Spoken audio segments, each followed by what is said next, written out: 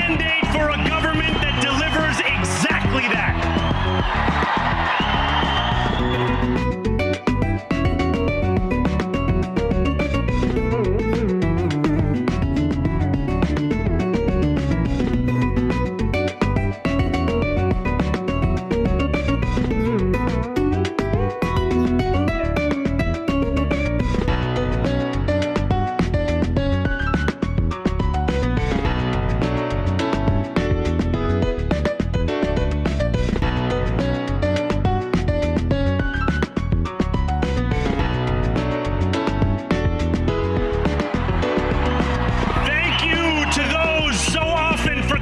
Who made this movement their own.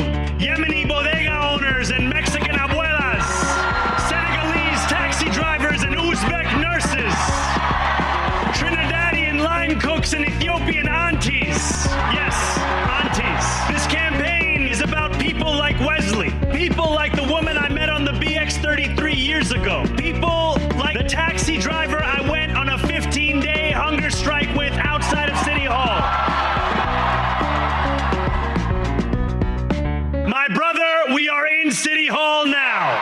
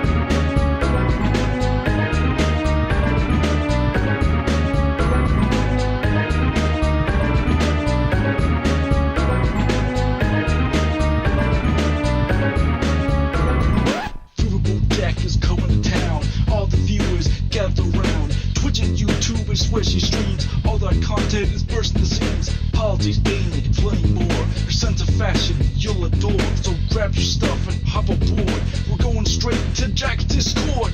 Riverboat Jack, Riverboat Jack, Riverboat Jack, Riverboat Jack, Riverboat Jack, Riverboat Jack, Riverboat Jack, Riverboat Jack. That's what I'm talking about. First time singing the songs for Riverboat Jack. Shout out. I don't know what I'm doing really, but I got passion. And that's what it's about. It's all about passion. Riverboat Jack.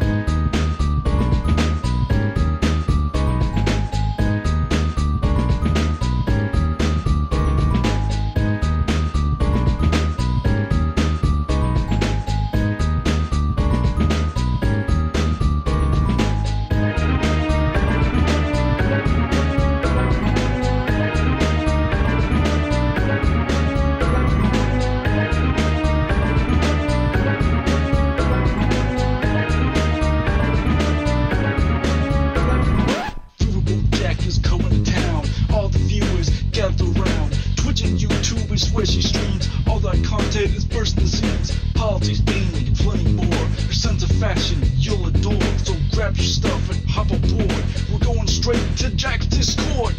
Riverboat Jack, Riverboat Jack, Riverboat Jack, Riverboat Jack, Riverboat Jack, Riverboat Jack, Riverboat Jack, Riverboat Jack, Riverboat Jack, Riverboat Jack, Riverboat Jack, Riverboat Jack.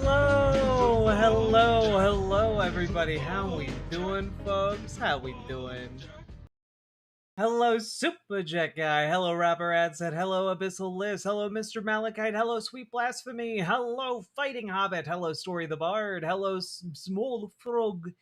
Hello, Vaughn 400. Hello, Cliff.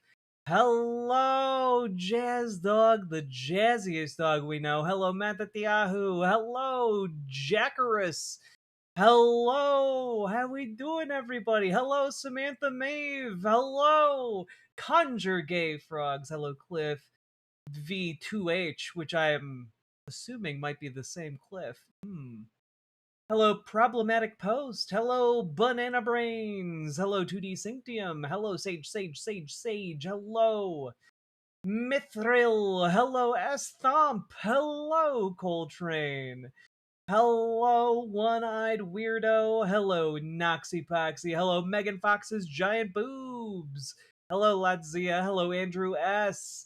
Hello, Crystal Worm.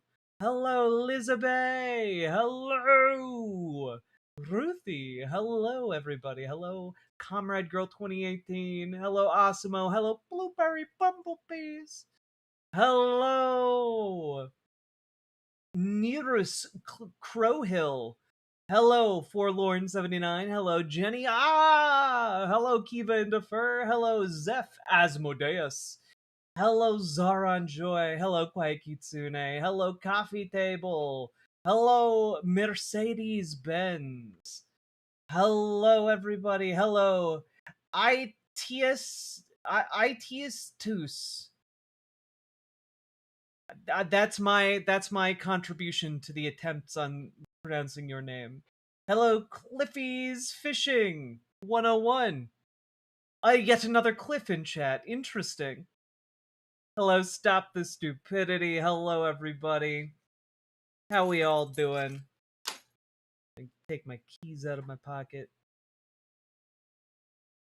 Now, folks, for those of you who might not be aware, I will be on the Transatlantic Call-In show tomorrow, so you can tune into that at 2 p.m. Central Time, whatever that is in your respective local time zones.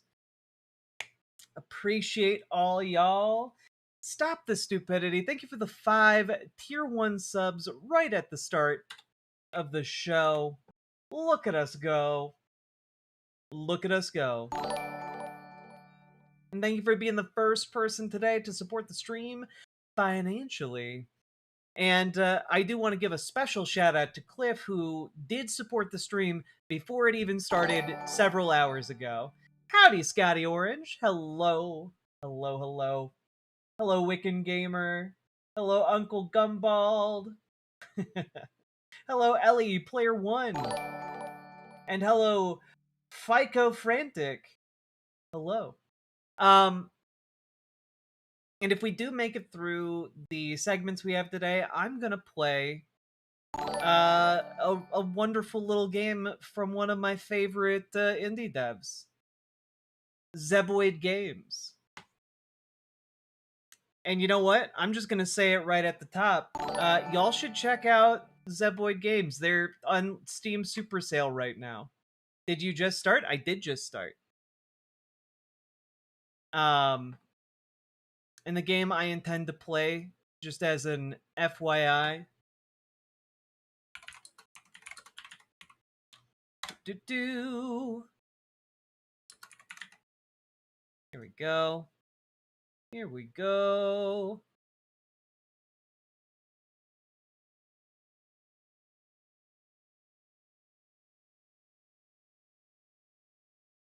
Yeah, sure, why not? We'll do this one.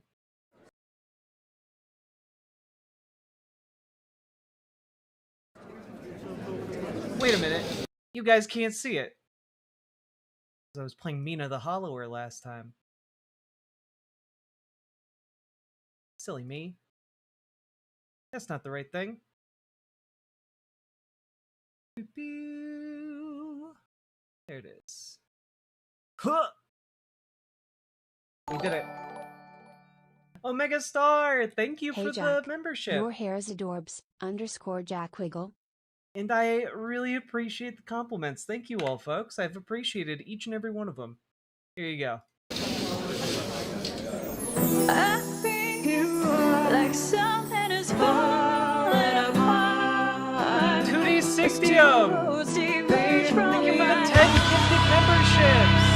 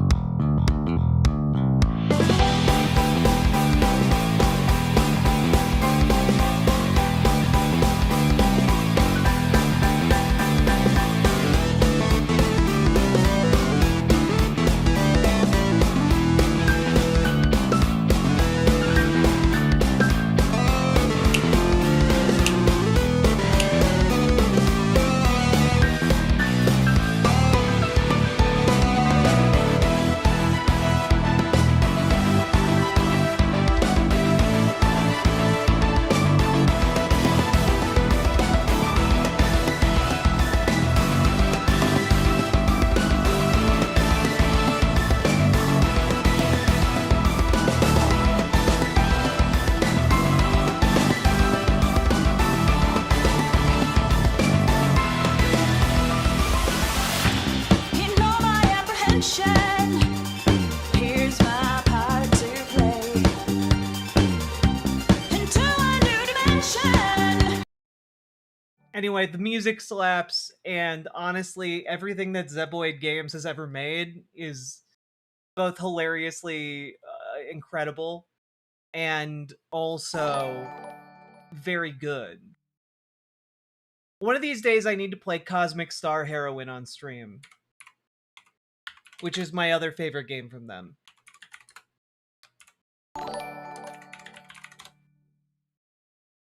Real quick, if you guys haven't played this game,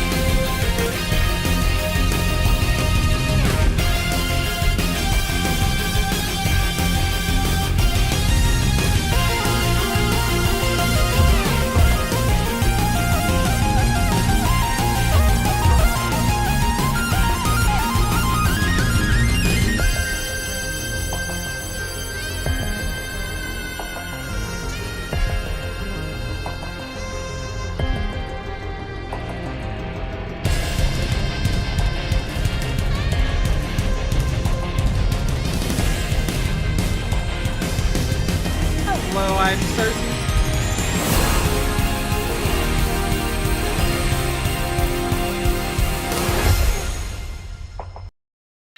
Anyway, both those games that I just showed you guys are literally on sale right now. You can buy both of them for less than $5. So, you should probably do that because they're both really fucking good. And that's not even me talking about one of their OG bangers, Cthulhu Saves the World, which genuinely is very funny. And you should all check that out. As well as Breath of Death 6, which is, again, very funny.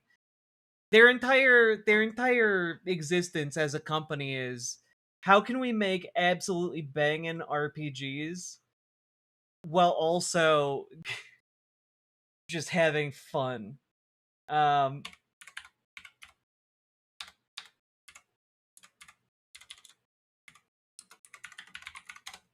Here.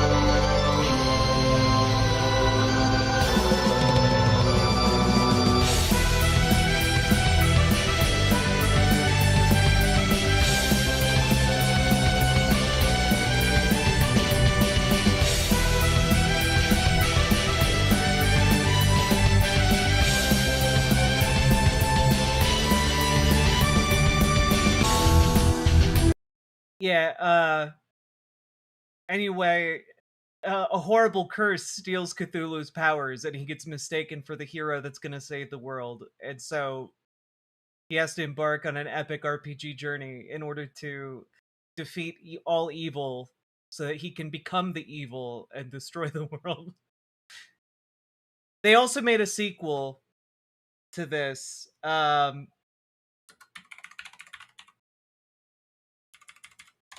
which I think you guys would also enjoy, just real quick.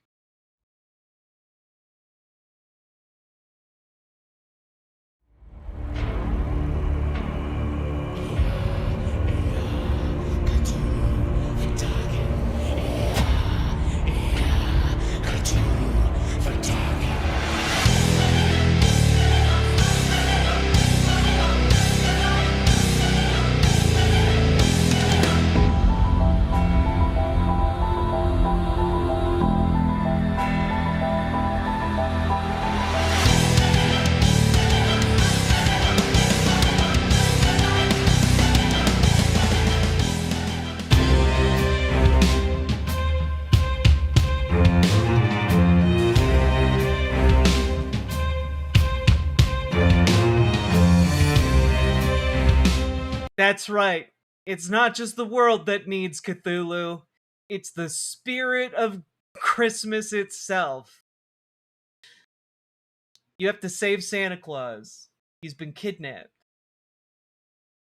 Anyway, this company is a goddamn delight, and yeah, I'm gonna play a little bit of that game if we not this game, but their Magical Girl meets Eldritch Horror video game that they put out. System, all of these are available on PC. Most of them are available on like, you know, Xbox or PlayStation stores as well. The Grinch could never. Yeah, exactly. Speaking of soundtracks, folks, I'm pleased to be able to present to you, before we get into the rest of the show today, a preview of something that our very own Jazz Dog has been cooking up. A preview of a song featuring America's greatest newsman.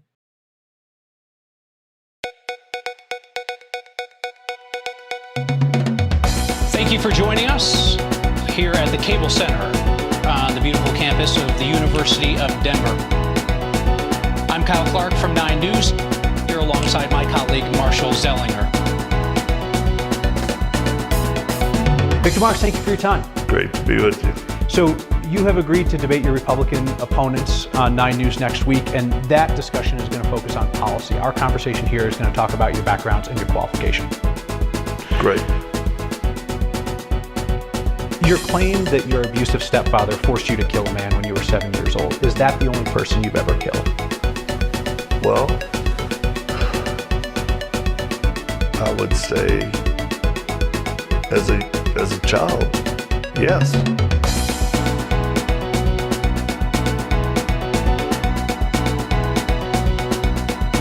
It's so beautiful.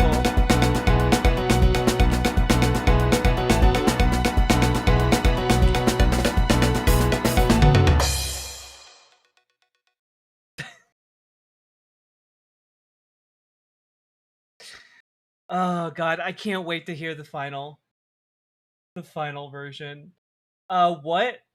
All of you saying what are clearly revealing you didn't watch the coverage of that I did of the interview with Victor Marx, where he claims that his abusive stepfather forced him to kill a man, refuses to provide any additional details on that, and then when he's asked, have you killed anybody else, refuses to answer the question and asks, why is that even important? Why? He says some insane shit indeed. He practices Cajun karate, which is apparently a martial art his father made up. And also refuses to say whether or not he will exorcise demons if he's elected governor of Colorado. Oh boy.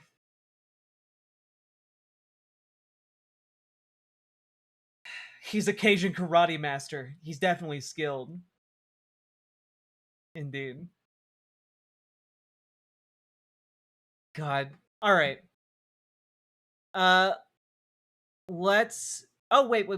I have one more thing before we get into the show today, which is uh I like spooky things, and I thought this was a fun little spooky trailer starring Willem Dafoe in a movie called Werewolf, which that you know you're in for a good time.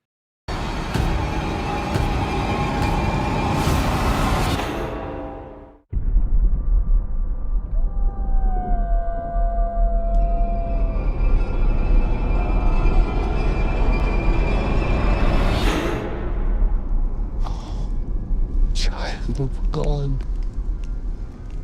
Come.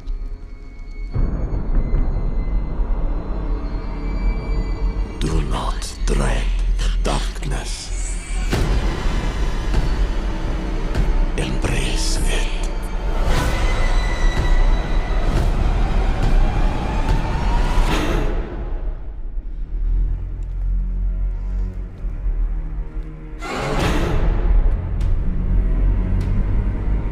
I heard of a raving beast that ravished his poultry. Keep my husband safe from his cursedness.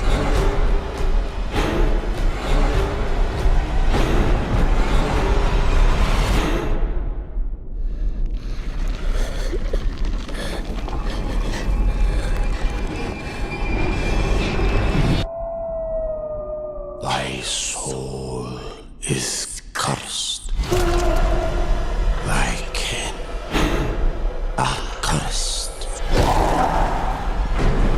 Thy world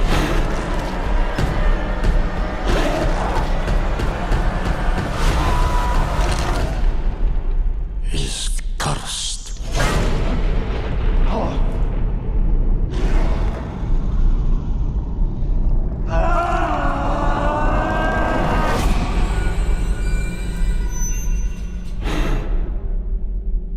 God, I'm so excited. Look, you cannot show me like a half-second still frame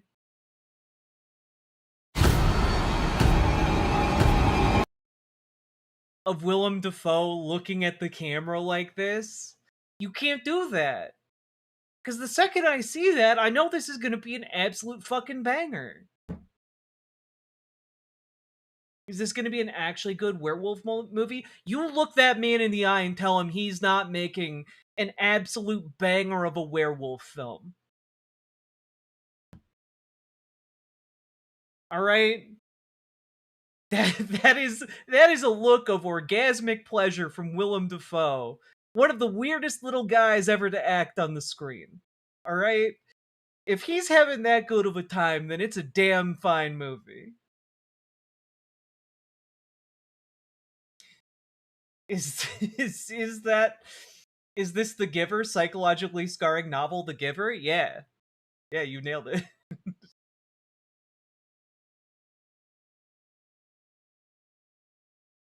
Did I watch the Van Gogh movie? No, not yet.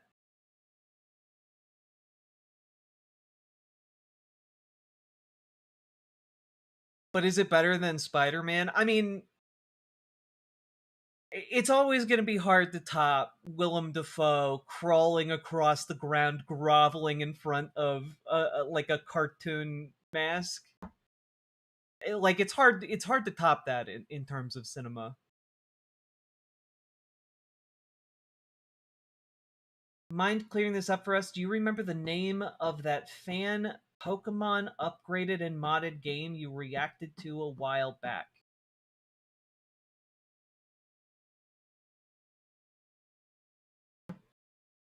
the most recent like Pokemon thing that I remember reacting to is the campaign Pokemon homage for Manny in Colorado's campaign.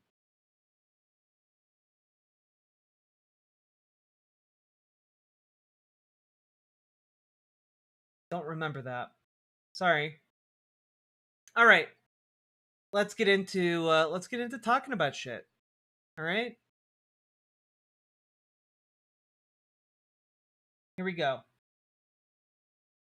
Also, before we get started, remember, hit that like button, folks. Hit that subscribe button, and do consider supporting the show because you guys make this show possible. And 2D Synctium, yet again, thank you for the 10 gifted memberships right up at the start of the stream. Appreciate you. Let's do this.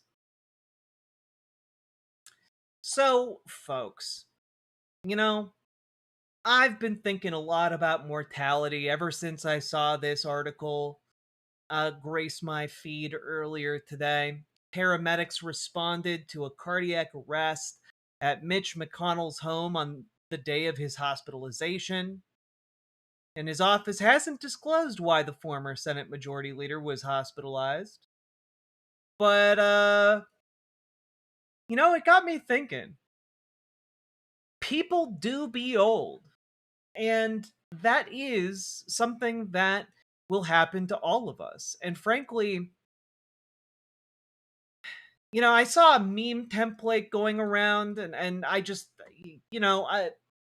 for no reason whatsoever, I decided to make my contribution to the meme. And, no reason whatsoever for this image to be made. I just think it's funny. A classic Dilbo bit. That's the name of this strip, probably. I don't know who made Dilbo, but I think that I think that this really carries a lot of weight. Yeah, it was Dilbo Baggins. That's right, Dilbo Baggins, and I just think that this meme, totally unrelated to the news about Mitch McConnell, by the way, totally unrelated. All right, totally unrelated. But it did get me thinking about mortality, and very specifically, it had me thinking about Donald Trump. Donald Trump's getting up there in years. He's a little bit older. He's a little bit of an older guy, and obviously he's still at the top of his game. Obviously, he's still sharp as a tack. I mean, it's not like he has difficulty walking in a straight line. Like he's the president of the United States. He's strong as an ox. Like, you listen to his aides, and he's like the most intelligent, smartest boy who ever lived. And it's not like he would ever have problems.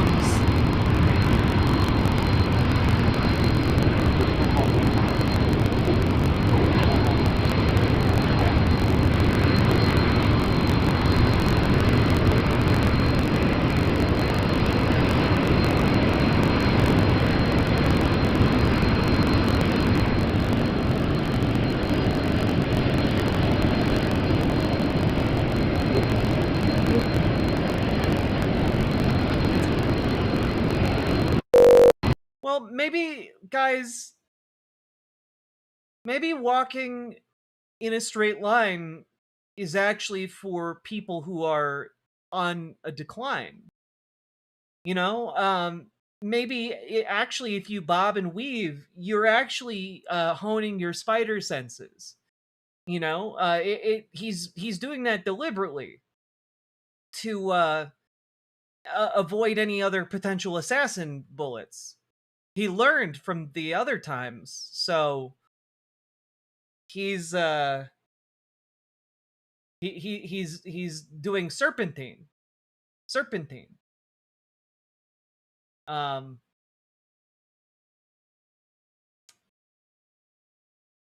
Yeah, but guys, I'm sure he's still sharp as a tack. Of course, I'm sure his mind is still very, very much intact. Well, incredible. I even had a conversation with Theodore Roosevelt. I said, what did you think about the Panama Canal? Do you consider that your greatest achievement? How do you feel about the fact that the Democrats gave the Panama Canal away to Panama for $1? You know, he built the Panama Canal, preceded really by a man who was actually, he was the tariff king, William McKinley. He was the president, and they took his name off Mount McKinley, and I put it back on because it deserved it. Put it back on. But, well, incredible. I even in this clip where he has an army of Teddy Roosevelt cosplayers behind him, he talks about talking to Teddy Roosevelt. Now, obviously, he has an explanation for this. He doesn't mean that he talked to Teddy Roosevelt, the man. He means that he talked to Teddy Roosevelt, the AI apparition. Do you consider the Panama Canal your greatest achievement? Well. Right then, yes. The canal stands as one of my proudest battles, no question. But greatness is a strange thing. It isn't always the biggest or boldest job that matters most. The Panama Canal showed what America could achieve if we held steady and acted fast when the world dragged its feet. That said, I measure my greatest work by the lives improved. Parks set aside, food and drugs made safe, the square deal given to all, not just to a few. Still, when I stood in the mud watching those steam shovels, knowing ships would pass through, changing the world's map forever, I felt I'd left a mark that would last. Okay, you did. Thank you. Do you consider the Panama? Okay, this is getting weird. Yeah, look, guys, he's not doing okay. He's just not doing okay. And honestly, I'm not entirely sure. I'm not entirely sure that he can distinguish fact from fiction anymore. I don't know that he can actually understand what is AI and what is actually real. It's a bit worrying, you know, considering this guy has nuclear weapons and I don't know. It just seems bad, I guess. But luckily, it's not like his lungs and heart are gonna fail on him anytime soon, right? Oh God.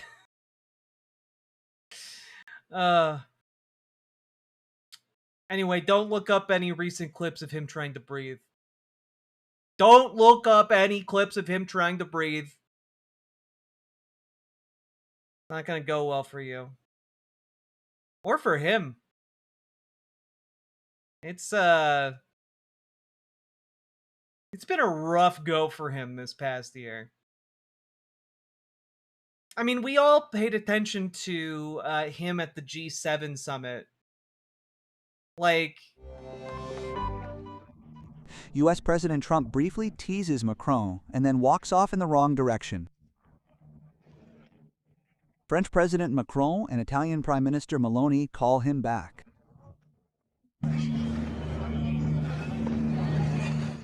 Trump appears somewhat disoriented. This is not the only scene at the G7 summit in Evian, France, in which Trump appears somewhat out of sorts. When all the heads of state and government turn towards the camera for another group photo, Trump looks absently to the side.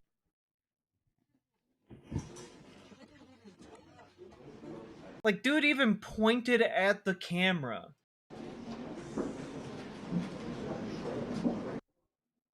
There has been repeated speculation about the 80-year-old's health in recent months, also due to numerous moments in which Trump has appeared to be in good health during press conferences. But then he had the fucking mouth droop. Look, all I'm saying, guys, I don't think he's doing good. Is this AI dubbed? It might be. I took one of the top results.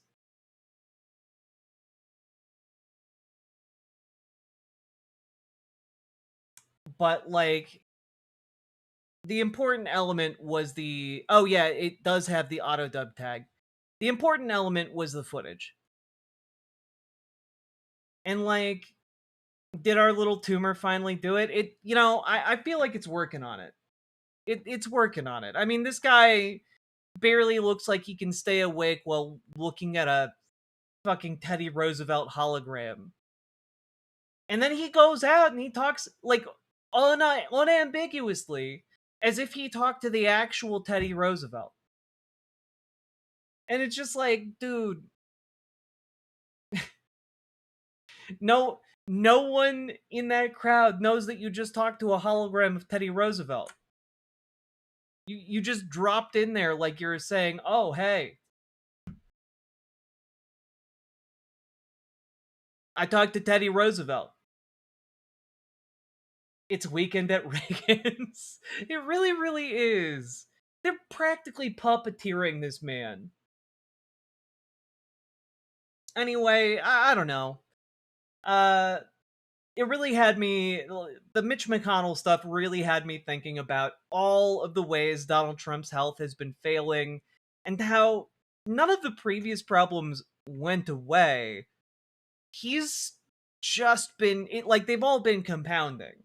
It's just been getting worse and worse.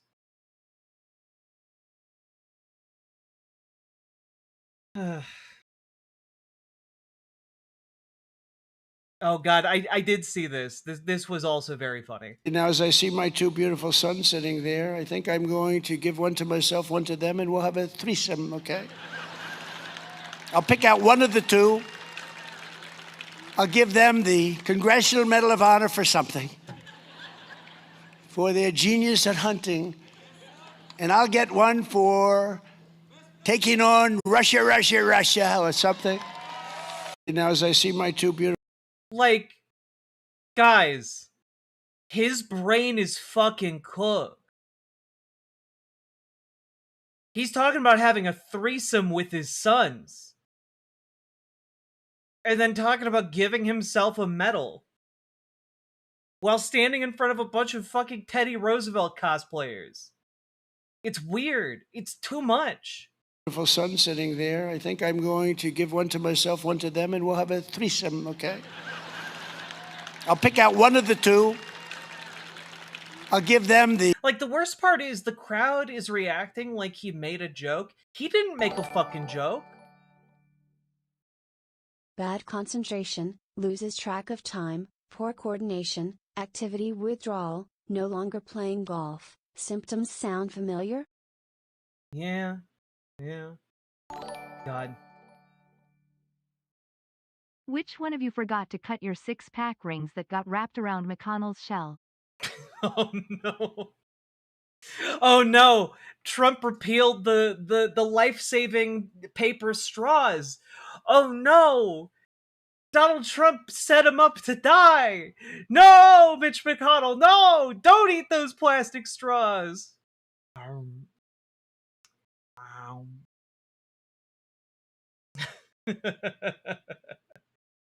Oh, God. That's why he had a cardiac arrest. There was a plastic straw down there. Lily Love Stuff, thank you for the $5 dono.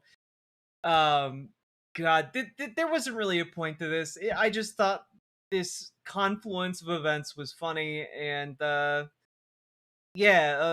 funny and a grim warning about where we are as a country and where things could go from here, and, it kind of sucks. Anyway, if you got anything out of this, hit the like button, hit the subscribe button, leave a comment, let me know what you think in the comments.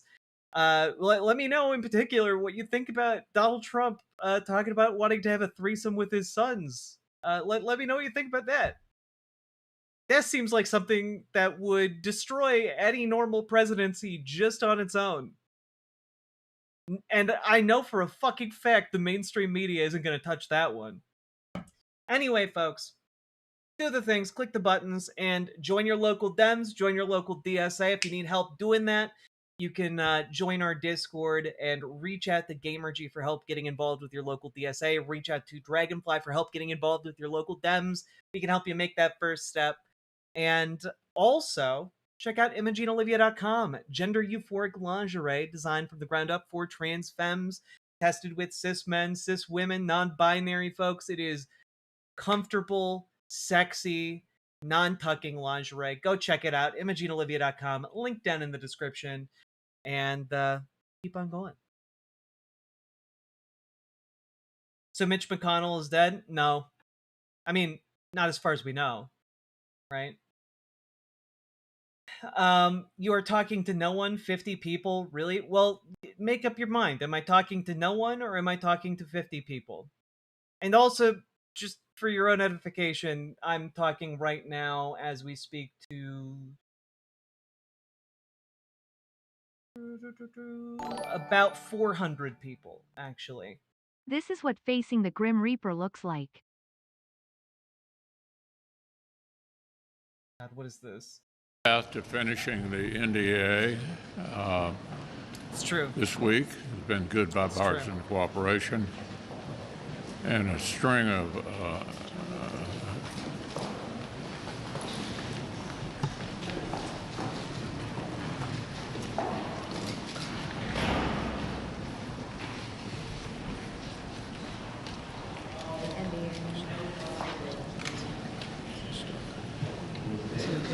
Wait a minute. Are you good? Mitch? Okay, Mitch. He's checking. Anything else you want to say, or should we just go back to your office? Do you want to say anything else to the press?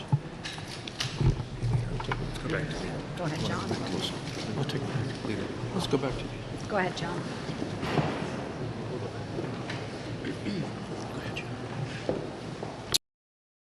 Yeah. This was, when was this from? This is from 2 years ago. He's only gotten worse.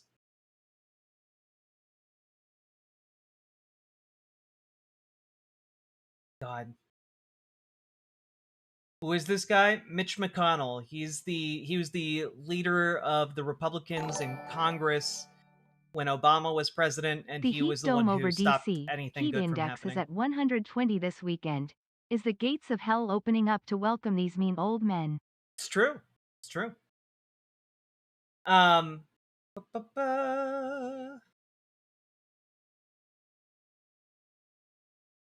Lily Love Stuff, thank you for the $5 dono.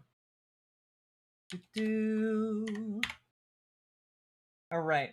Well, that's the thing. On a fundamentally human level, I do feel bad for Mitch McConnell, but on like the level of recognizing the harm he has done to this nation, fuck him.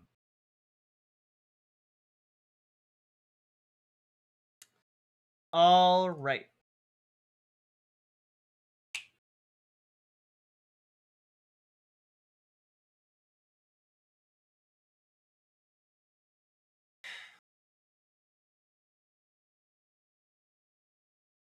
It's kind of like where I'm at with like that story about the congressman who left Thanks Congress for playing the months. Mitch clip.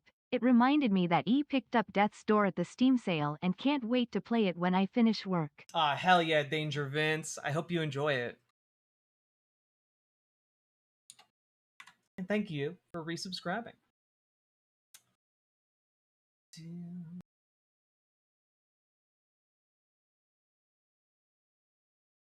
Like, it makes me feel like it's the same way I feel about that guy who took months off of work to get treatment for depression. On the one hand, I'm like, well, I'm glad he got help. You know, on a fundamentally human level, I'm glad he got help. But also, fuck him. Fuck him straight into the sun. For being a Republican advocating against healthcare for other people, advocating against paid sick leave for other people, but then he takes months off of work with no explanation to his constituents, and then just shows up and says, "Well, I have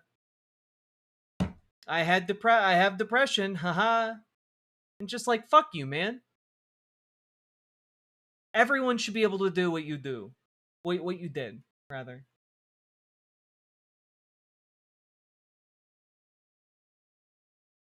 What meds do they use to bring these guys back? I don't know, Faustirol or something. It brings you back at a price.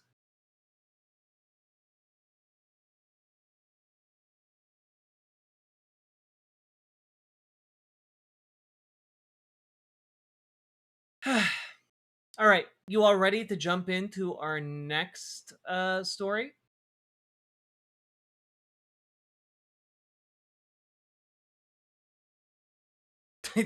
Oh shit, Von 400. That is the next evolution of QAnon.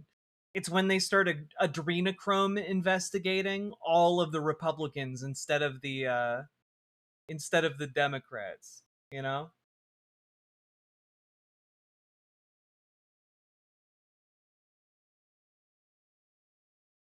They just inject billionaire money straight into their veins. I mean, it's true, right?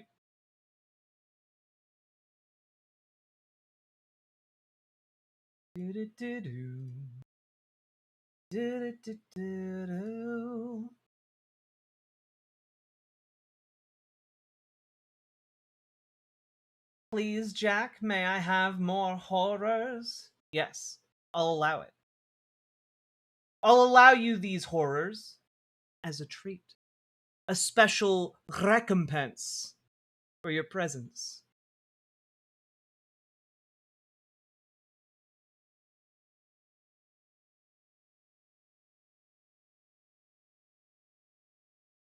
Let's see here.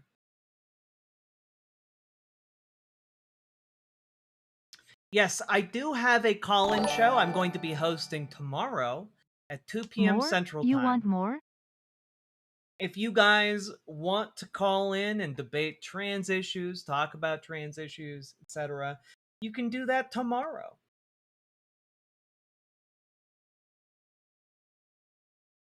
You will have to be able to be human enough to make it through a call screener, though. Boy Meets Minnie! Thank you for the raid. Welcome, raiders. And folks, go follow Boy Meets Minnie. A critical racing enthusiast. Excellent content creator. Riley Gaines is a bitch, that's what I'll debate. Oh, God. Y'all ready? Should we expect no stream tomorrow since you're doing Takis? Genuinely, it's a coin flip. Sometimes Takis is totally fun and fine, and other times, like, it just gets me in, like, a bad headspace to do an additional show. Nothing to debate there? Indeed. I'm doing alright, Boy Meets Minnie. I am currently in a room that's 77 degrees, so I'm counting myself lucky. Can I call in and debate why looking as cute as you should be illegal? No. You will get caught by the call screener.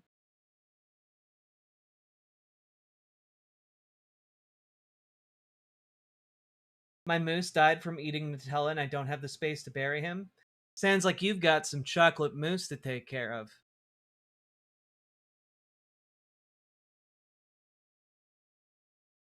Alright.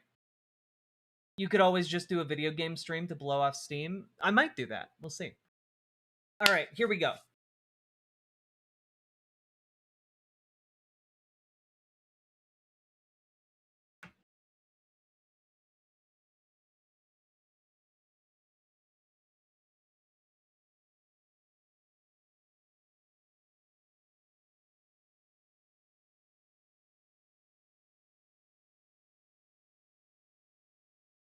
Thank Ice. I've been thanking Ice since before you were born. Because I just really like ice in the wintertime. I especially like ice when ice agents are slipping and sliding over it like fucking dumbasses.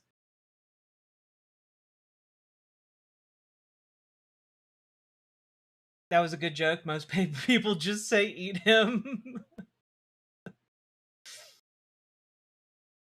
Alright. I've become even more pro ice. the frozen form of water after watching ICE agents slip and slide.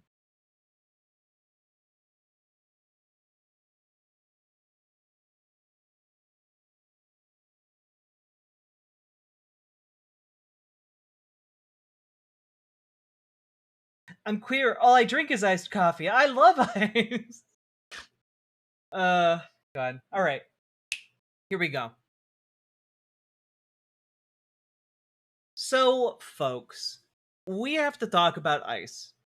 And not the fun slipping and sliding kind of ice, or the kind that cools down your beverages in the the warmer seasons. No, we have to talk about ice, the masked men who roll into town and round up people who just look black and brown, or who don't speak Merkin.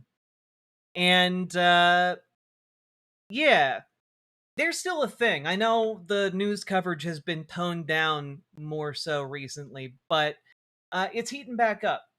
Mark Wayne Mullen got put in charge of the agency and DHS, and he's been trying to do what was being done previously, but in a more clandestine manner. However, this has targeted the DC metro area with a surge of ICE enforcement that's devastating. No ice? Noise. Jazz Dog, thank you for the $5 dono. And there was a story in the New York Times today. Immigrant arrests surged to 10,000 in 5 days as ICE clamps down. The agency has doubled its daily arrest numbers without the fanfare of last year's large urban operations, sowing fear in immigrant communities. So, yeah, I mean, it's still doing what it's doing. It still needs to be abolished. It still needs to be dissolved as an agency. And basically what they're doing is what they did previously, but supercharging it, which is if undocumented immigrants have meetings with, their immigration handlers, ICE is there waiting to pick them up at their scheduled meetings, which of course is going to have the effect of people not going to said check-ins because they don't want to get arrested by masked vigilantes with guns empowered by the government. They don't want to be manhandled by members of the KKK in tactical gear, Agency leaders in recent days ordered top ICE officials to focus more of their officers' efforts on picking up immigrants they want to deport, according to documents obtained by the New York Times and interviews with federal officials. ICE officers have arrested people at check-ins with immigration authorities during traffic stops and on the street. The push has apparently yielded results, with recent arrest numbers roughly doubling from the 1,000 picked up each day earlier this year. Now, what is interesting to note about this in particular is that this sounds like bullshit, apparently. And I'm going to defer here to Aaron Reichlin Melnick, a name you all should probably become familiar with or recognize from me talking about it in the past. He's a senior fellow at the American Immigration Council, and he specifically fact-checked a press conference held by Mark Wayne Mullen earlier today. Let's play the clip of this first. Seeing our arrest numbers come up. We're seeing our deportation numbers continue to increase. Right now, we're deporting on average over 3,000 individuals. Actually, the average has been for several weeks now, over 3,200 individuals a day. 70% of those individuals we're deporting have outstanding criminal charges on them, or they've already been charged with a felony. 70% of those individuals. 70% of the individuals that are men and women throughout DHS arrests, be it ICE, CBP, or one of our other components, 70% of those individuals have pending felony charges or are current felons that shouldn't be on our streets. So when we go after the worst of the worst, which is exactly what we're doing, we're saving lives. So just to be clear, the reporting from the New York Times directly contradicts this. They aren't going after the worst of the worst. They're going after people who are checking in with immigration authorities. we know from the people that they paraded out in front of America as like the worst of the worst, who needed to go to the El Salvador, concentration camps to be tortured. We know that most of them didn't have criminal records. The problem here is, like, you can't trust a single goddamn word out of their mouths. They lie as easily as they breathe. Mark Wayne Mullen here claims that DHS is deporting 3,200 people per day. That's not, in fact, the case. Aaron Reichland Melnick says here, ICE data showed DHS averaging 1,259 deportations per day through April 4th. There is zero sign deportations rose by 154% since. Mark Wayne also mixes up DHS's also false claim that 70% arrested have any criminal record at all, and claims that 70% are felons. Wildly wrong. Yeah, so, like, obviously it was all made up from the beginning, but just literally every claim he made was a lie. In a just world and in a just society, these would be offenses that would get you removed from whatever position you have within our government and possibly thrown in prison. Like, these are heinous things to lie to the American public about. And not only that,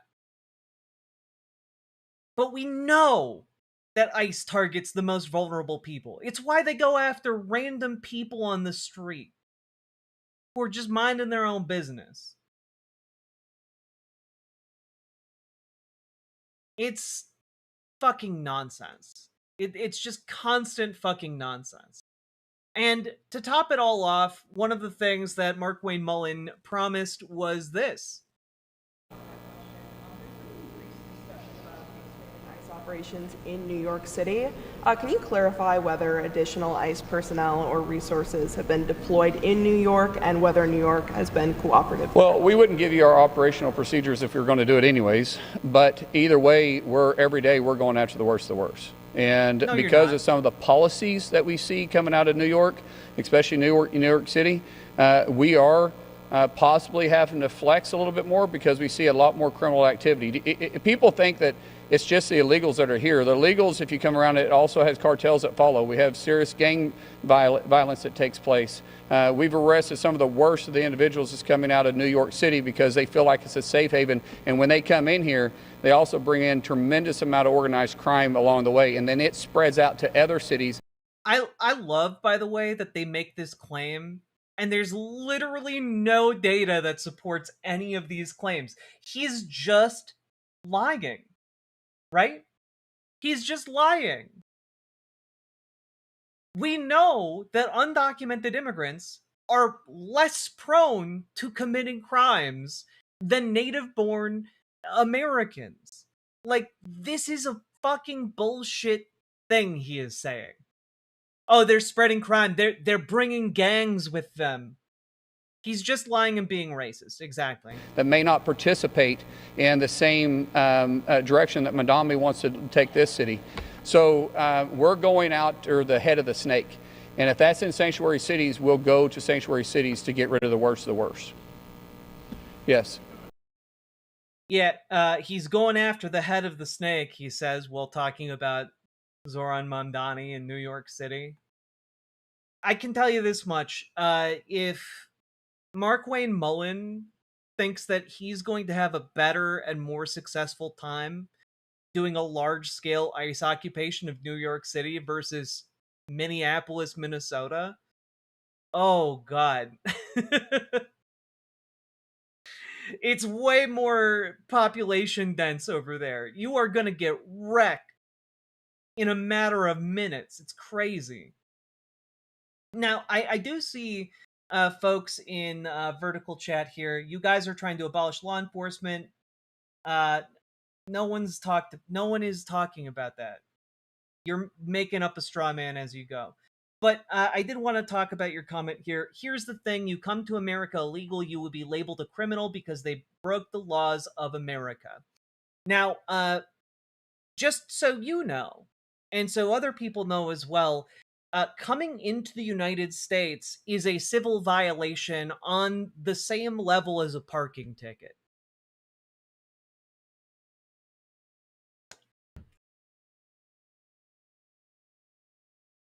And like when you start saying stuff like you come into the United States illegal, you'll be labeled a criminal because you broke the laws of the United States of America. It's like,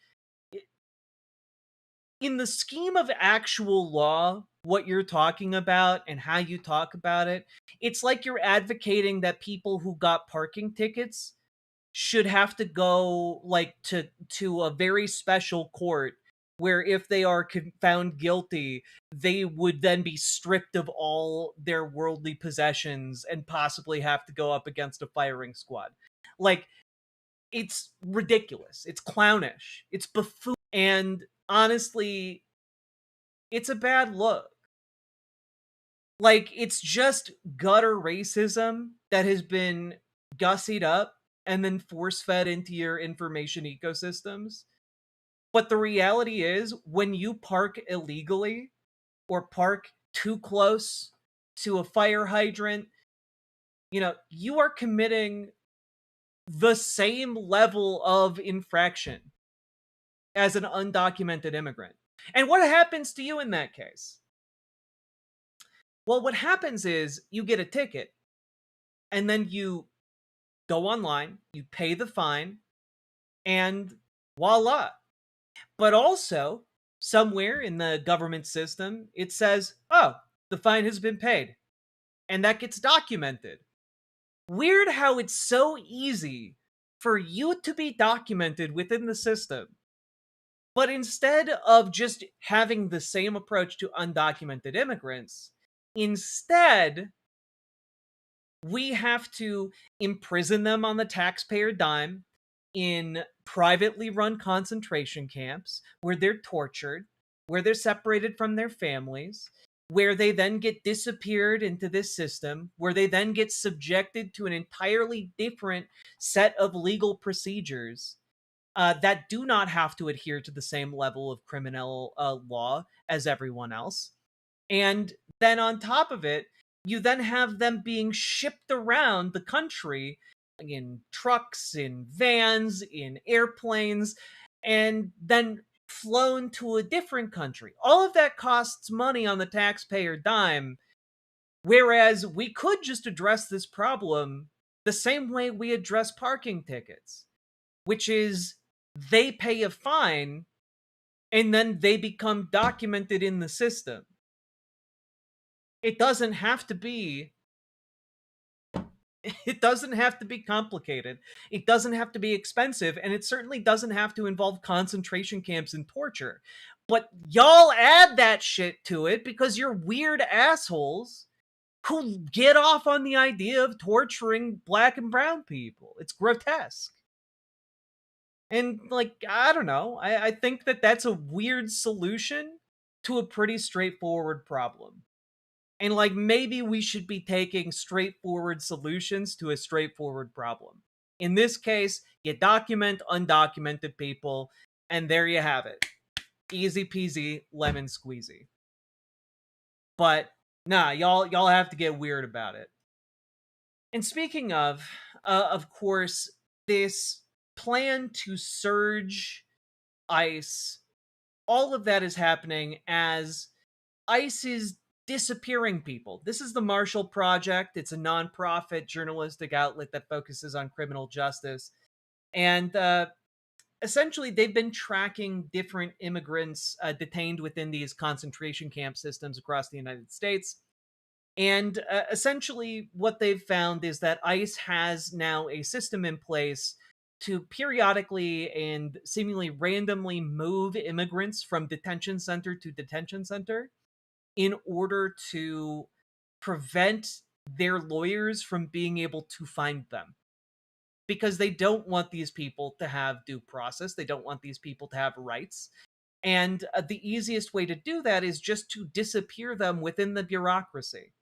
So by the time their lawyer can track down the facility they may be in, they're already in a different facility. It's, that's illegal. Yes, it is. And honestly, this should be, again, when we talk about dismantling and abolishing ICE, when we talk about the need to prosecute ICE officers, it is because of the rampant illegal behavior being conducted by the government against the people who live in this country. And that's pretty fucked up.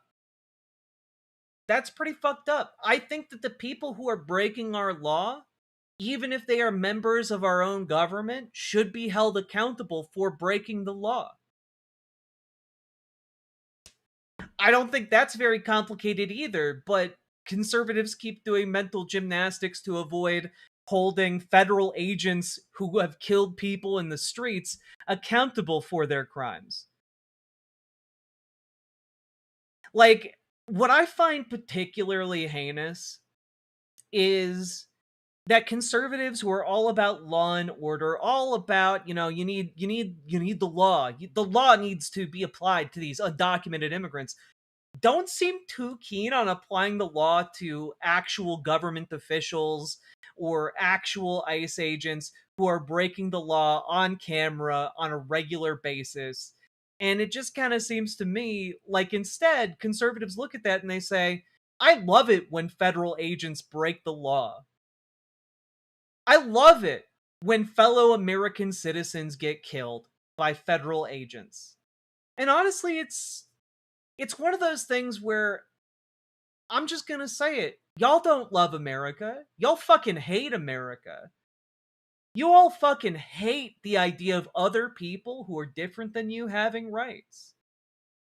And I don't know, that's a particularly disgusting and backwards worldview. It's small.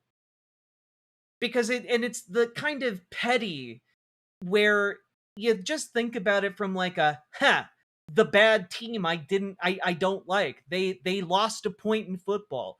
That's how real it is to you. Whereas it's actual people's lives. Actual people are getting killed. Actual people are losing their livelihoods. Actual people are having their neighborhoods destroyed.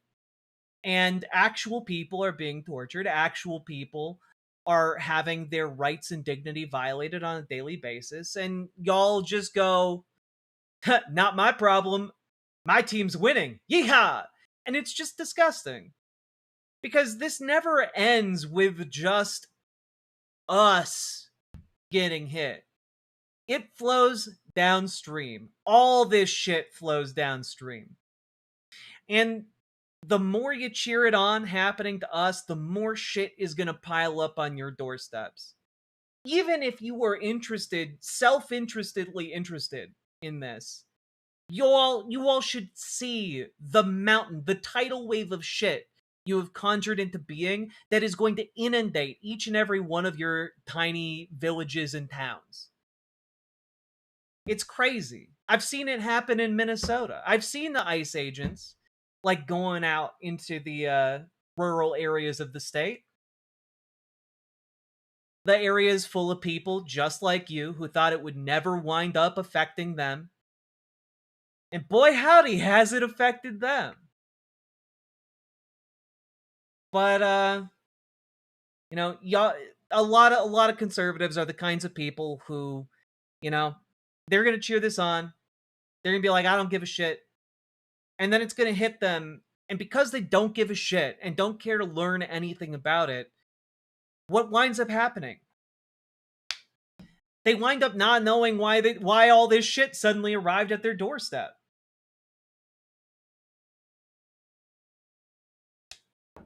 That's it. Right? Like they just look around and go, gee whiz, there's a lot of shit here. Must have been those immigrants shoveling it over here. It's just like, no, bitch, it was you. You made the shit come to you. God.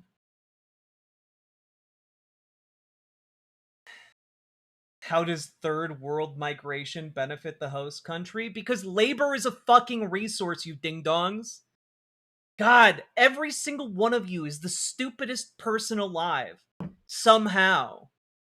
It's like a hive mind of stupidity. I don't know how to make this simpler. The more people you have, the more labor can get done.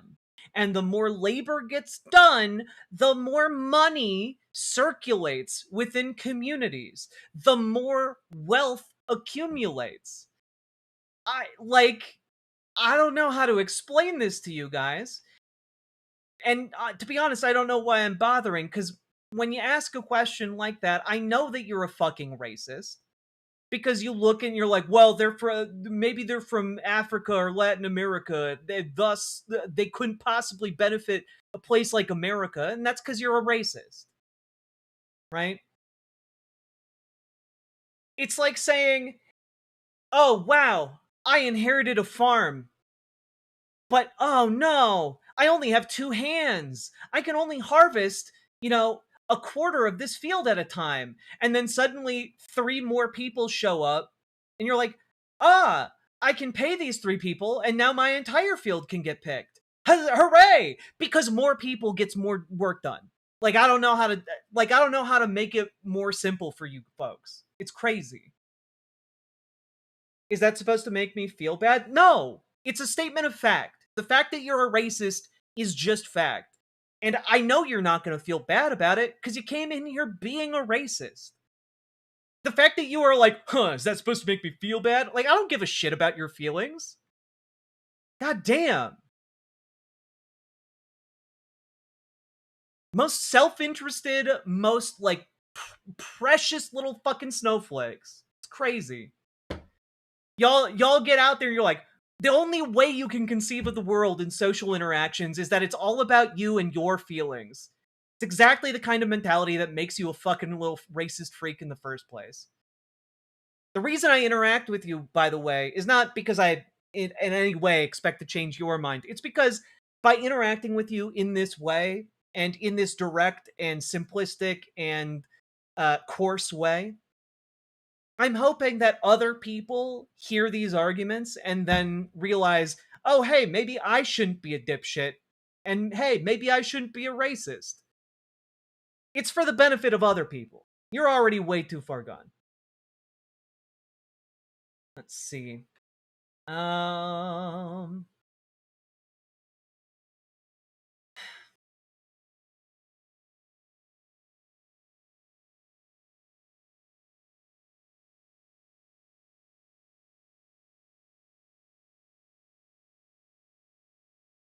Anyway, folks, if you got anything out of this, hit that like button, hit that subscribe button, leave a comment, let me know what you think about all of these developments, all of these lies. I know that the lies aren't new. They've been lying the entire time, but it's truly just brazen at this point. The bubble of unreality is consuming our federal government, and when that happens, you just have an irrational and destructive government controlled by morons.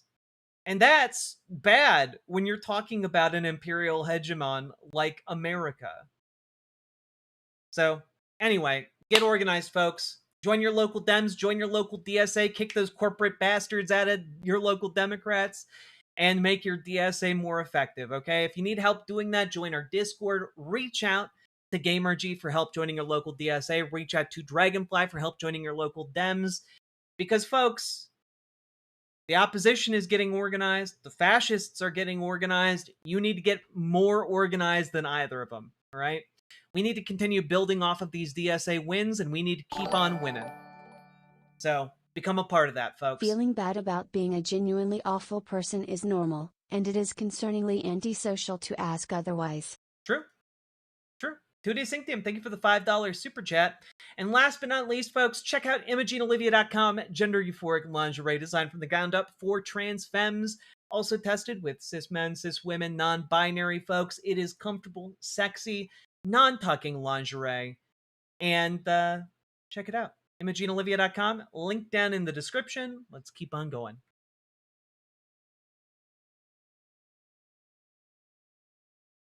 Woo! We did it.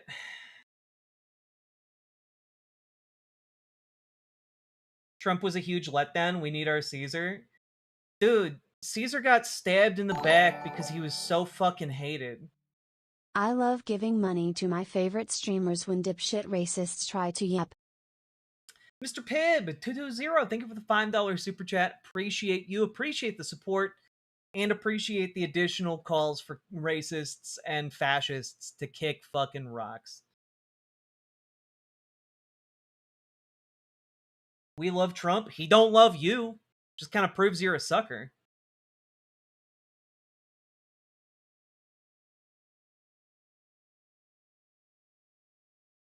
Who's going to be Brutus? John Thune, almost certainly.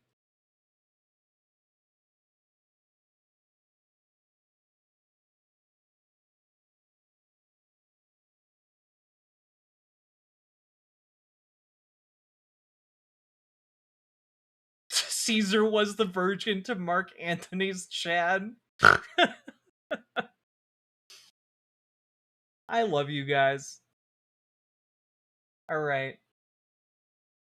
Folks, we've been going for over an hour. If you've been enjoying the show, hit that like button, hit that subscribe button, and do consider dropping those subs, donos, memberships, super chats, because you guys make this show possible. And every time you make a sub or a dono to this channel, racist fascists, they cry. They cry little tears.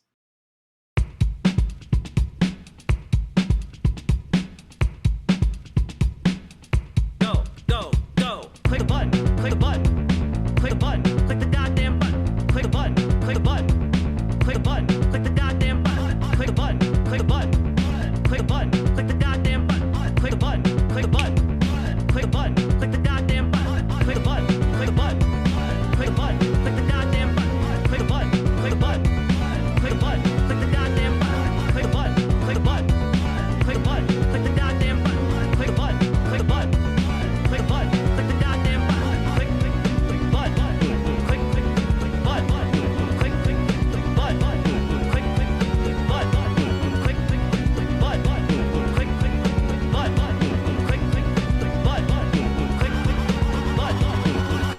Hell yeah. There we go, folks. There we go.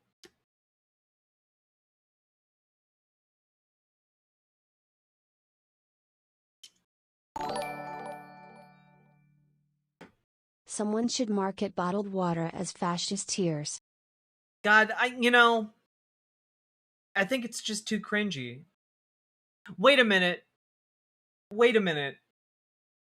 Isn't like death water? Don't they liquid death. There we go. Doesn't liquid death do that?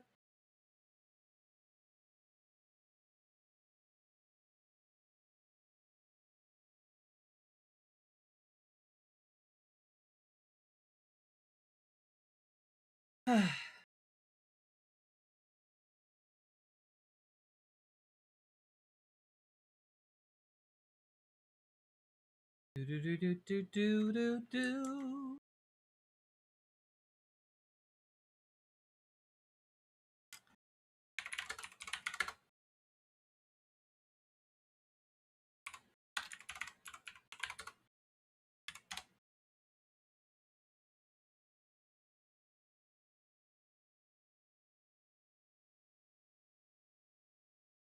Here we go. I need this clip teed up for reasons. Cool. Nailed it. Awesome. You guys ready for our next segment? Leftist tears are delicious. Yeah, but typing in all caps is like a shit on top of whatever delicious thing you're eating. Why would you do that to yourself? Don't do it. Don't be like that. All right. Y'all ready? Aye, aye, Captain. That's what I like to hear. Okay. So, folks, obviously we are in the aftermath of the SCOTUS decision that bars, or rather allows states to bar trans athletes from participating in the, division that aligns with their gender identity. And that has had sweeping ramifications, of course. We talked about them the other day. Some new updates, though. We've got a rogue one in the Trump family. Here's Melania Trump coming forward today, saying she fully supports the LGBTQIA+ community amid the Supreme Court banning trans athletes from women's sports. Now, this is, of course, interesting because no one is going to be happy with this. Obviously, the gays, you're Melania Trump. People who are gay fucking hate you. And on the other hand, conservatives, the only people to go see the Melania documentary, they're gonna feel betrayed by this. And also, most of the gays, even if they were inclined to be charitable to you, you'll lose a lot of them with your statement. Let's read it in full here. As many of you may know, I fully support the LGBTQIA+ community. But we must also ensure that our female athletes are protected and respected. The Supreme Court has now legally confirmed this opinion. Under Title IX and the Equal Protection Clause of the 14th Amendment, may schools maintain women's and girls' sports for biological females? The answer is yes. While the nation can support the rights of the LGBTQIA+ community, it should also protect opportunities for female athletes. Respect everyone and keep girls' sports fair. Both ideals are essential. Now, obviously trying to say, hey, you can support LGBTQ people. I got my DSA card in the mail the other day. Oh, hell yeah, My Corey membership Springer. lapsed a couple of years ago. Thanks for convincing me to get involved again. You're very welcome. I'm glad so many of you are hopping back on the horse or hopping on the horse for the first time. Don't forget to get into the talk to GamerG, get into the DSA signal chat. You guys can also organize in the Shimp Caucus within DSA. Would love to have you. But back to this. You're not going to make the gays happy, and saying, well, these two ideas can coexist, you're not going to make anyone really happy except for the people who hate trans people. But you're also saying to respect trans people. This literally makes nobody happy. This is gonna piss everybody off, and is clearly being done, as Amber Brains points out, because one of her assistants is gay, or her hairstylist is gay, or something like that. It's very clearly she knows somebody who's gay or trans and is just but don't be mean to that one. I like that one. Right? And it's very it's very interesting and funny. But I do have to say, some of the reactions from conservatives to the SCOTUS decision have been unintentionally hilarious. Here is who's this again? This is a host on Newsmax, and here you have it, straight from Washington D.C. Let's hear from him. Be seated in this next Congress. Congressman Stubbe, I'd like to talk a little bit about a Supreme Court ruling with transgender. I mean, it's interesting. The backdrop today is that President Trump and the Teddy Roosevelt Presidential Library, we know how tough Teddy Roosevelt was. Biological man, real man's man. And for some reason now we have to talk about men who want to play in women's sports. And biological man, a real man's man. And I gotta be honest with you guys, every fucking time a conservative starts talking like this, yeah, a real biological man, a real manly man. They're trying to make biological man happen. They're really they're trying to make fetch happen, and it's just not happening. But more than that, what it actually reminds me of is this scene from a little known comedy called Airplane. Joey, have you ever been in a Turkish prison? That's what it reminds me of. Like, Joey, have you ever seen a biological man? Like a real man's man, Joey. You know, like, it just makes me think of that. Like, it's freakish, creepy behavior. It's supposed to be off-putting an airplane when that guy is talking to a child about looking at men and seeing men. And conservatives are now trying desperately to be like, the biological men.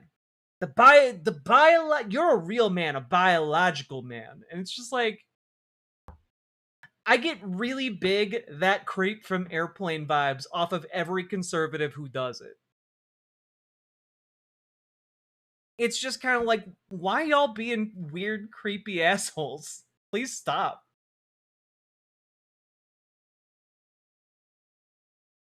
And of course, then we have one of the biggest disappointments here. Here's Marie Glusenkamp Perez, who leaked to the press that she was cool for dealing drugs and going on nudist runs and, you know, going to kinky parties. And then she became this kind of person. One of the big issues was the Supreme Court holding up these bans on trans athletes participating in girls' sports. There's more than 24 states in America that have these either restrictions or bans. You're on the Congressional Equality Caucus. I wonder what your reaction is to this. Well, you know, I believe that these decisions really, you don't get good policy like from the feds. Like, these are nuanced issues.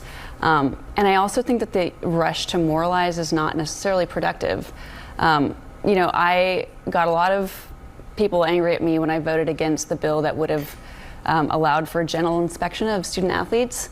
And at those town halls, what I saw was, you know, the people who were most upset, a lot of them had spent the last 12 years driving their girls to sports practice, and they view their best shot of their student getting a college education as an athletic scholarship. And so when we rush to moralize and be like, this is all about love versus hate, I think we miss some of the nuance that people are seeing in this. And I think we can put up walls where there don't necessarily need to be them. But I think that, you know, local communities are the best position to make these decisions. Did it make you rethink your position on it after hearing like, let's just be clear what's happening here, right? She's like, well, I made people angry with me because I voted against genital inspections for children. And it's like, that, okay, great that you voted against that.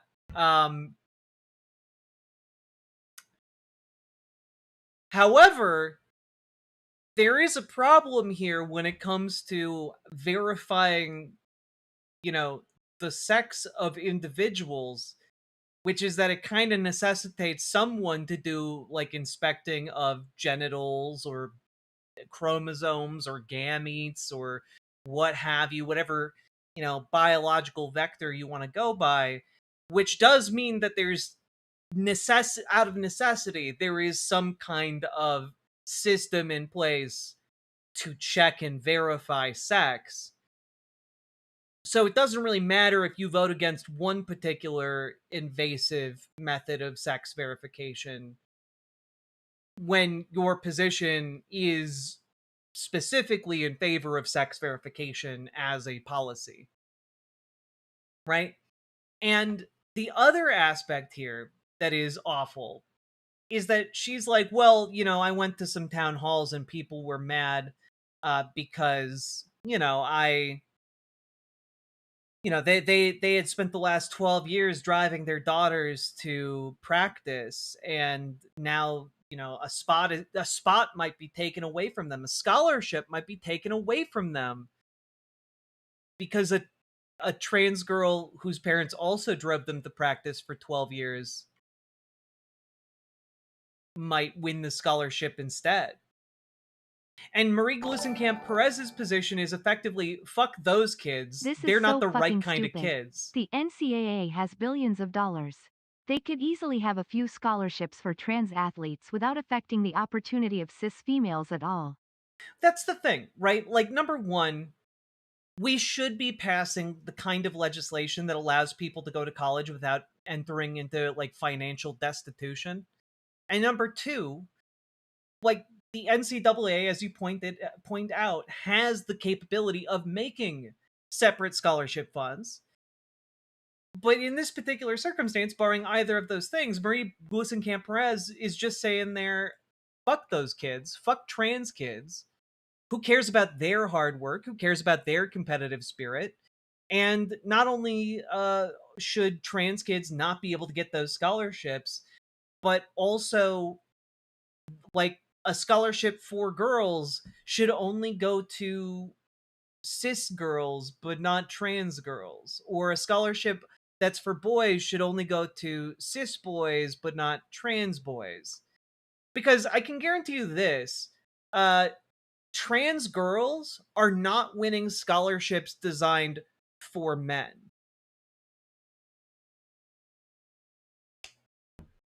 Like, this isn't something where, oh, well, trans girls have cracked the code and now they're going to get like the boy scholarships and the girl scholarships.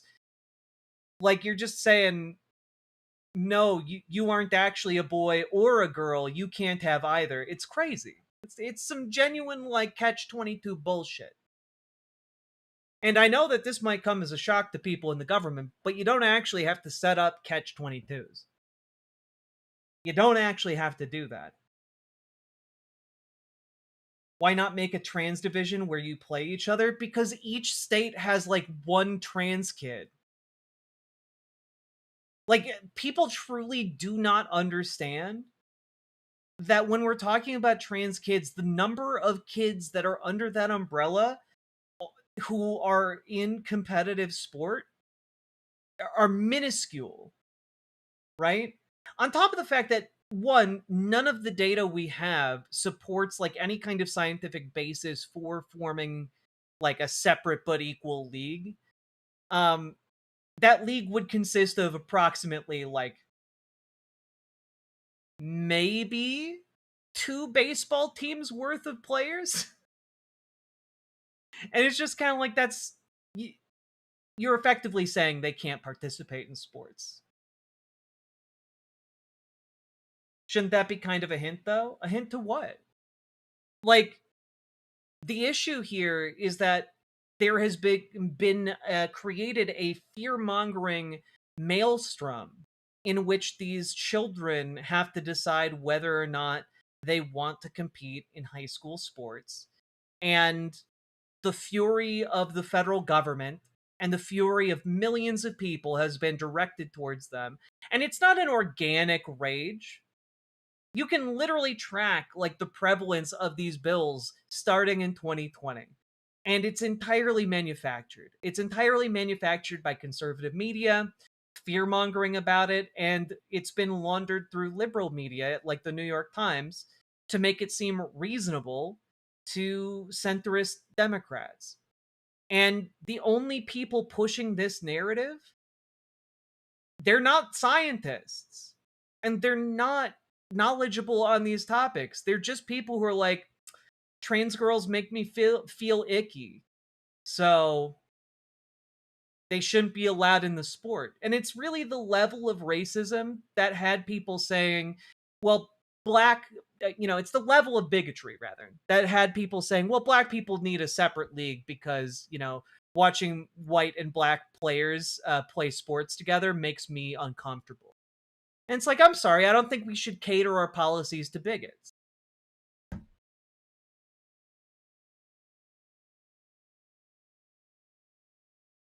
Bull crap, I watched a man beat the crap out of a woman, Olympic boxing.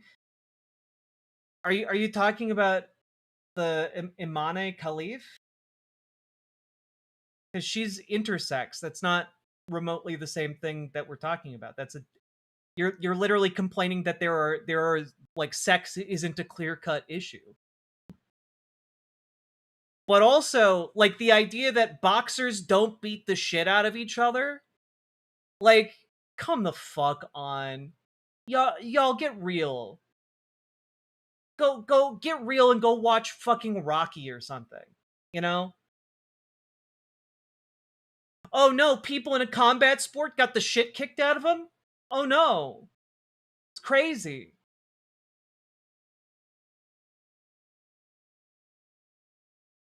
You want to tell us how to behave? Yeah, I do. You should stop being a bigot. That's the extent of what I want to tell you. Like, stop it. You can actually choose to stop being a bigot, and you should make that choice. Getting angry? No.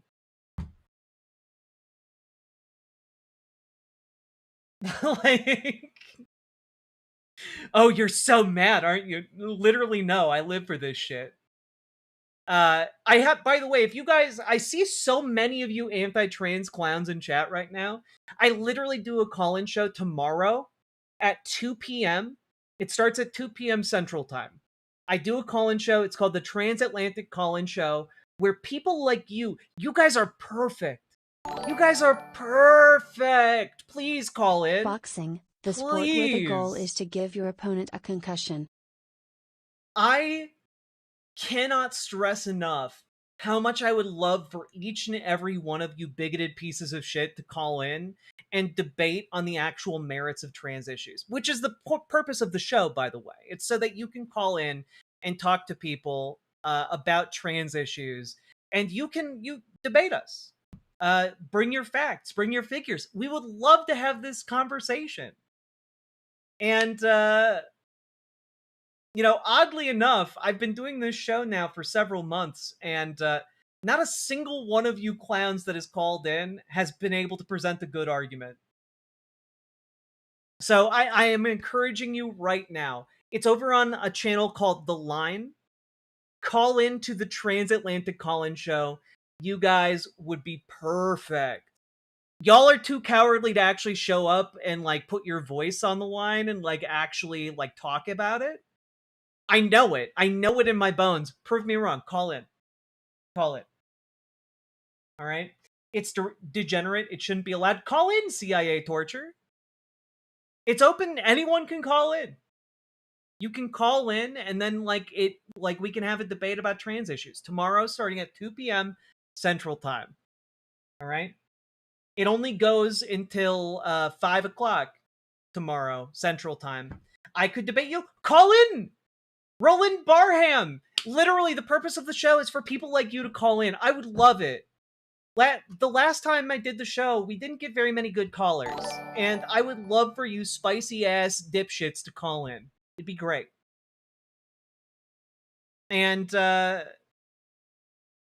was sad to find out that the guy who kept calling in wanting to preach the Bible, and then I got into a debate about whether or not he was Satan. I'm sad that that guy got banned. Are you going to be fair? Yeah.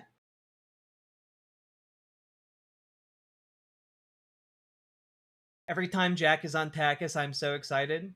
It's very fun sometimes. It is very fun. Anyway, I forgot that we were in the middle of a segment here. Just consider this a very long plug for my presence over on The Line. Go check it out. Back to this real quick. Those perspectives at the town hall? I don't think my position is inconsistent with that. Oh, I'm a Christian. Nothing wrong with that. Call in and debate us on trans issues. I mean, I have a lot of thoughts on, I'm a big supporter of the trades. I ran an auto repair and machine shop, and there's the question of why does everybody need to get into college? The sort of paper ceiling of a degree. But also the question of why is college tuition increased, 130% since I was in high school? So a lot of those questions that don't need to be necessarily made into a us versus them fight. And yet, here you are throwing trans people under the bus for no fucking reason other than you think it makes you look like one of the good ones in the Democratic Party. Don't shut up and take my moonies. William Mates, thank you for the $10 super chat. I very much appreciate it. Y'all, we're making progress. We're almost halfway to our next goal. Very excited to see it. Yeah, Marie Gluesenkamp-Perez is one of those figures in the Democratic Party who's trying desperately to plant her flag as a centrist Democrat who's young, who's hip, who's up and coming, and, kind of a next generation of Chuck Schumers. And the problem is, the political landscape and the political tolerance for Chuck Schumer types in the Democratic Party is basically non-existent from here on out. It's basically non-existent from here on out. What time do you debate? It starts at 2 p.m. Central Time, and the show runs until 5 p.m. Central Time tomorrow. That is when the call-ins happen.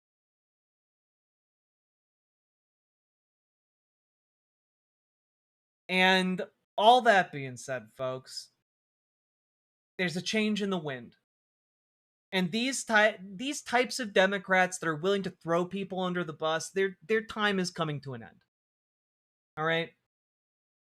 What is very clear is that there is a rising number of progressives, a rising number of people coming out of DSA, rising number of folks being endorsed by Democratic and progressive orgs that are going to fight for the working class. And this tide of politicians is going to ride the victory, and the dashed political careers of people like Marie Gluesenkamp-Perez are going to litter their wake. And so I, for one, look forward to seeing the absolute steamroll in the coming years of these establishment Democrats who have utterly and completely betrayed working people in this country.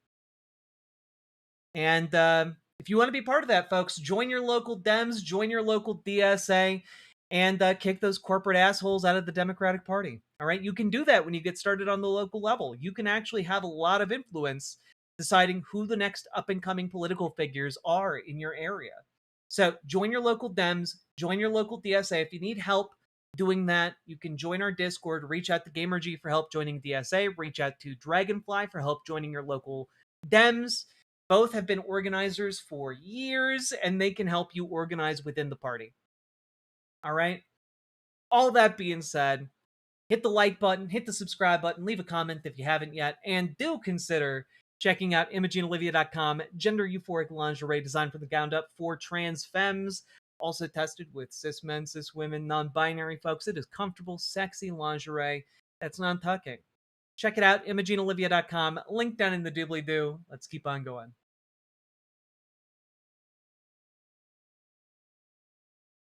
Oof. There we go, there we go.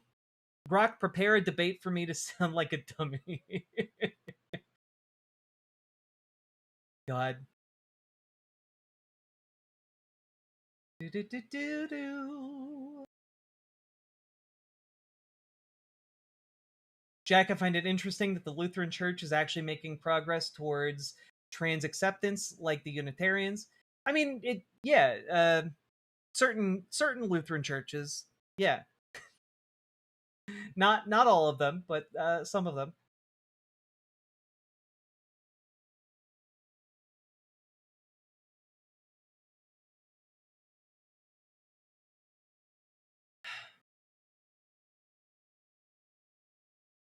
Sexy lingerie is great to organize in. That's true.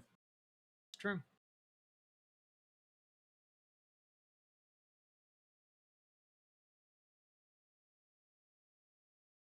Also, I saw a comparison between me and Amy Schumer, and like I think I look better than Amy Schumer. I don't even think I look anything like her. Y'all just go by hair color.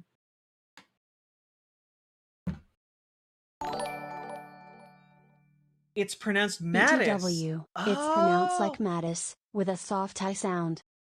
William Mattis, thank you for the $5 super chat and for the correction. Appreciate it. What, you look nothing like her? I know! Which is why I'm always baffled by the comparison. It's the cheeks. I mean, yeah, I just have strong cheekbones. Like, some ladies have strong cheekbones. It's all good.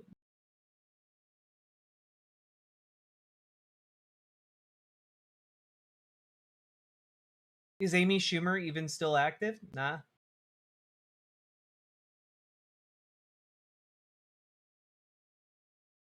Do, do, do, do. Do, do, do, do, do, do, do.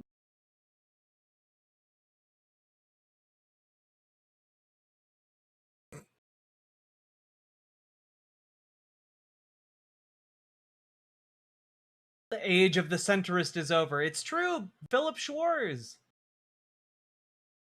Thank you for the $2 super chat. You are not psychotic like Amy Schumer, so you look younger and happier. I mean, I also just don't look like Amy Schumer.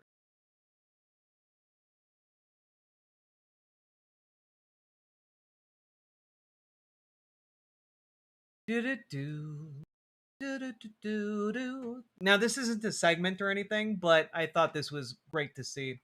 Judge blocks Postal Service from imposing restrictions on mail-in ballots because even though mail-in ballots were protected by the Supreme Court, Donald Trump tried to circumvent the Supreme Court's ruling by ordering the Postal Service just to not deliver ballots and or not accept ballots for delivery, and a judge has now been like, you can't do that. The Postal Service has literally agreed in multiple ways to always do that no matter what.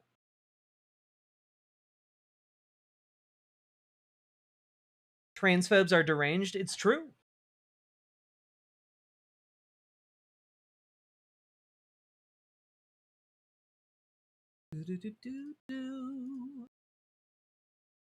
All right.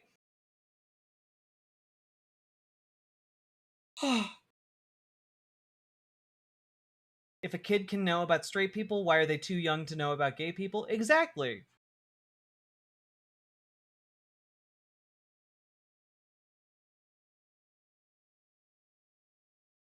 Transphobes are literally the stupidest people I've ever talked to. I mean, if they were capable of critical thinking, they wouldn't be transphobes.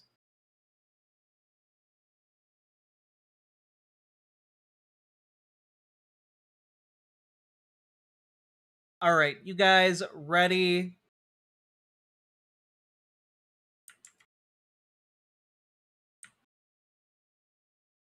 All right.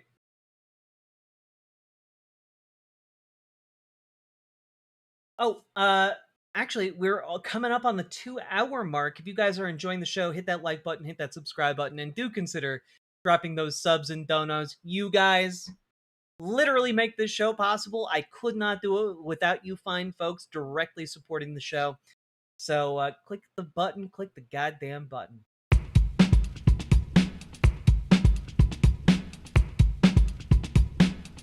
Go, go, go. Click the button, click the button. Click the button, click the goddamn button. Click the button, click the button. Click the button, click the goddamn button. Click the button, click the button. Click the button, click the goddamn button. Click the button, click the button. Click the button, click the goddamn button. Click the button, click the button. Click the button, click the goddamn button. Click the button, click the button. Click the button, click the goddamn button. Click the button, click the button. Click the button, click the goddamn button. Click the button, click the button. Click the button, click the goddamn button. Click, click, click, button. Click, click, click, button. Click, click, click, button. Click, click, click, button. Click, click, click, button. Click, click, click, button. Click, click, click, button. Click, click, click, button.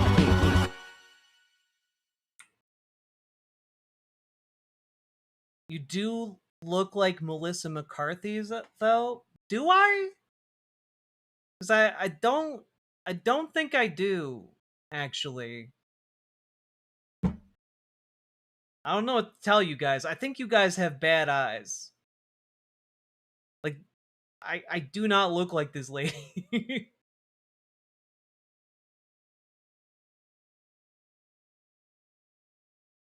A little bit? No, like not even a little bit. Although, you know what? Y'all might just be seeing white people all the same.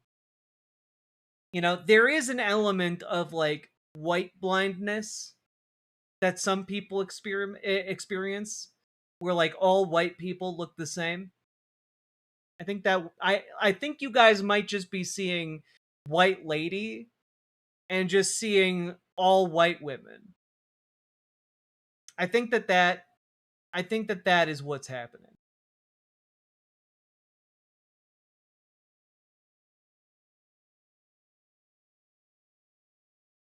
face blindness, but for white people. Exactly, Koopa Shell. You get it.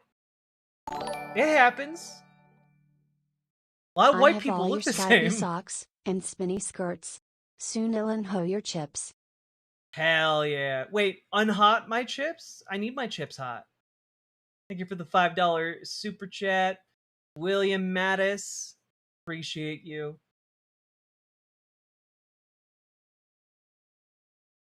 Who paid that communist money after he ran out of money? The communist already ran out of money some time ago. Why do we play with socialism like this? Who are you talking about?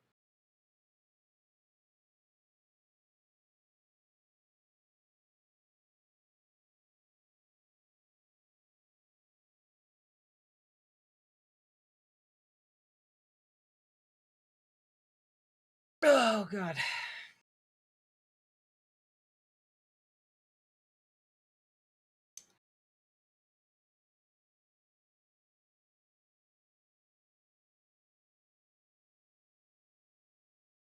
I see redhead and therefore not just any white woman.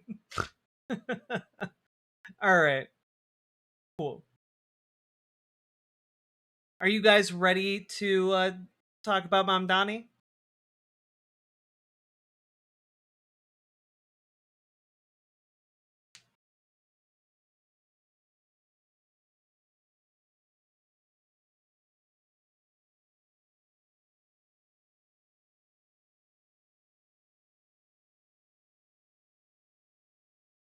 Ready? Hell yeah, let's do this. All right.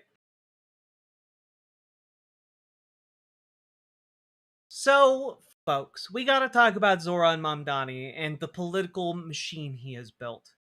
Because it's truly shaping into something real. It is becoming something that I think is going to be talked about in history books.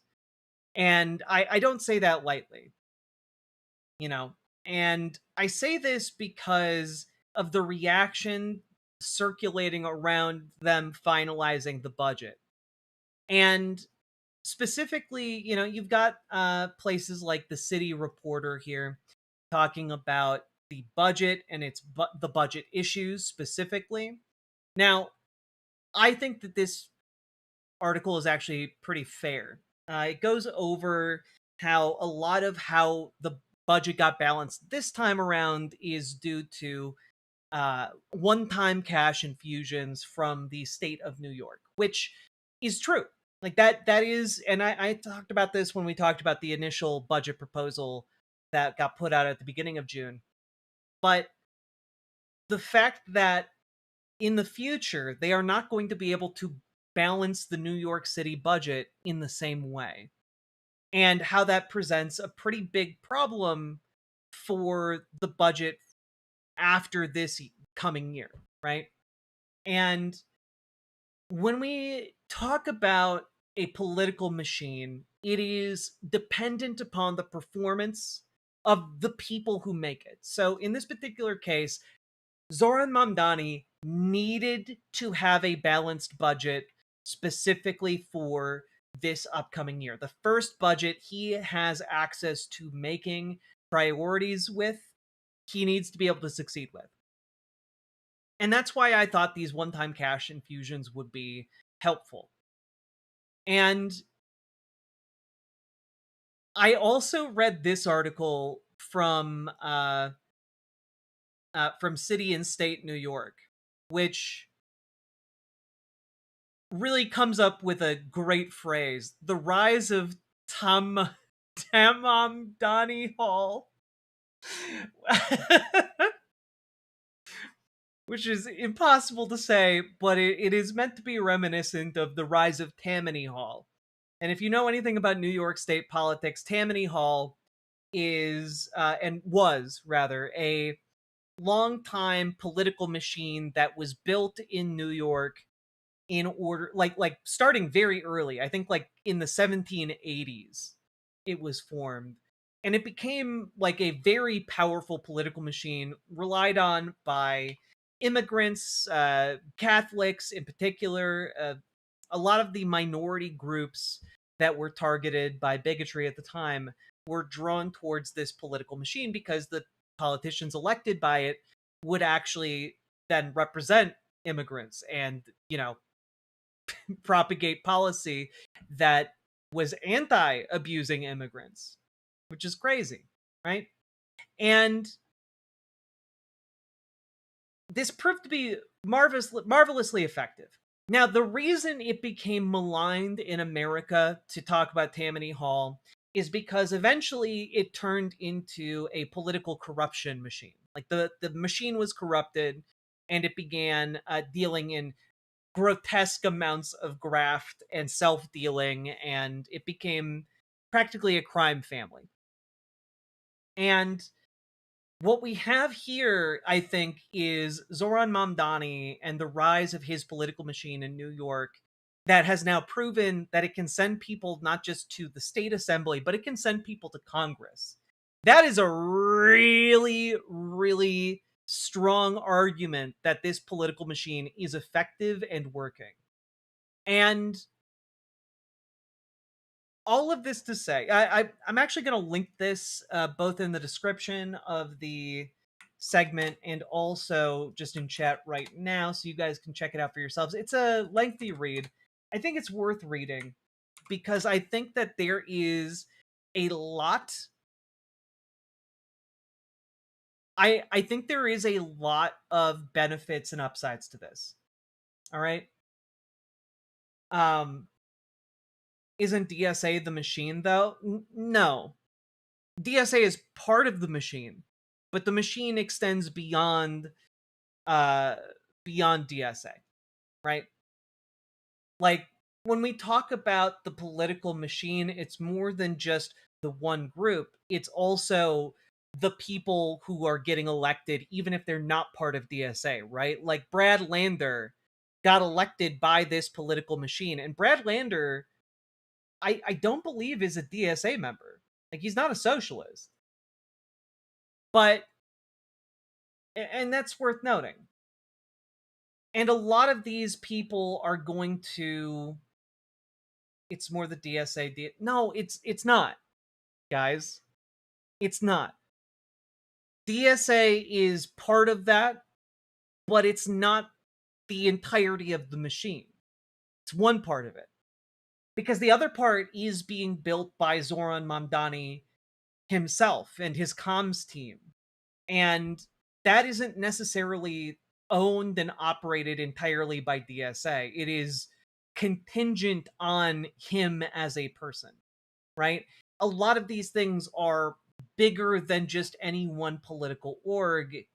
It goes beyond that. And that's why one of the reasons I'm excited about it, because it is not just building a political machine that works for in-house solutions. It is a broad, wide-ranging machine, right? And when you're looking at New York in particular, like there's the Working Families Party. There are other political orgs out there working in tandem. There are like internal mechanisms within the New York City Council and like the Assembly. Like there's a lot of different stuff happening here that takes coordination from people outside DSA as well. And so when I'm trying to talk about this and why I think it's important is because that this is a machine that for the first time ever is really independent of the Democratic Party's direct control and oversight. And that's one of the reasons why people are reacting so negatively against Zoran Mamdani and against these DSA upstarts who are being sent to Congress, right? And I wanted to play here a clip. Thank you so much, Mr. Mayor. God, I wanted to play a clip here of the announcement of this budget because I think that this is also what scares them. This is also what scares establishment Democrats.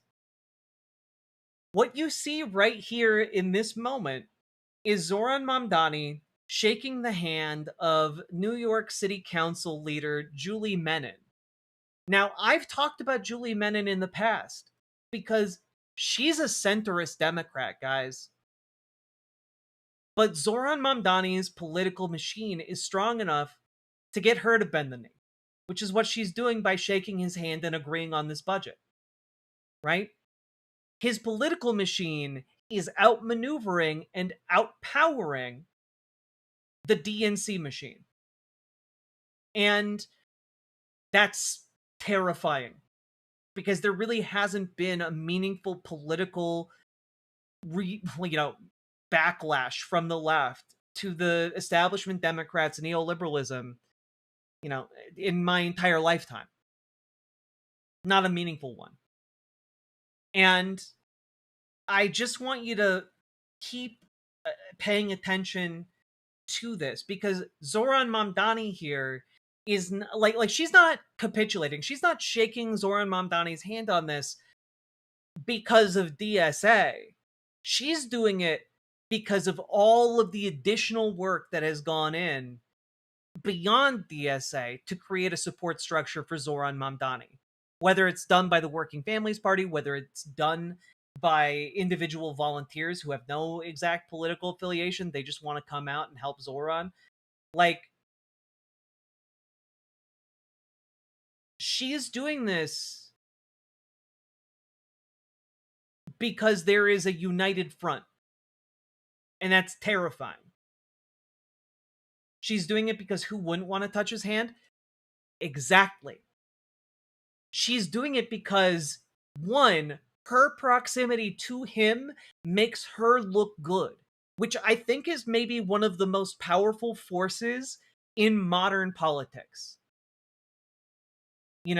This concept of, well, if we get X and Y in the room and we get Y close to X, then the magic of how people like X will rub off on Y. And I know it sounds really simplistic, but that's what's happening here. And the fact that Mamdani has managed to create and foster this gravity well in which people are coming to him, that is, in and of itself, it kind of is like a self-perpetuating power. It can keep pulling people in and strengthening that machine. It can snowball, is what I'm trying to say. But let's take a look at this.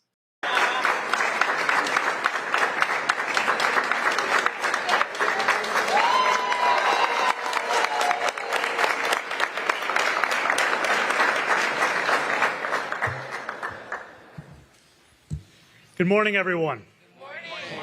I would like to start by thanking Speaker Menon, Finance Chair Linda Lee, and the entire City Council for their partnership.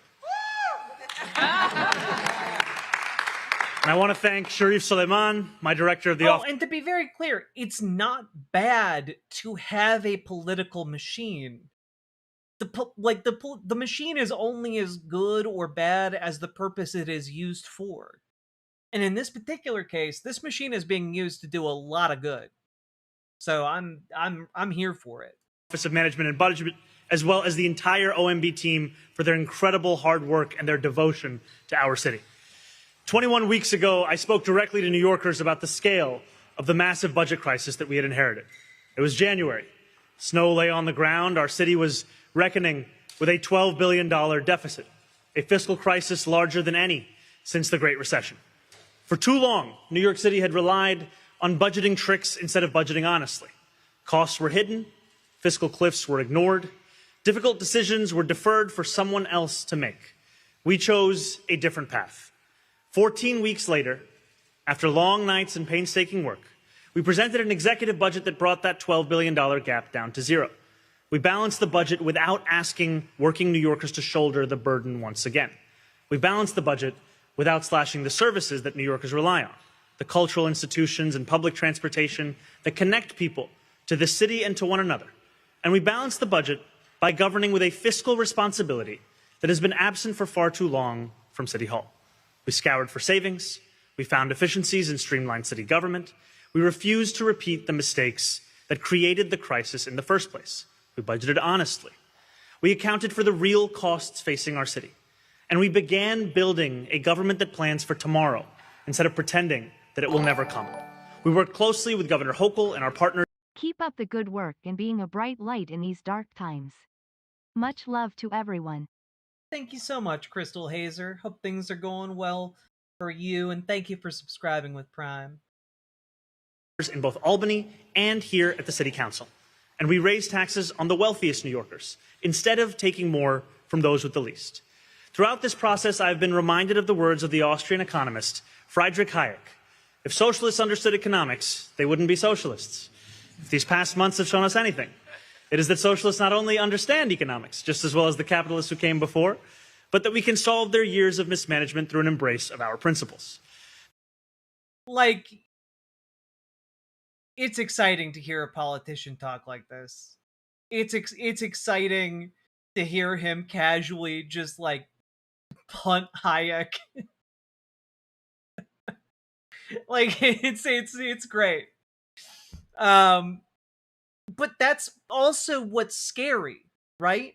And it's one of the things I've been talking about since the beginning of his term. This is what scares establishment Democrats. Competence. Because his competent government sets a standard that is going to ripple outward. People are going to be like, "Hey, why can't we have that like in New York City?" And suddenly people start seeing what is possible when you have leadership that actually works for working people. Right? Because suddenly a lot of these establishment Dems are going to be facing a raised bar that they are incapable of clearing. Because for so long, they have been suckling on the teat of corporate lobbyists. And so this is one of the things that just absolutely pisses them all right the fuck off. There is nothing fiscally responsible about balancing the budget on the backs of working people. Today, 6 weeks after presenting our executive budget, I am proud to stand alongside Speaker Menon and the City Council to announce that we have successfully negotiated an agreement on a final adopted budget. We have worked together to usher in a new era of fiscal health for our city, one that is sustainable, one that is durable, and one that makes needed investments in a safer, more affordable New York. I've spoken at great length about building a new culture of government excellence. I am proud that this budget reflects that very commitment. Would a clone of Zoran This is a Mamdani be a natural-born citizen? Oh, Thoughtful damn. face emoji. Oh, damn, Megan Fox's giant boobs cooking over there. $125.8 billion budget for fiscal year 2027. It makes historic investments in affordable housing by expanding rental assistance and creating a new $175 million housing voucher program for New Yorkers in need. We are not just helping tenants, we are helping homeowners as well, as we expand the homeowner help desk, and we're supporting those who have endured domestic violence as we fund housing stability microgrants. We are looking out for our students, including students with disabilities who have too often been left behind. And we're supporting our CUNY students both in school and beyond, with investments like CUNY's Reconnect, which helps adult New Yorkers return to school and get their degrees, as well as disability services, academic support, and so much more. And we are making public transit more affordable for low-income New Yorkers by increasing the baseline for fare fares by $54 million. This budget makes meaningful investments in the health and safety of New Yorkers. As we prepare to mark 25 years since the horrific September 11th terror attacks, we are committing more than $34 million to create a public portal that will finally release documents from across city government related to post-9/11 air quality and health risks. Oh, hell yeah. These are all things, this is what I mean, right? I saw someone in chat, there it is, DJ Disc Machine. Funny how this is portrayed like socialism in USA. He's not even seizing the means of production, lol. Exactly. But I do think that there is going to come a time where you start to see a shift, specifically in how we get workers in control over the means of production in New York City. I do think that there is going to be something that is coming down the pipeline here that does start pushing that. Because what he's doing right now, in my mind, is building. He's building out this great political machine. And he is building it specifically through being competent, by building his credibility with his constituents, by forging political alliances, by being charismatic as fuck, and by getting in front of a camera at every available opportunity to clearly and concisely talk about what he and his government are doing for average, everyday working people. Because it is going to take frankly, a spirit bomb sized amount of political capital in order to get something through in New York City that will begin a process of workers becoming the owners of their own workplaces, right? And I do think that there are ways you can do this. Specifically, I've talked in the past about the economic vice idea of basically making it easier for workers to start democratic worker co-ops and providing mechanisms to transition businesses into democratic worker co-ops that already exist and are going to be sold or offshored or what have you. And so I do think that what is happening right now is all in service of showing what socialism in government and in your local economy would actually look like. And that alternative is actually better than what we have in broader America. And so I do think that this is ultimately where he's going. I at least I hope so. While that 2 years ago, basically nobody knew who Mamdani was. I mean, he's literally come out of nowhere. And I do think that there is a pathway for people who are coming out of nowhere to run for public office in like 2028. You know? It's a little bit too late for 2026 now, but yeah. Except that we pay for them and us. Well, yeah, that is what taxes are. You have landed on the idea of how taxes are collected from everybody and then spent on the public good. You have figured that out.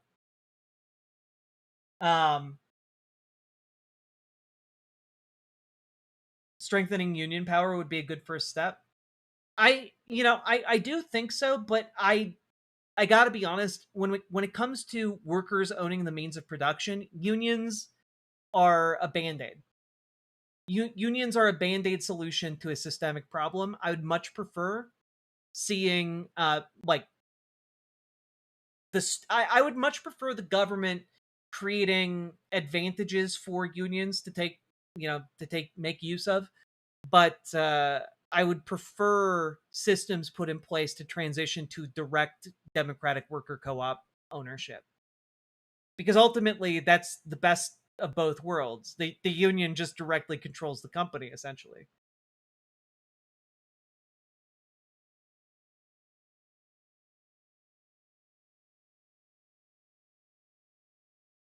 Also, someone asked earlier, am I ever worried about political machines being co-opted in the future and misused? That's the danger of every form of power we have ever developed, is like any form of power can be abused, right? This is why there are some people who are virulently opposed to the idea of hierarchy at all within human society. It's because power can be abused. And I am just firmly of the belief that in a democracy, it takes all of us being on our toes and vigilant at all times in order to avoid that outcome. And I do think that one of the things that is very important and incumbent upon each and every one of us is to pass along that vigilance to the next generation. Because what happened after the passage of the New Deal was essentially union organizers, socialist organizers, they all went to sleep. Or most of them went to sleep anyway. And for like the next 60 years, 80 years, the movement on the national scale was basically dead. And it's because a lot of people they thought the New Deal was good enough, and they thought government institutions were going to keep them safe. They thought that the courts were going to go towards the left forever and ever. And in the meantime, a lot of Democrats rested on their laurels. A lot of leftists, not leftists, a lot of, the left broadly in government just got real cozy and even started, buying and selling favors. And that's how you get neoliberalism within the Democratic Party in the form of, the Clintons and, all the Democrats onward from them. And what you wind up seeing is a lot of laziness, a lot of complicity, and a lot of thinking that just like, oh, it's impossible for things to get worse from here. We cannot afford our future, generations to make that same mistake. Even if we manage to see, incalculable number of successes within our lifetime, we need to make sure that the people who carry that torch forward, that torch of liberty, that they remain vigilant and that they remain holding the powerful to account and that they remain speaking truth to power. For too long, New Yorkers who have become sick have had to fight for information that should have been theirs from the very beginning. We will provide the transparency that New Yorkers living with post-9/11 health concerns deserve. We are strengthening mental health services across our city. No, it's good. Working with the Progressive Caucus, we are making sweeping investments in mobile mental health treatment and crisis-to-care programs, including crisis respite centers. And in a time where too many of our fellow New Yorkers are reckoning with discrimination, we will increase the budget of the New York City Commission on Human Rights, as well as support our immigrant communities by growing the Mayor's Office of Immigrant Affairs Legal Support Hotline. And we are committing to the public institutions that make New York City the greatest city in the world. We will invest $10 million in each of the next 3 fiscal years to create a cultural stability fund to help arts organizations weather financial emergencies. And we are baselining funding for the Parks Department that had previously been added 1 year at a time, funding more than 100 new staff and allowing us to invest in our community gardens and tree stump removal. Like, this is what I mean, right?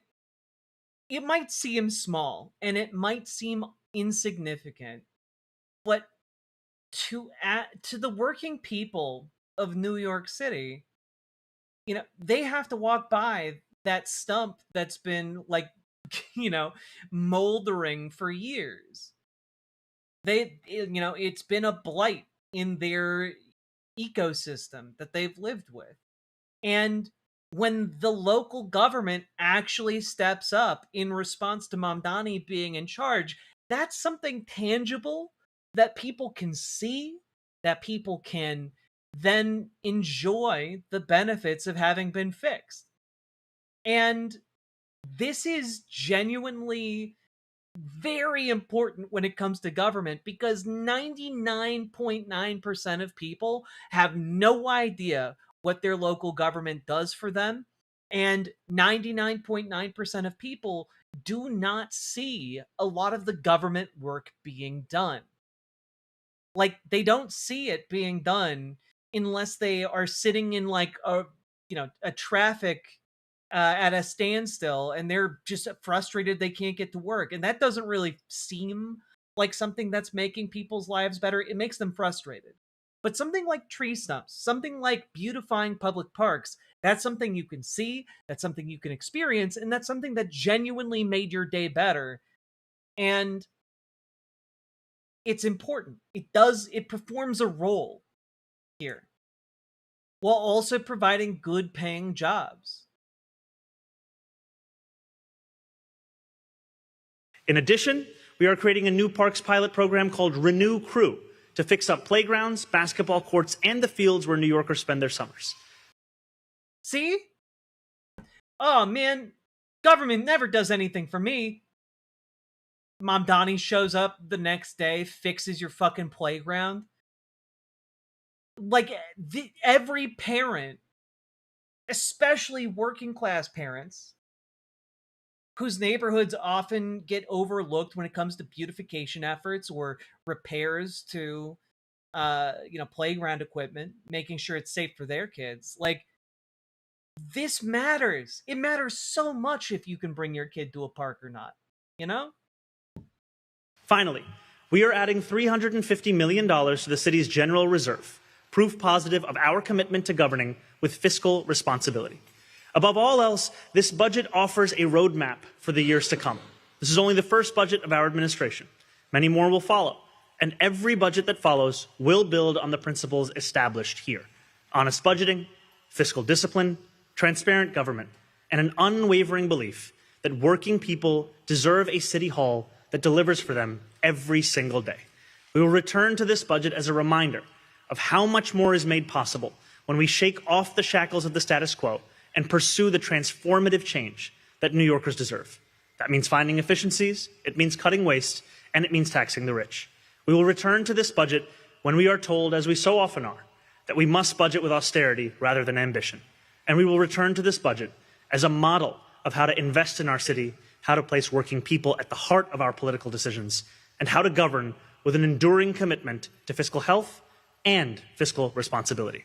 Thank you. And now I would like to invite City Council Speaker Julie Menin to the podium. Look at how he finesses. Now she gets to talk about all of her victories in this bill, and it's great. But he ends his entire speech by pointing out, we're going to balance this budget next year with the same principles. We're going to tax the rich. And it's what I've been telling you guys, right? By having a success this year, he sets himself up to win an easier battle next year when it comes to taxing the wealthy on something else absurd that they have going on, like houses. Yeah, hey, maybe we tax you extra on your third house in New York City worth over $5 million. There are additional ways to tax the wealthy. And the fact that he has the rather conservative Democrat from the city council on his side now, owing him a favor now, and the fact that he just sent 6 new members to the New York Assembly and is on good terms with Kathy Hochul. Y'all, he's going to get some taxes on the rich passed. The rich are going to be paying their fair share in New York City. But Jack, how will I afford my 6th mega yacht? Well, maybe you'll have to downsize from, the 5th mega yacht that has a smaller yacht inside to just like a normal mega yacht without the smaller yacht inside.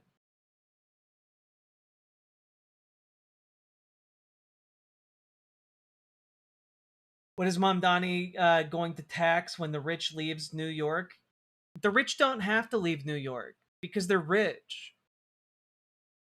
Y'all realize that, like, one of the advantages of being rich is you can just exist literally anywhere. If the rich were truly interested in not paying any taxes whatsoever, they'd move out into the middle of nowhere. They like they'd go live in fucking like Oklahoma in the middle of nowhere. They don't do that because they like living in New York City. They like living in LA. They like living in these places. And they're rich, which allows them to do it even harder. Like, it's just this argument that they're going to leave. No, they're not. Literally, part of the reason that they're rich is so that they don't have to give a fuck about that.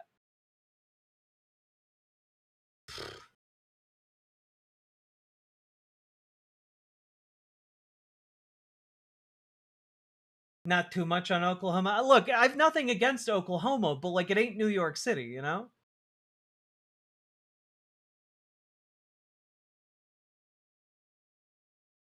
Also, like, I don't know. If they do leave, fuck them.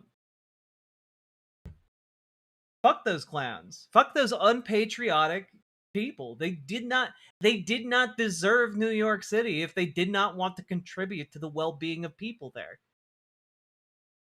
If they didn't want to do their civic duty, fuck them.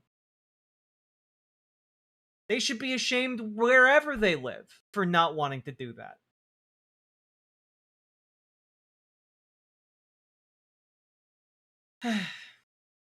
Anyway, I just thought all of this was very interesting, and all of it is, again, becoming incredibly clear here that this is really going to be the undoing of centrist and establishment Democrats.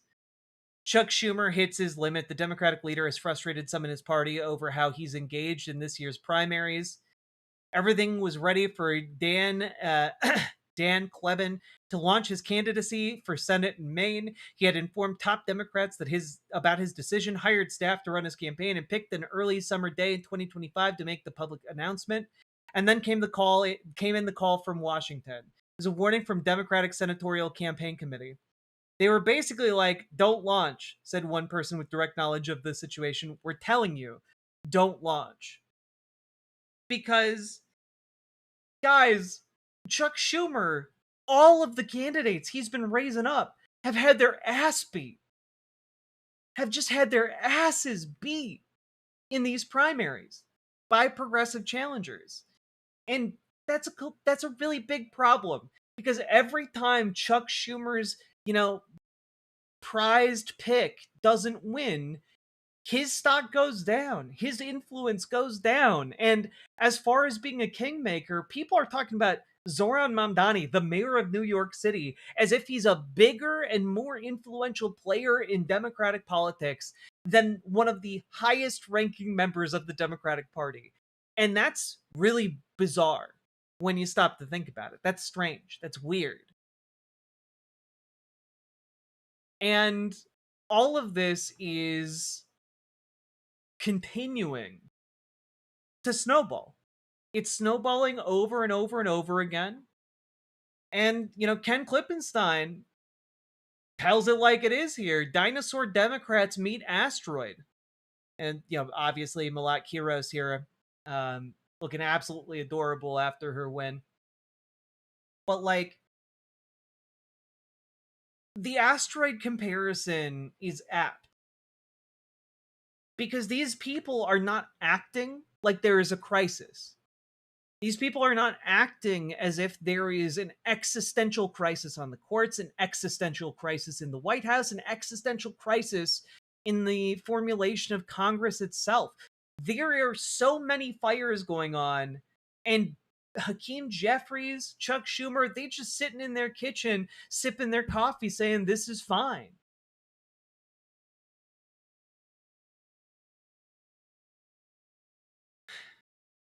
And they're going to be vaporized.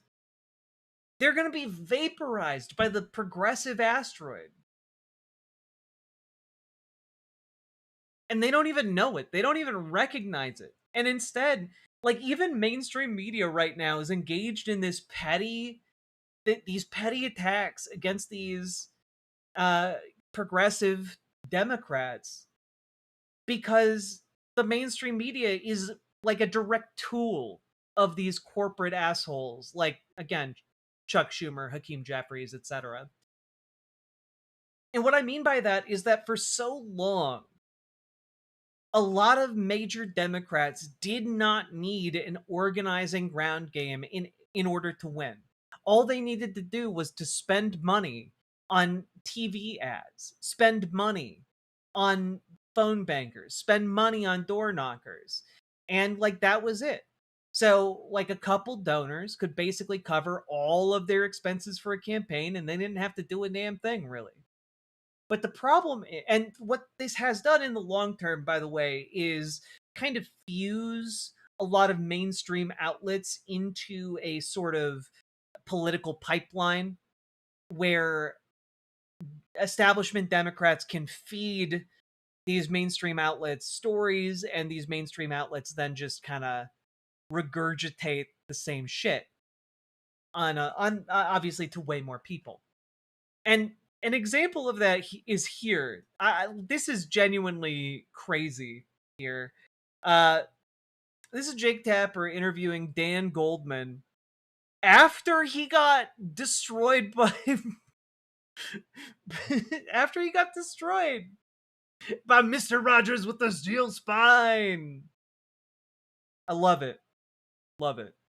Your mayor doesn't think that Israel has a right to exist as a Jewish state. I think any state that privileges one religion over the other is one that I can't tell you I support, whether it be Israel or Saudi Arabia or anywhere else. And a lot of that comes back to a fundamental belief that we should all be considered equal no matter what our faith is. What was your take on that when you heard him say that?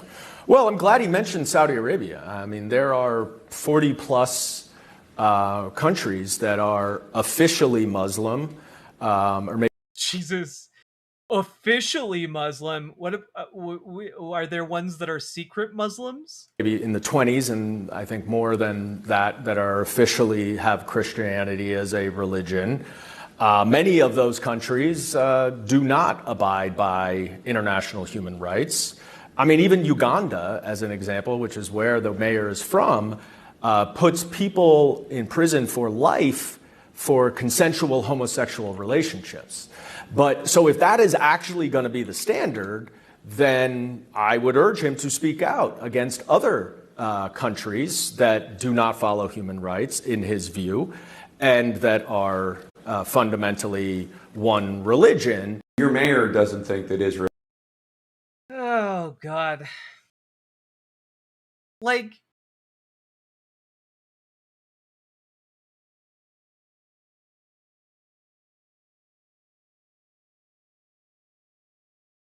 this is very clearly a weird, rambling attempt to slander Zoran Mamdani for being from Uganda, and it's just like, that's irrelevant to anything that's happening right now. Like, okay. Ask Zoran Mamdani about the anti-LGBTQ bigotry in Uganda. See, like, I'm pretty sure he'll just slam dunk answer that and be like, yeah, that sucks. That's a bad part about Uganda.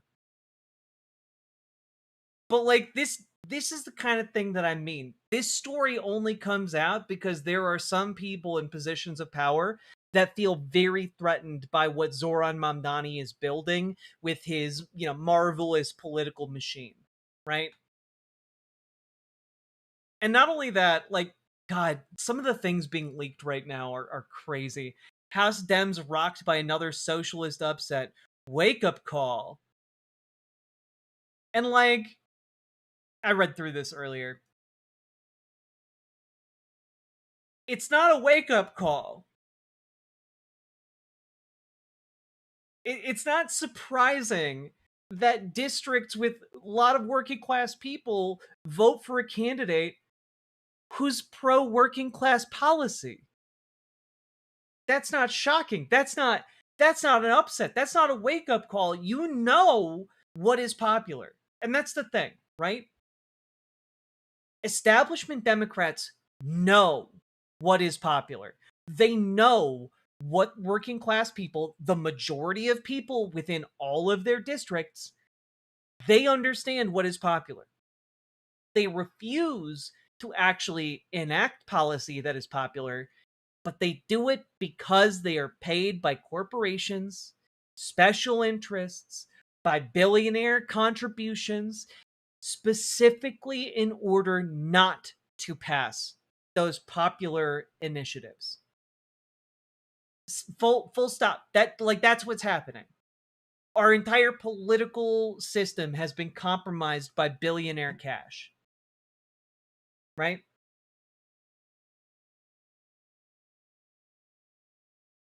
Miriam Adelson has some spending to do. Well, that's the thing, right? Like, we've in the past been protected from infinite spending on elections by campaign finance laws. But the Supreme Court yesterday overturned any sort of check on limiting contributions to political candidates, essentially saying, well, that whilst, a super PAC cannot coordinate with a political campaign, but you can give infinite money to a super PAC, they're now saying you can give infinite money to a political party, and then the political party can coordinate with the political campaign, which seems like you've just created like an ultra super PAC in the form of the political party itself, which like this is catastrophic for any kind of democratic system. But establishment Democrats, they've been in favor of the political corruption the entire time. Diana DeGette's lost, probably pissed off. A lot of people waiting for her to retire so they could run with her blessing. Yeah, absolutely. Absolutely. Because a lot of these establishment Democrat types feel like they have been waiting in line for their turn. And all these progressives are jumping the line and completely obliterating the system that determined when it was their turn to hold political power. It's truly disgusting, right? Anyway, all of this being said, I do enjoy stories like this, right? Dems split on Israel in failed Lebanon vote. Now, you'd be forgiven for thinking from reading the headline here. Oh, Dems split on Israel in failed Lebanon vote. Oh, okay, so like it was like 50-50. You know, it was pretty close. The vote underscores a widening divide among progressives and moderates over a long-term ally. Well, okay, so like it was like a 50-50 vote among Democrats. Like, okay, yeah, half the progressives, half the moderates. All right, let's take a look here. Okay, the resolution offered by Representative Rashida Tlaib would have limited the Trump administration's ability to intervene militarily in Lebanon, where Israel has attacked Hezbollah. It was defeated 189 to 235, but more than twice as many Democrats backed Tlaib on this second effort in less than a month, with 187 members of her party supporting the resolution versus just 91 4 weeks prior. 2 Republicans voted for it. So to be very clear here, the centrist coalition that's against Rashida Tlaib, they went out there and said, God damn it, stop it. They went out there and said, well, we can't have that. Right? Can't have that. What's the game? Some of the Steam I didn't see the pop-up. It's a bunch of the Steam sale stuff. You got to share what you downloaded. It was Operencia, The Stolen Sun, and Rose of Winter. And a game called Moon, which y'all should check out. But like, sorry, that completely derailed my train of thought.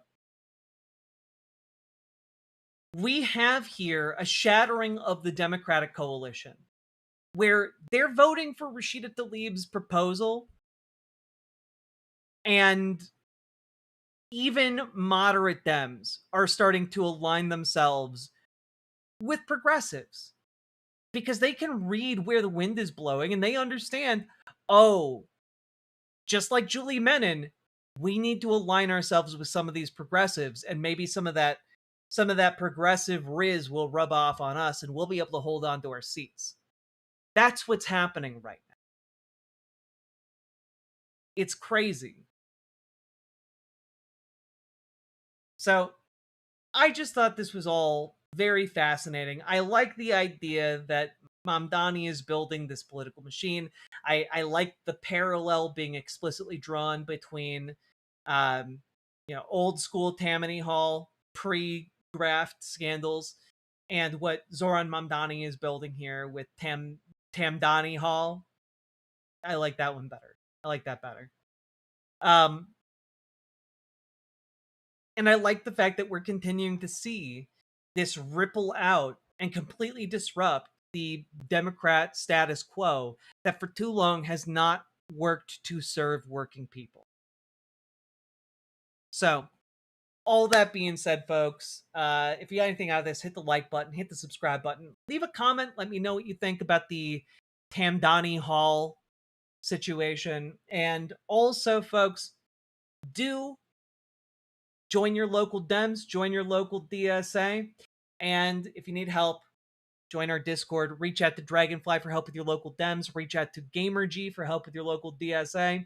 And folks, last but not least, check out ImogeneOlivia.com. Gender euphoric lingerie designed from the ground up for trans femmes.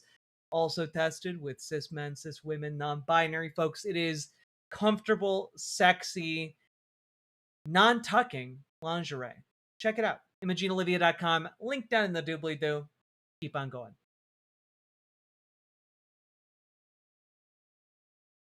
Do you moon people in the game? No.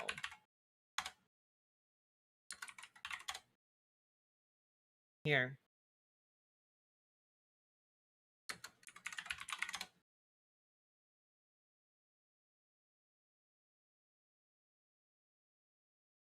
I think this is it. Yeah, this is it. It's just, it's a weird little game.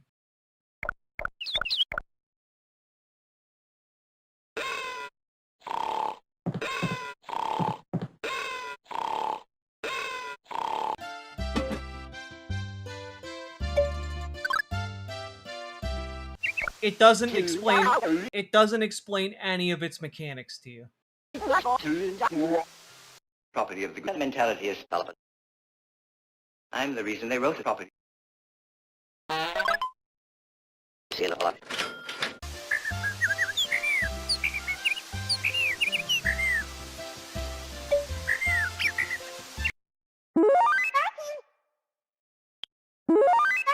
It's just very weird.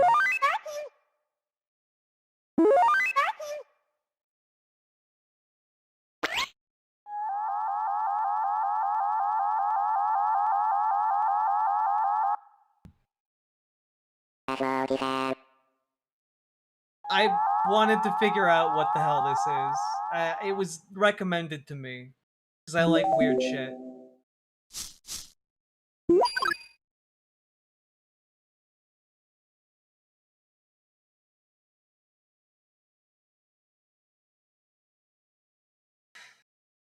Moon? I love Moon. Hell yeah. Didn't Toby Fox say this game was an inspiration for Undertale? Yes! Toby Fox did say that. Alright, folks, I am going to play a little bit of This Way Madness, This Way Lies Madness. So stick around if you want to enjoy some magical girl RPG silliness. But do hit that like button, hit that subscribe button, do the things. Click the goddamn button. And do support the show if you feel so inclined. Go, go, go. Click a button, click a button, click a button. You're a magical girl. I am. Click a button. Did you see my outfit yesterday? It was so good. Click a button, click a button, click a button, click the goddamn button, click a button, click a button, click a button, click the goddamn button, click a button, click a button. Click a button, click the goddamn button, click a button, click a button, click a button, click the goddamn button, click a button, click a button, click a button, click the goddamn button, click a button, click a button, click a button, click the goddamn button, click button, sage, click there we go, button, click button, click button, click button, click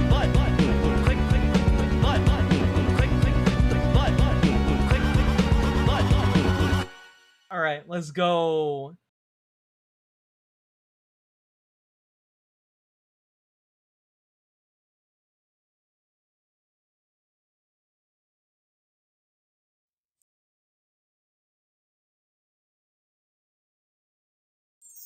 I feel like something is falling apart. God, I'm so excited. There's two roads diverge from my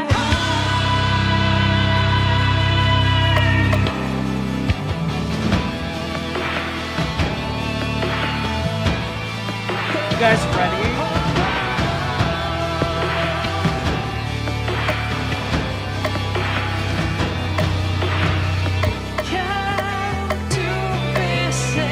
crossroads. Can I find True challenges.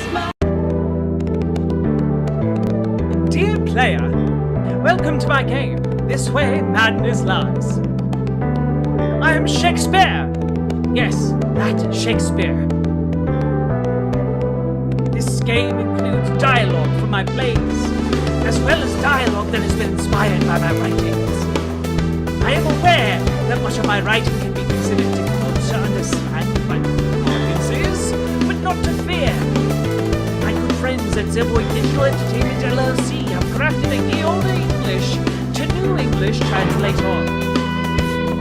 Should a bit of dialogue prove too difficult to read, merely press right on your control setup to auto-translate words to New English. You can also press left to go back to the original older English text now that you know it. Bear in mind that you can only translate appropriate dialogue, but a dialogue needs no such translation. Allow me to illustrate. Hey, all that blisters is not blue. Any questions? No? Then let us begin our tale in the quiet city of Verona, Italy, a town for lovers and giant mutant flower attacks.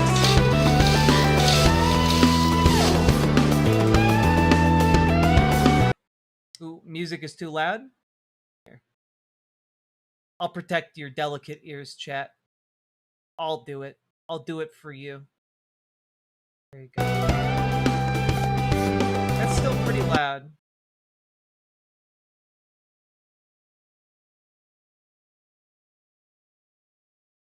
All right. How's that? Is that better? Does it need to be a little bit lower?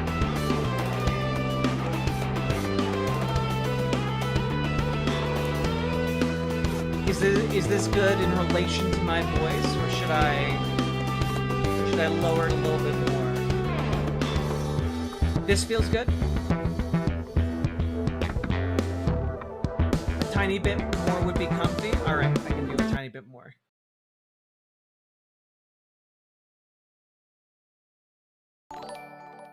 Winby, thank you for the tier 2 sub. Been playing Total War Warhammer recently. Wondering what kind of bigotry the creator of Warhammer Fantasy was on with the BDSM faction, one of the 4 demon factions.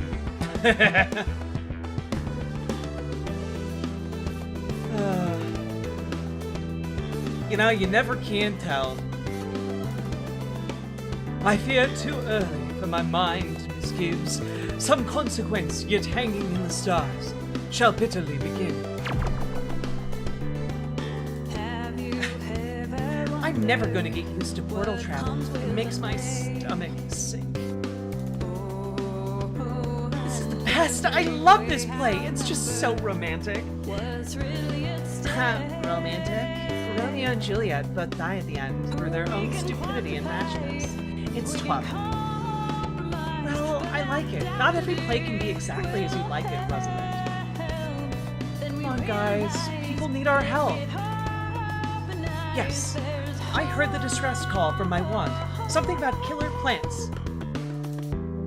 I definitely do not want grass stains. I play soccer. Grass stains are easy peasy to fix. They're killer plants. Maybe the grass stains are killer too? I don't use M dashes. They're for cowards.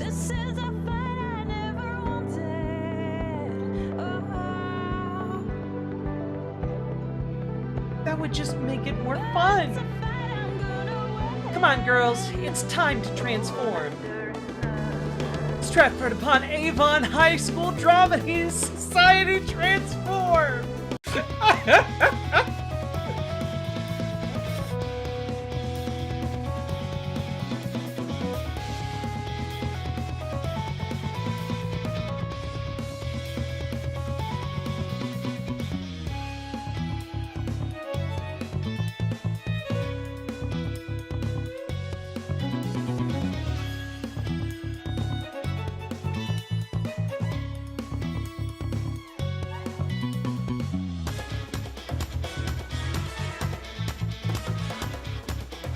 I'll be workshopping these voices, just as an FYI.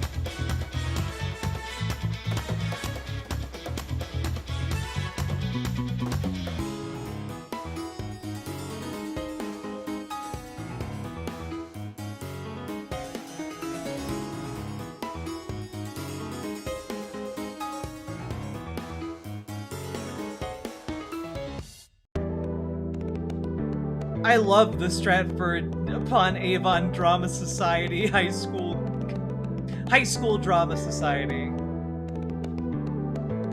Can I go in this house? No.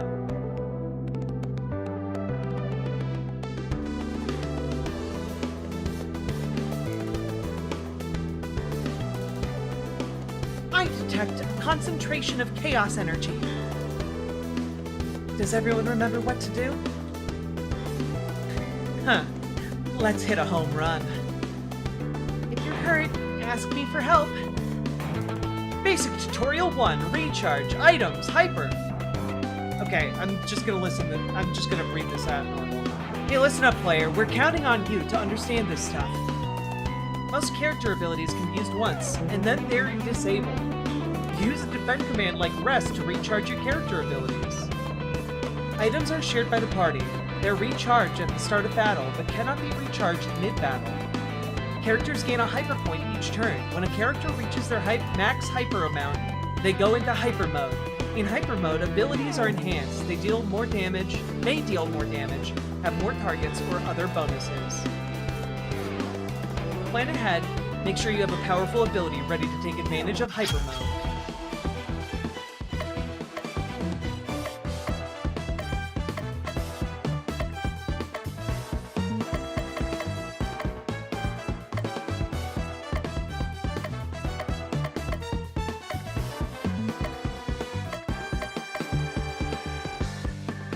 A sinister sapling loves to listen to sappy love songs.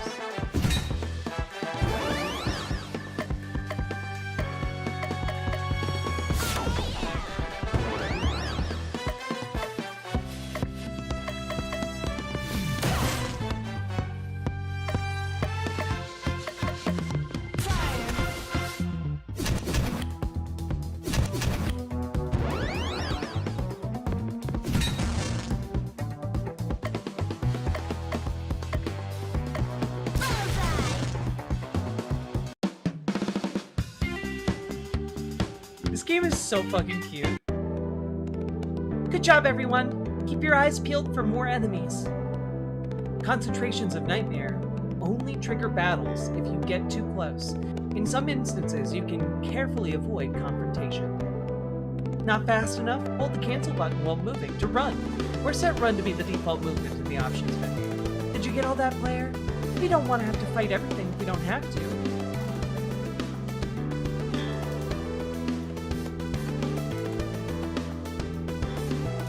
Wait, so what's back this way?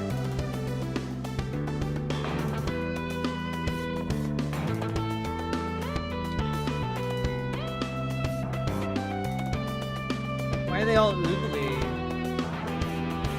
Wait, there's a chest.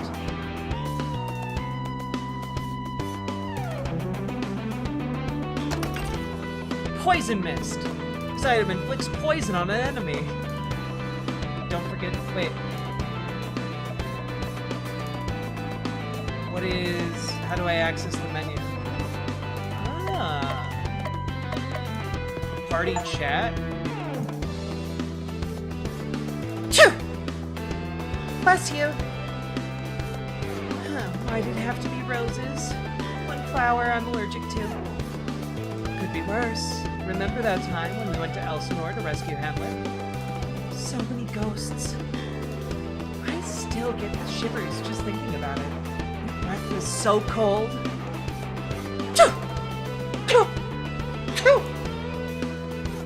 Alright, we better get moving. Well, that's fun. Alright. Equip traits. Items. There we go. Okay. So items are not limited in use, except inside of battle. So I should get as many items as I can find. Because you're only limited to the number of equipment slots you have. Have I played Octopath Traveler? Yes. Here, I just realized. Change this over to this way, and this lies.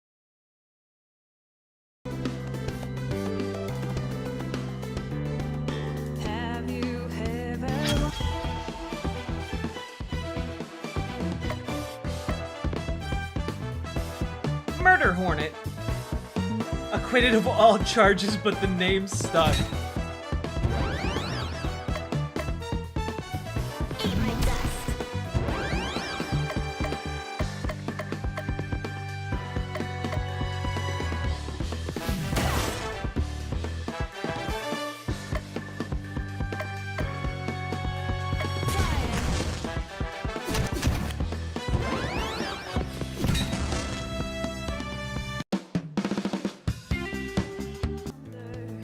Word comes with a name.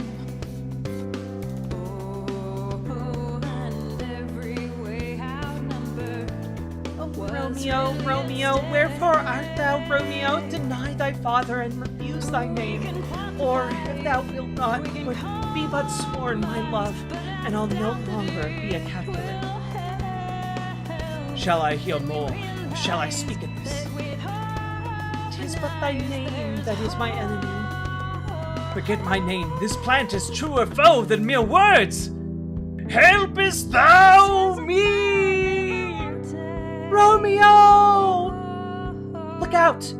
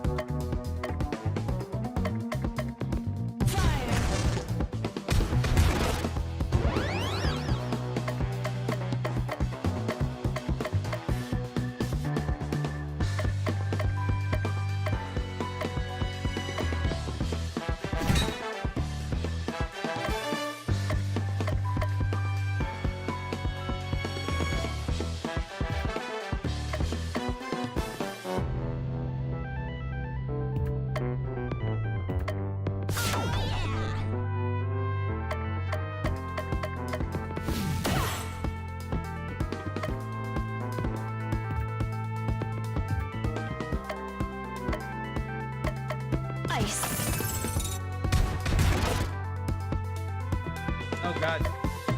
Alright.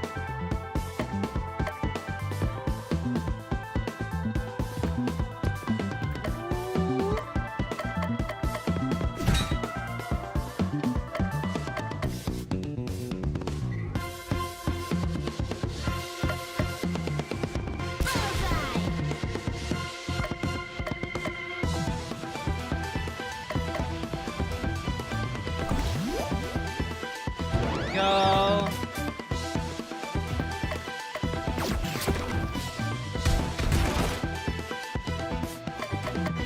You can do this!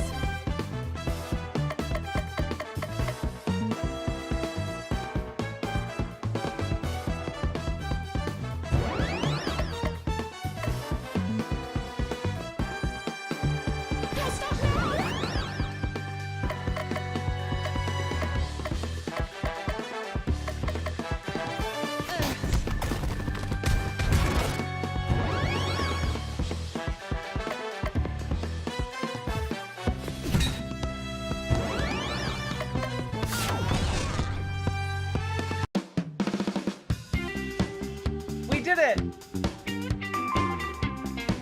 The Stratford upon Avon High Drama Society is now level 6.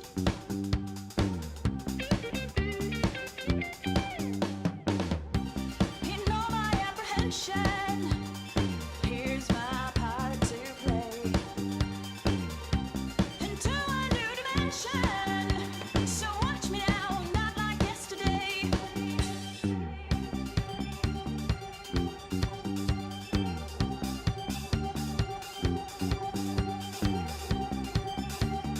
Oh, I fucking love Romeo plus Juliet. I think it's so much fun.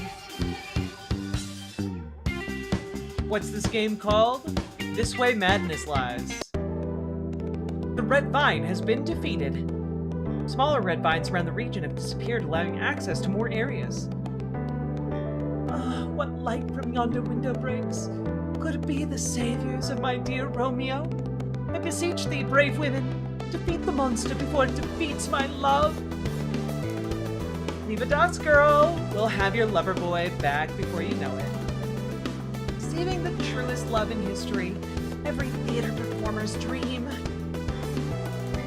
As you gain levels, your characters will learn new abilities and traits. Each character can equip up to 7 abilities at once. Pick and choose a winning combination. Traits boost your stats and give additional benefits. Each character can equip 3 at a time.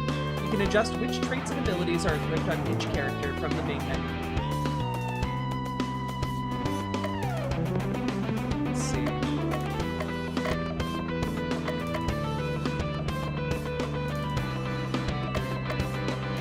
Magical. I'm magical and innocent.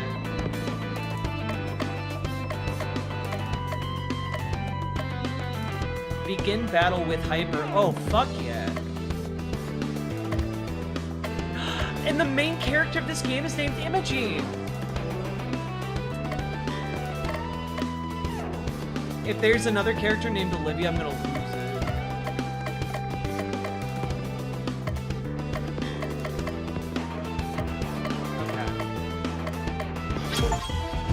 Wait, what?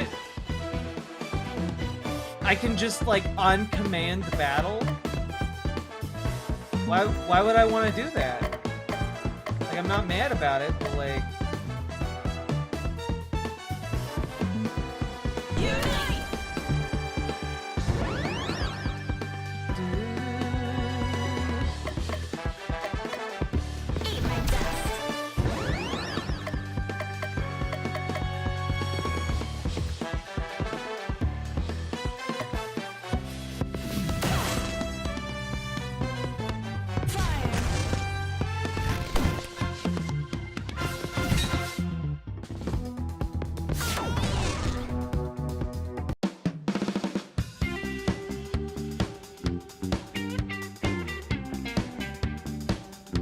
Say what the name of this game is? This Way Madness Lies.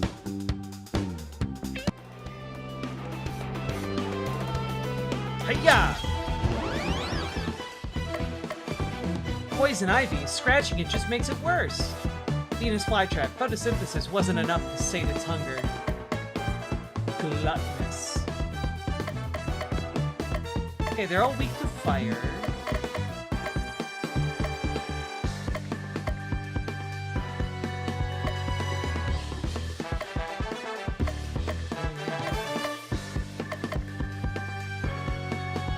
I can give all the party a power-up. Let's go, girls! Eat my dust.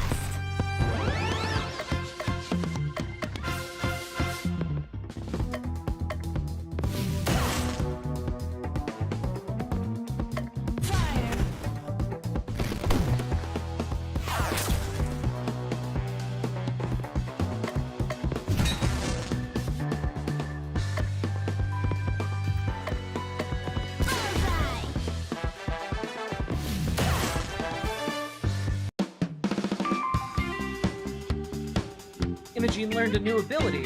Helena gained a new trait. I'm saying it out loud so that I can remember that this happened.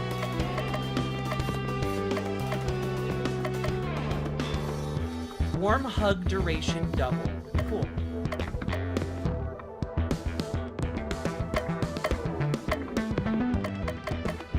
So I just have to remember to actually... Like, I have to remember to actually equip these.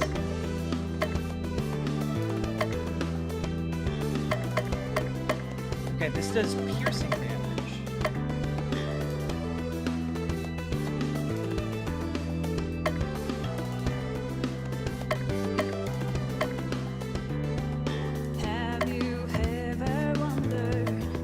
Oh, I can see what the hyper mode of each of these abilities is. Cool.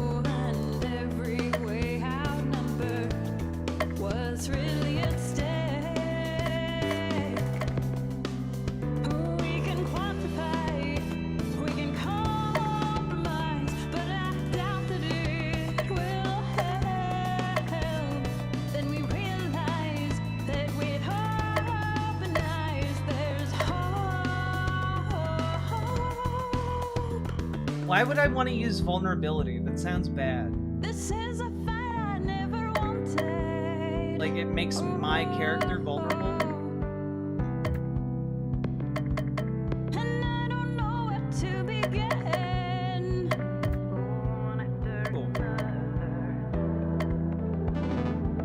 This is a fight I never wanted.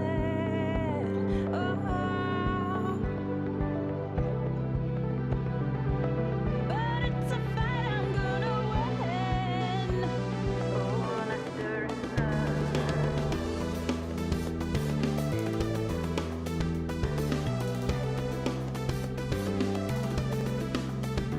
I remember there were thorns back here that I couldn't get past.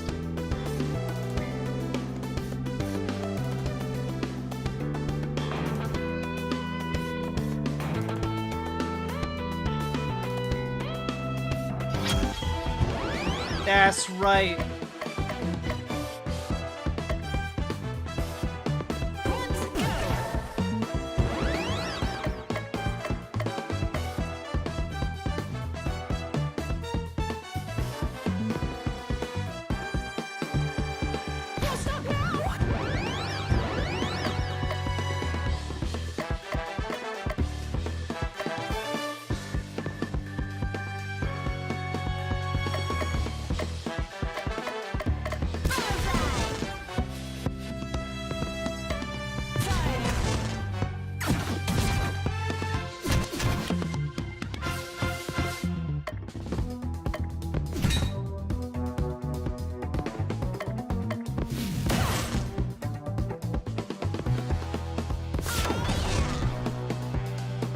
This music fucks, doesn't it though?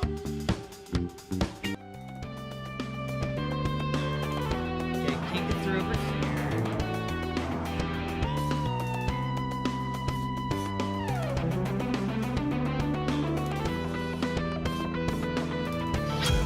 It's a ghoul monster! What is this thing? An enraged elm, destructively deciduous. Nice.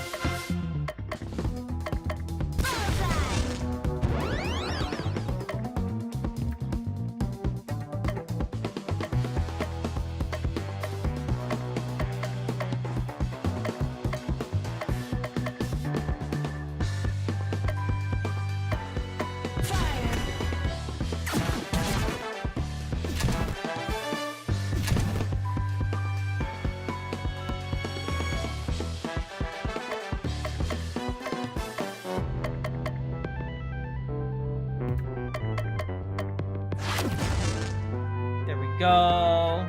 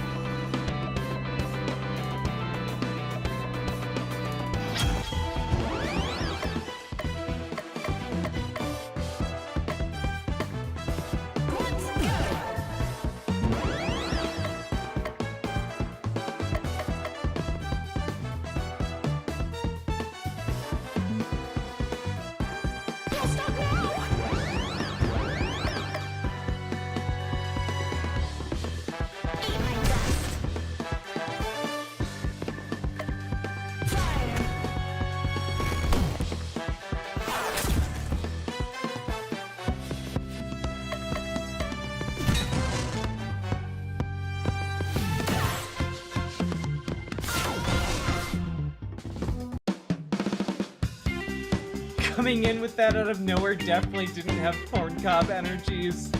Top tier comment.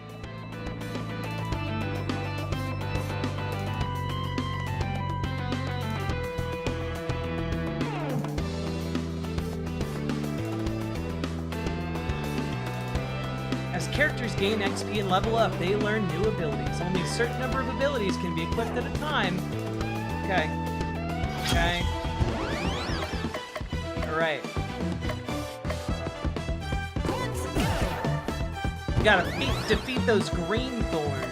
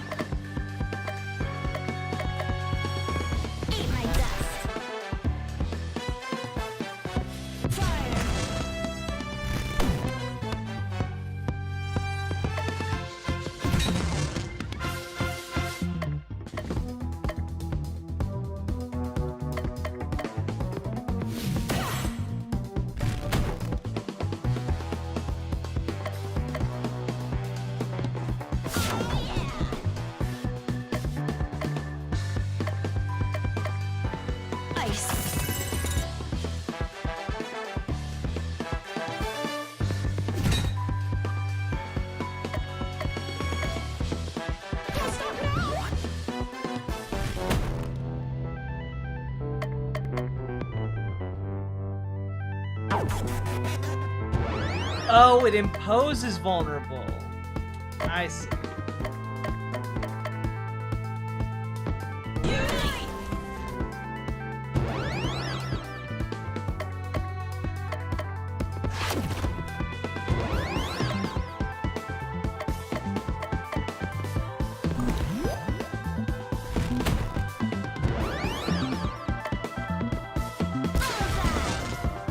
There we go, baby!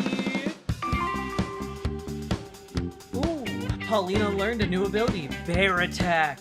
Rosalind gained a new trait, Bold. Green Vine has been defeated. Look, the green vines are now gone. Time to see what new paths are open.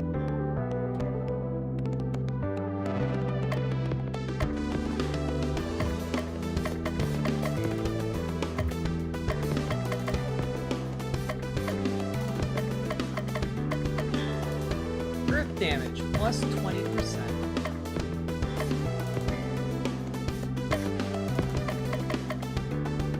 Bear Attack. Damage up with use. Let's go!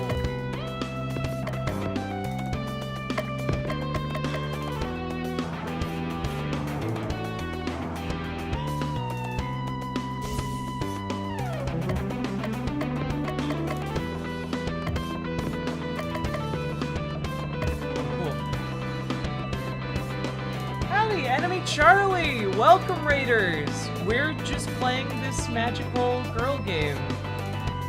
About a high school drama club. Which is fun as hell. You missed the politics section. Now I'm just grilling and chilling over here.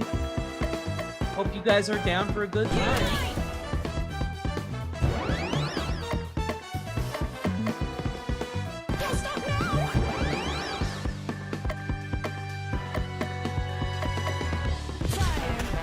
Welcome, folks! I love the magical girl genre. It's been really funny and fun so far.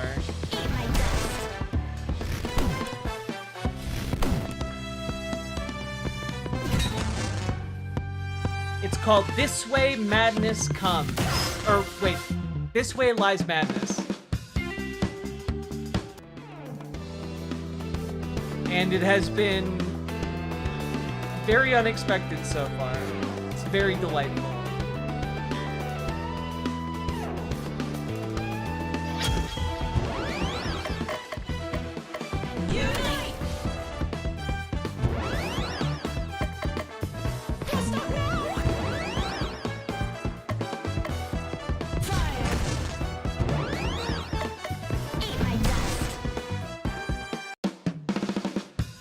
Does everyone here agree Samus is a magical girl? Of course. Like, absolutely.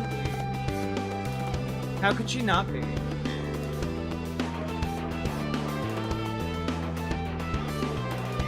She's got like a suit, transformation, everything. This is a very large tutorial area. That's the only part I'll say.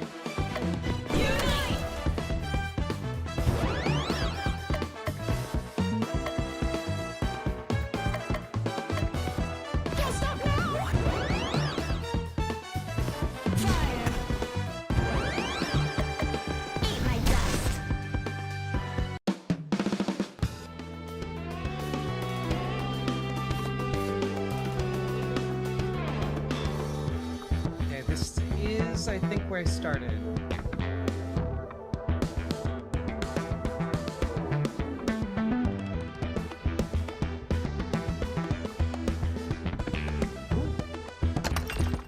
You got a bomb!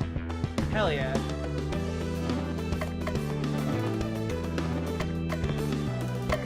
Gotta equip the bomb.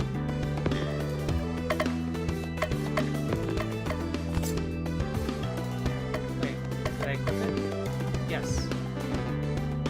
Have you ever wondered what comes with Samus is a girl?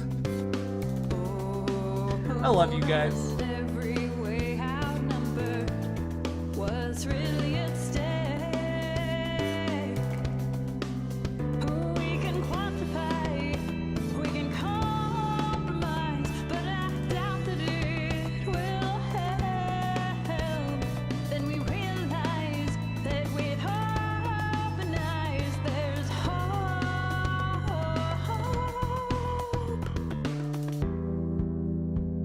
I think I have to go This over is here. a fight I never wanted.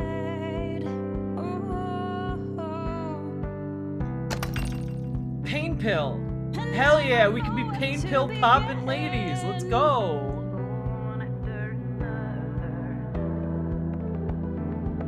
This is a fight I never wanted.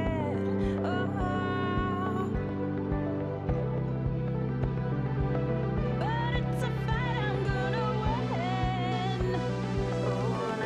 I am a little lost, fortunately. Yeah, this is where we had the initial fight. I think I have to keep going down.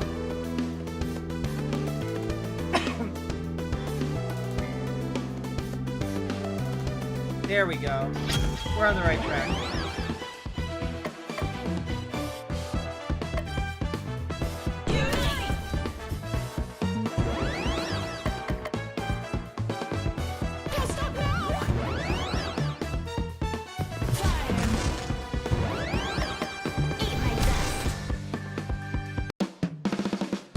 Also, folks, if you don't know who I am, my name's Riverboat Jack. I talk about the news and politics. I also do, like, just voice acting for fun.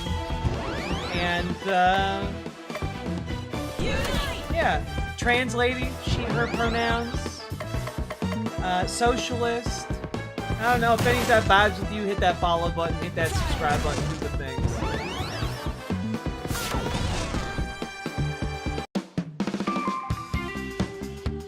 Viola gained a new trait, Indefatigable. Rosalind learned a new ability, Ameliorate. Let's go.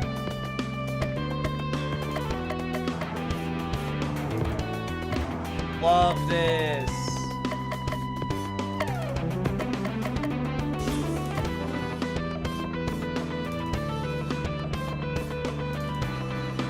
Goop monsters. Guys, it's wearing a little outfit. It's wearing a little outfit, guys. Look at him. Just wants to be like a little knight. Also, yes, you can join the on-screen chat by joining riverboat.gg, which will let you chat on the on-screen chat and post the Dix emote.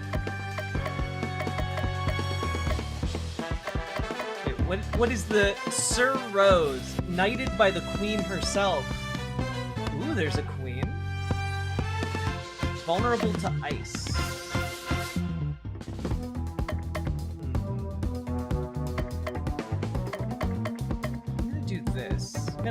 power the party instead. And since we're starting in hyper,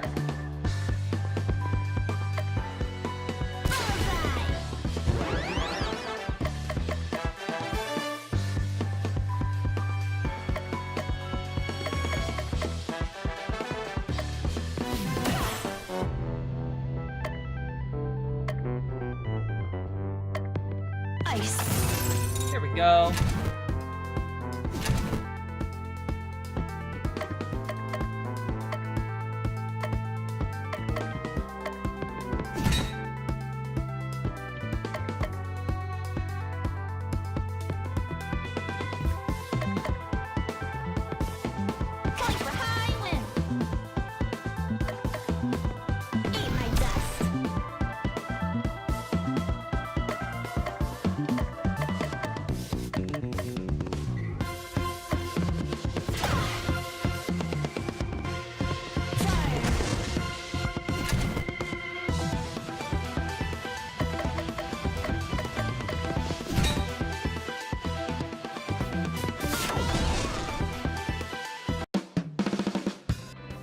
Hell yeah.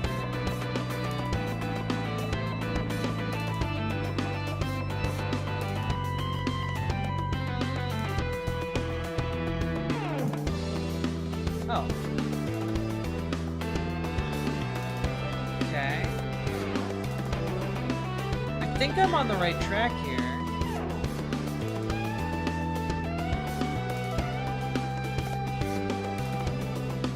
This just brought me back over here.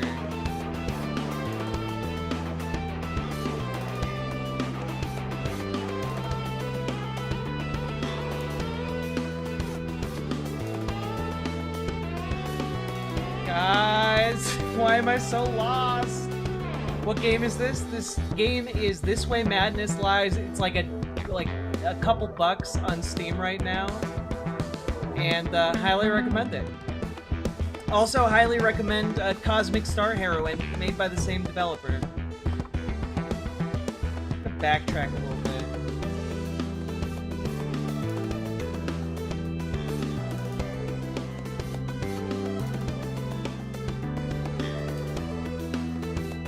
There we go. This enemy looks tough. Are we strong enough? We are if we work together. Unite abilities are powerful moves that can only be used once per battle and cannot be recharged. Oh, the longer the battle progresses, the more powerful they become. Cool.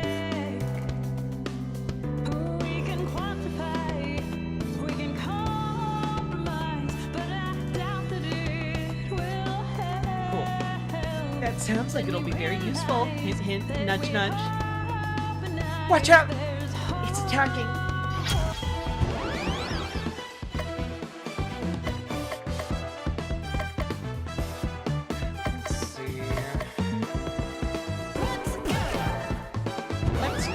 Ladies. Eat my dust.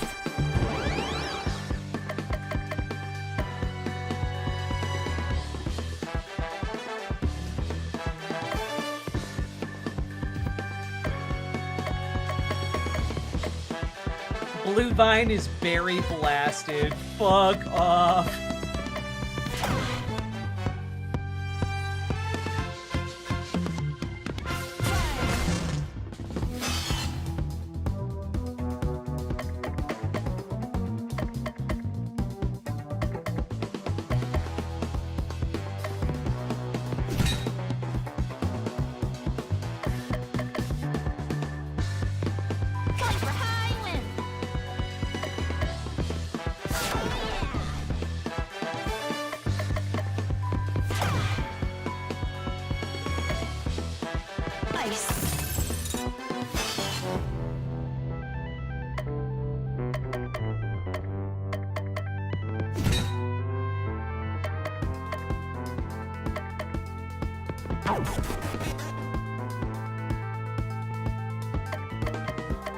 Okay, here we go.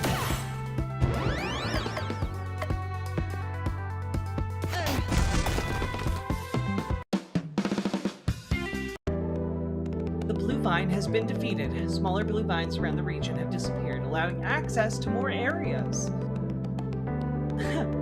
Look, that spiky vine is gone. Yay! Let's take it to the end zone. God, I'm struggling differentiating their names. Not their names, their vibes. Vocally.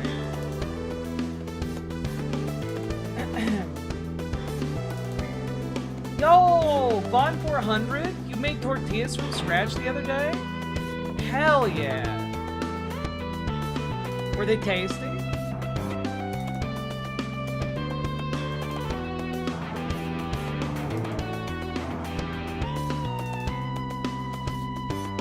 Vert is a ghost town as soon as Jack started gaming. It's true. But that's the secret, Vaughn. All the chats become ghost towns the second I start gaming.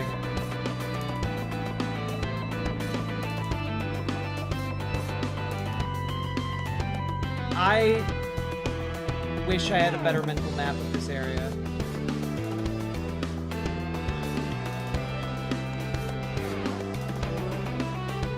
Okay. Nothing up here.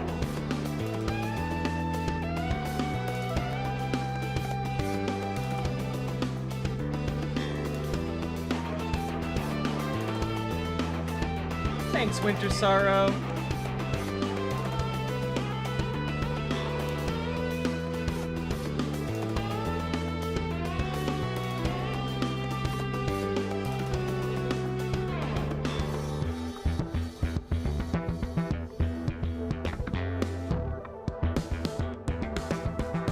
Aha! This looks like a boss area to me. Oh, fuck yeah. Let's go. Let's get some tentacles. Hey, guys. He's alive! Ay me. Bound more than a madman is. Shut up in prison. Kept without my food. Whipped and tormented. Sad hours seem long. Feedeth me, Montague, but heed, it must be the sanguine tincture that floweth through thy veins. Feedeth me, Montague, from the time that heavenly orb drowseth till it awakens once more. For it is in the feeding that my vines shall take strength and flourish unto full measure. Romeo shall not be eaten by a giant plant monster. Not on our watch, mister. Yeah, I bite my thumb at you, plant monster. Huh? It's an Italian insult. Okay.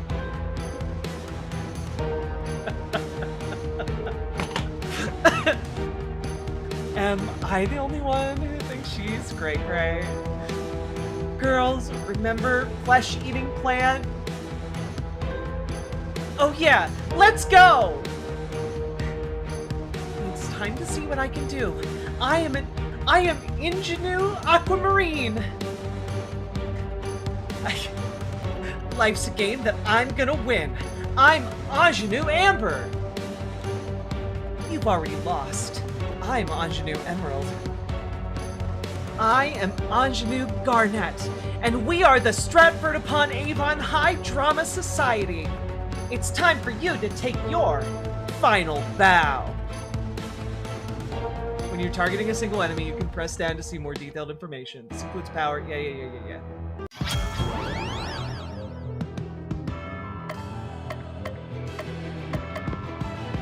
Ooh, he's weak to light.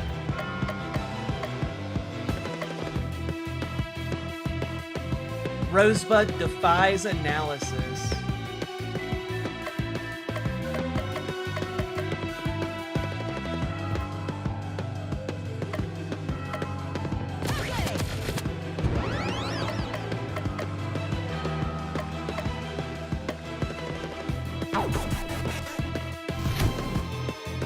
Oh no!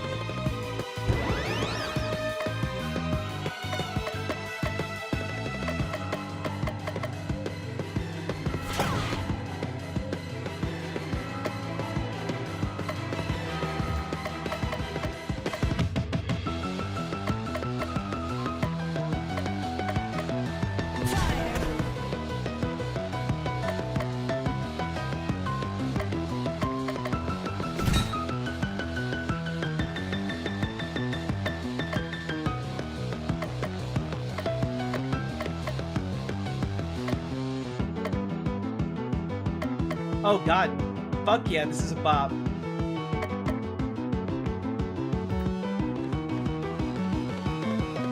Fight for high win. Eat my dust.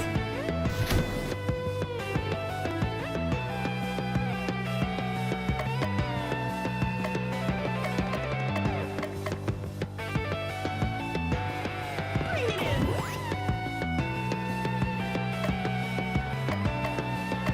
Ice.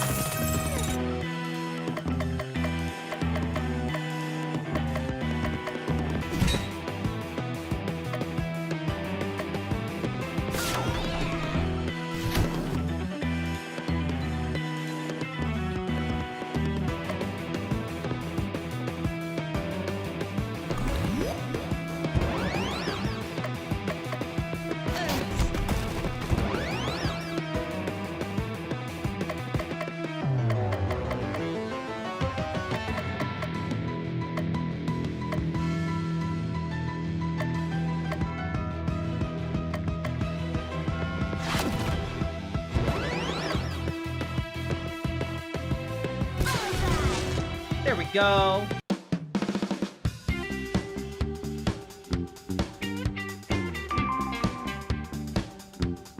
Imogene learned the new ability Share. Paulina gained a new trait, Invigorated. Viola learned a new ability, Toil.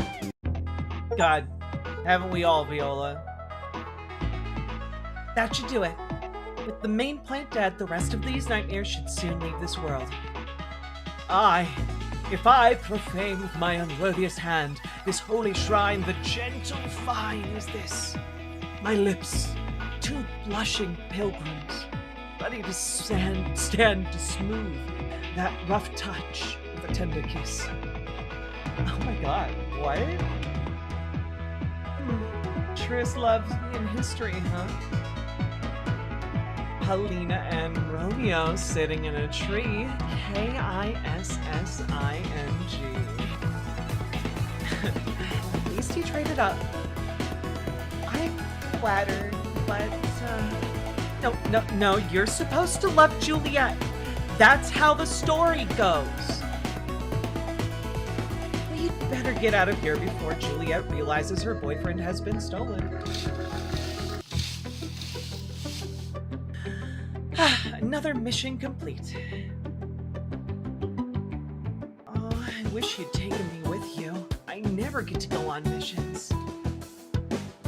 I'd take everyone each time if I knew how. You managed it the first time. That was what, 3 years ago? The week before we started high school. But you all know all about that, so there's no point in reminiscing. Hard to believe we're gonna be seniors soon. I'm sure you've already started thinking about what plays we'll do this year. Oh, I already have the whole year planned out. We're going to start with a comedy of errors, and then The Tempest, Much Ado About Nothing, Midsummer Night's Dream, and end with Cymbeline. It's about time we did Cymbeline. Finally, I get the chance to be the star! Got to be the star of our first grade production. You mean stomach in our salute to the digestive system? You were such a cute little tummy. That doesn't count. Don't forget, I'm busy on Tuesdays. There's a volleyball. Set your mind at ease. I've already taken that into account. What's a comedy of errors about? I've never heard of it. Two sets of twins that get mixed up and then mistaken for each other. It's one of Shakespeare's earlier comedies, so everyone needs to be extra funny. Why should I have to be better because of the date? She's saying that we need to do our best and honor Shakespeare's early comedic works by making everyone laugh. No, I was saying that we have to be extra funny to make up for the failings in the original material. Finally, my time to shine has arrived. I'll have them rolling in the aisles. Just stick to the script this time. the fun in that? It still feels weird to be living alone, but I really wanted to attend Stratford-upon-Avon High. I wonder what everyone's doing back home. Hi, Mom! I'm eating my veggies. No, I'm not staying up too late. Yes, I'm still a magical girl.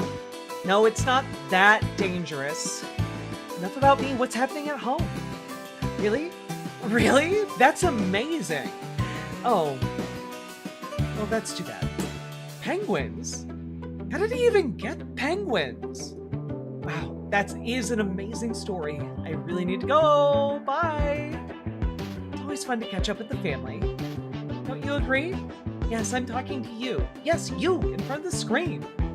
How are you enjoying the show so far? Pretty exciting, isn't it? You, that's going to grow old fast. I'll have to think of something to call you. Player seems a little too on the nose. Oh, the world's a stage, and all the men and women merely players after all. No, player won't do. Won't do at all. I've got it. From now on, you will be referred to as the Bartolator. It's a real term, look it up. It's in the dictionary. You are a hardcore fan of the Bard, after all, aren't you? I knew it. Dear Bartolator, I know we're going to become great friends, you and I. Pride Month is over, now it's time for heterosexual year. It's heterosexual year every year. I think we give this year to the asexuals. Miss Marlowe. Oh god! Yay! Miss Marlowe! What an incredible game so far. I'm enjoying this a lot. Okay, please sit down, everyone. Your regular teacher, Mrs. Lofgren, was bitten by a pygmy hedgehog, so I, Mrs. Marlowe, will be filling in. Sorry, Miss Marlowe. My specialty is social studies, but how hard could English literature be? I see that you've been studying the Shakespeare play A Winter's Tale. Can anyone tell me what country King Leontes rules over? Beatrice, how about you? He was king of Sicilia, miss. That is correct. Sicilia, also known as Sicily, is a wonderful place in the Mediterranean. I wish I was in Sicily, on the beach, instead of filling in for a lazy, no-good excuse for I mean, let's go on to the next question. Ha ha ha. Miranda, please explain the relationship between Leontes and Polixenes, please. Well... Miranda looks desperately at Imogene for help. Imogene looks desperately at the Bartolator for help. Oh god, I don't remember. I think they're friends from childhood, though. Oh no, I didn't know that this was going to test my knowledge of Shakespeare.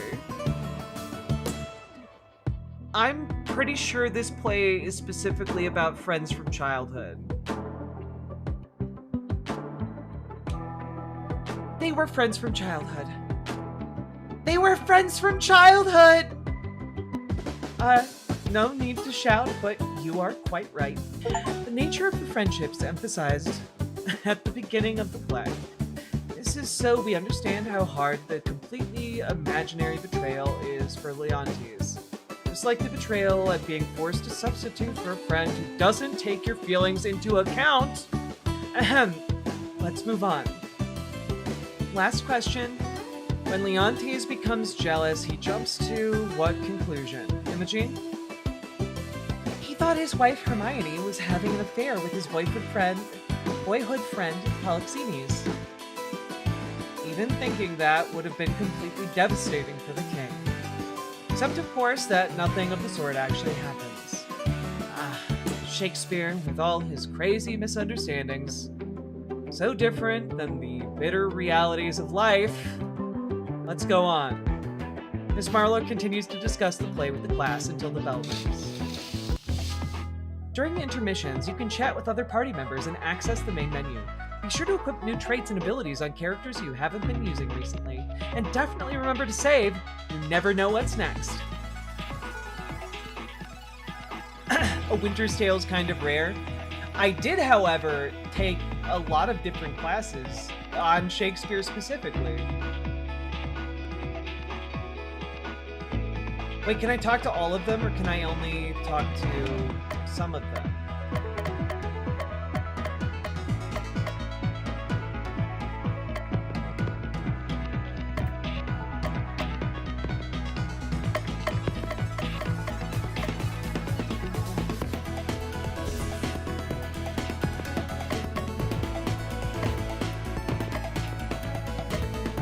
God, this music slaps.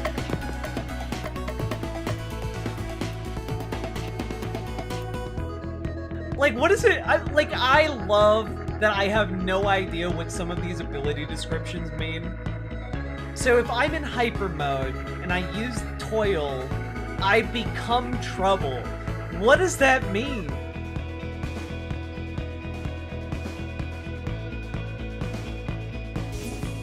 I can't wait to find out.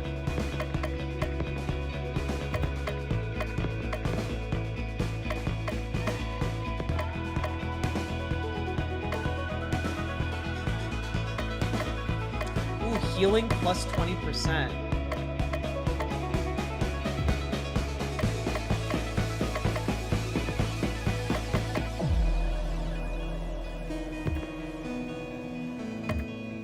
Okay, so it kind of seems like the first trait to get rid of is magical, if I have something that is equivalent and useful.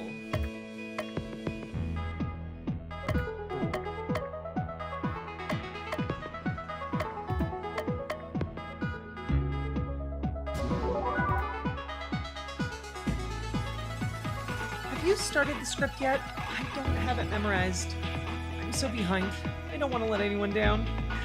I think I can fit another 15 minutes of practice in if I take away the rest of my eating time, though.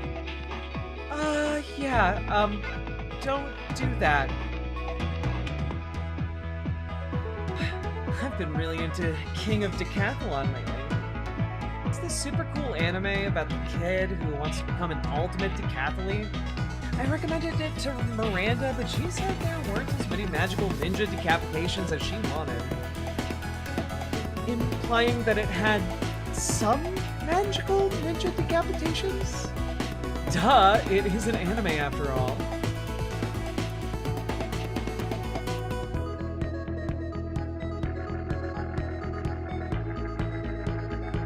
The look on Paulina's face when Romeo started flirting with her Romeo started flirting with her was worth any amount of roses. Don't look at me. Totally not playing Cosmic Star Heroine instead of reading my assignment. Why would you think that? I just wanted to borrow a pencil. We routinely save worlds, and we still have to handle mountains of homework. It's plain wrong. This sort of stuff is how you get supervillains.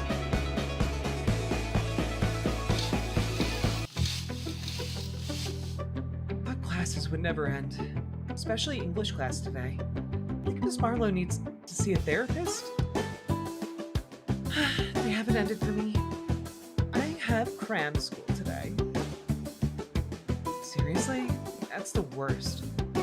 My parents expect me to get into the best university, and that means I need to ace the entrance exam. My parents aren't nearly that strict. I know they just want the best for me. Sometimes it's a lot to live up to, though. Your cram school is over by my house, isn't it? Want some company on the way there? Of course.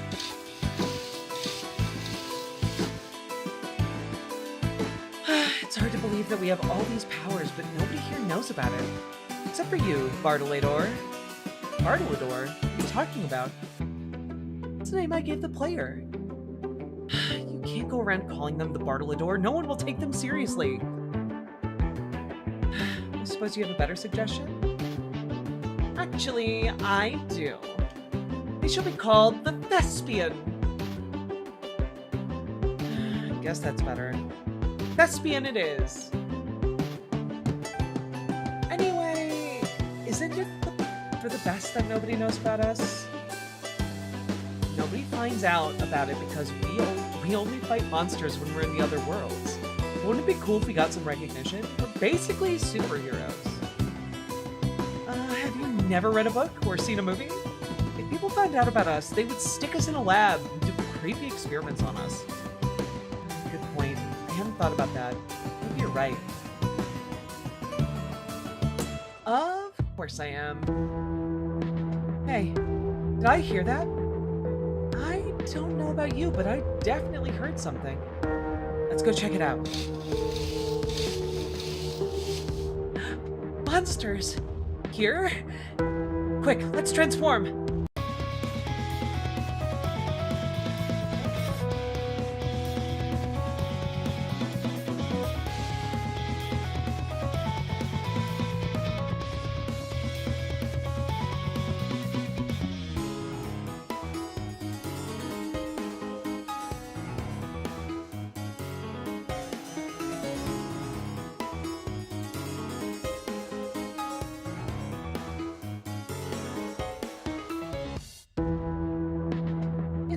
Just the two of us. And the thespian. Don't forget about them. The thespian doesn't count. Those monsters aren't going to eat the thespian if we fail. There's no time to get help. We have to stop them before they hurt somebody else. Shadow hates the light and yet depends on it for its very existence.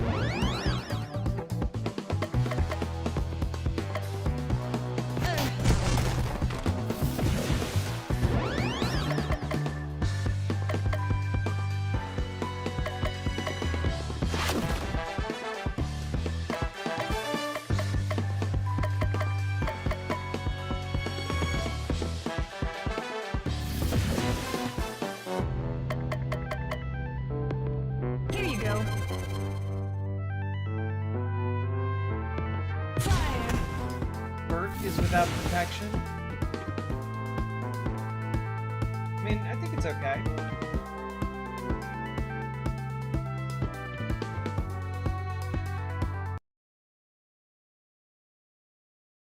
But you're right. Perhaps we need to restore order to Vert chat. I'm sorry, Vert chat. You made me do it. Made me do it. Go.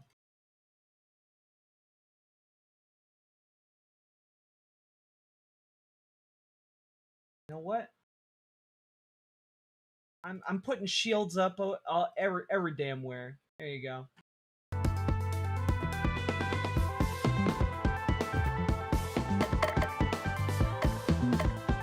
You can do this!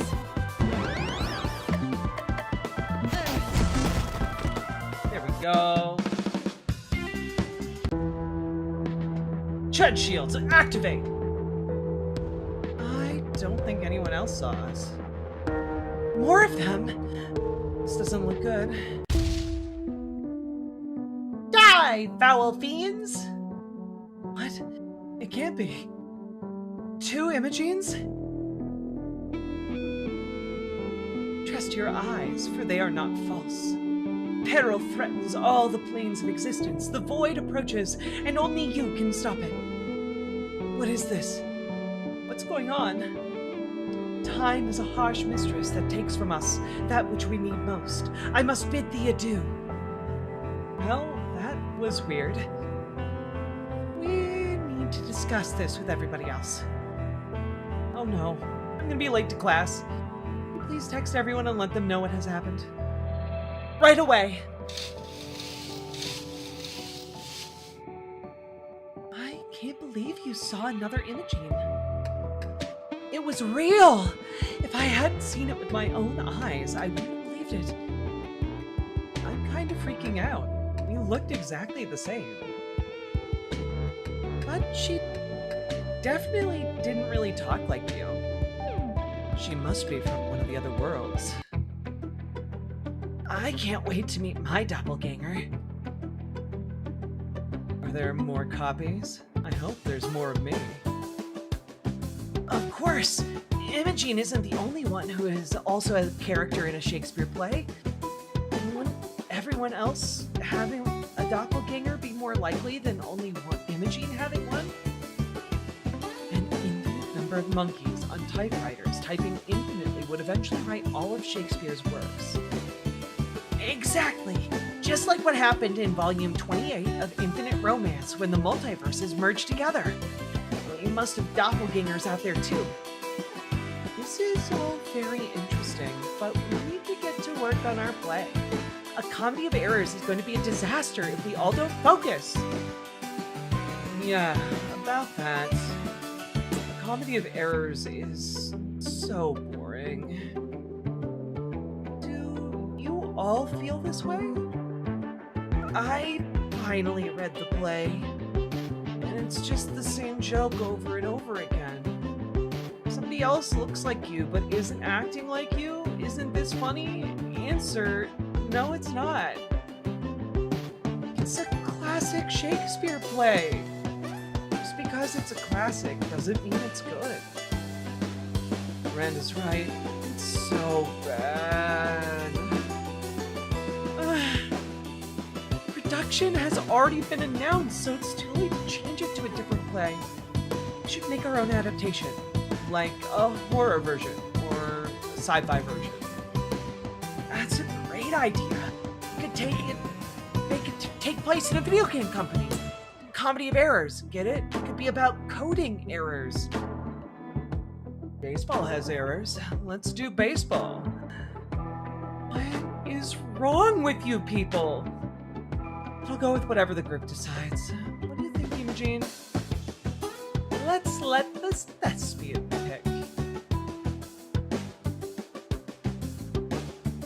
I like comedy of errors being intended as like a video game pun as well. Video games and Shakespeare. Seriously, count me out. Don't worry, I've got this. I'll have a script done by tomorrow. Tomorrow? You're joking. You're gonna write an entire script overnight? Of course! How hard could it be? Oh, it's gonna be so bad. Coach Caliban. Alright, simmer down, everyone. I can tell from the giggling you've already noticed that I'm not your English teacher. Mrs. Lofgren's sphenopalatine ganglia raglia is acting up and she's home in bed. Isn't that just brain freeze? Your brain is a muscle just like any other and needs to be treated with the greatest of care. I know someone who had sphenopalatine ganglia once and didn't take it seriously, and he's dead now. Coroner said the cause of death was a traffic accident, but we all know the truth. This conversation is getting out of bounds. And I know the truth because I ran away from the scene of the crime. I'm Coach Caliban. Well, I think this English stuff won't help you one bit after school. Let's get into it. I see you here. Been studying 12th Night. Who's the character of Orsino? Girl with the glasses, what you got? Me? Yeah, you'll do. So, what's the answer? Orsino is the Duke of Illyria. Is that right? Let's see. That matches the answer that your teacher wrote down here, so good for you. Moving on, Balthazar, your turn. Why does Sir Andrew try to pick a fight with Sebastian? I don't know, Coach. I've been so busy with football practice that I chose the nerd voice. I'm going with it anyway. I'm sticking with it. I didn't read the assignment. Good on you for having your priorities straight, kid. Anyone? Thespian, do you know? Oh God, why did Sir Andrew try to pick a fight?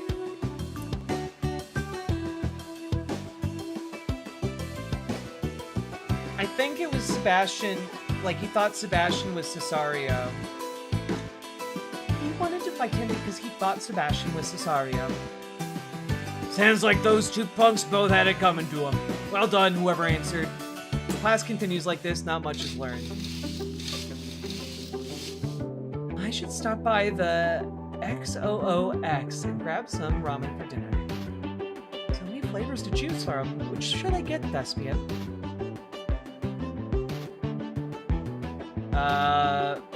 Mushroom and beef. Gotta stick with the classics.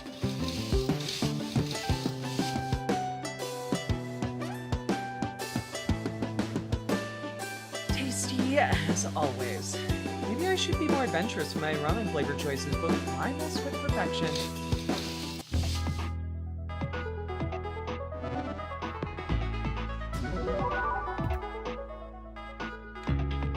Lily gave me some protein bars she's trying, but look at the ingredients!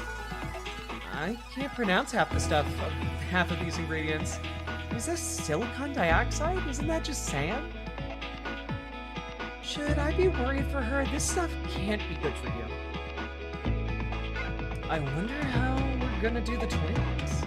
Will one actor do both? Hey, did you know that Spethalania ganglioraglia actually takes as many lives a year as the breed of Canis lupus? I looked it up. Why are you smiling like that? Is there something I don't know? Do you ever get the feeling that someone is watching us and controlling our every move? Oh, you mean the thespian? Oh, are they like a god? Do they weave tapestries of our lives? Can they possess our souls? Do they have long, slimy tentacles? Do they like cookies and ice cream?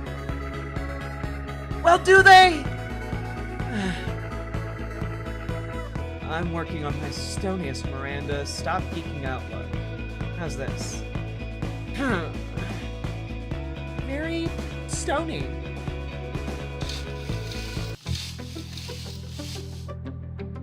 I wish every day was a teacher in service day. Then I could spend more time on the really important things. Manga, video games, arguing with people on the internet. Where's Rose? Where's Rosalind and Beatrice? They said they needed to study for exams. Boring. And they go and waste it on schoolwork. So, what are we gonna do? That's right. I don't think we actually planned out anything. I heard they just opened a new panda exhibit at the zoo. I got it! Let's go to the skate rink! You like roller skating too? It's the best! I love moving quickly and not being able to stop!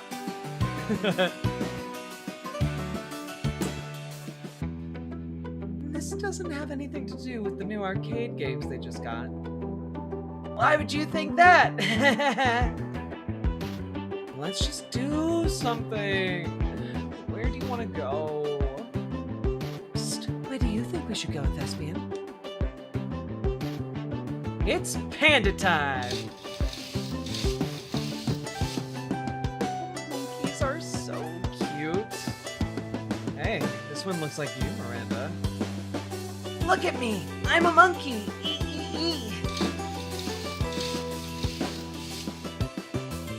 Come on, tiger. We don't have all day. Leave the tiger alone. It's hot. It's probably tired. The tiger isn't gonna dance for my amusement. What even is the point of this place?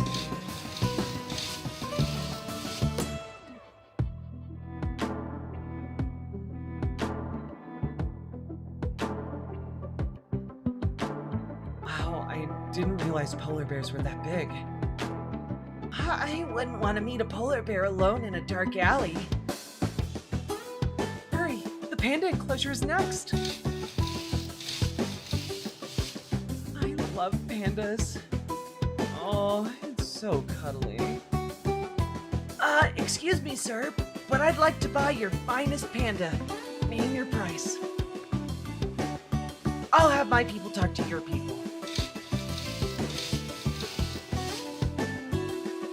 Here we are at the zoo restaurant. Come on, say the name. At the Zooteria. Did you seriously get the dino nuggets? What? They're super cute. Leave me alone. This is a zoo. They don't even have any dinosaurs at this park. How cool would that be? Yeah.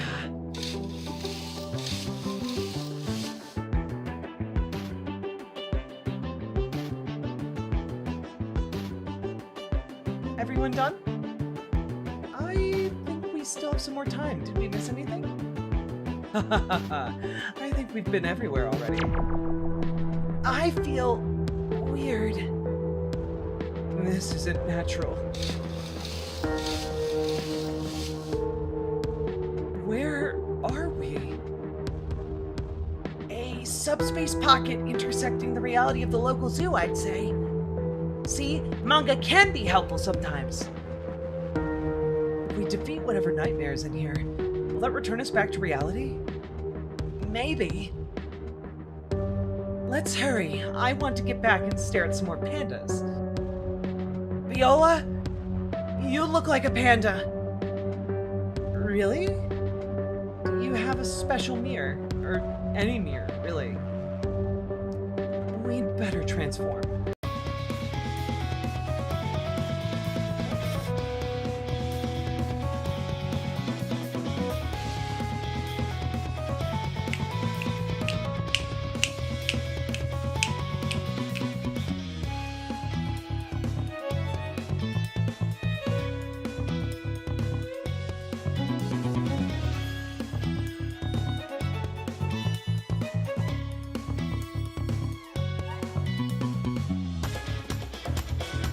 Hell yeah, magical panda girl transformation.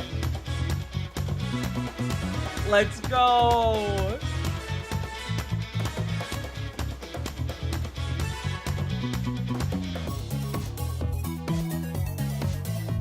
I love it.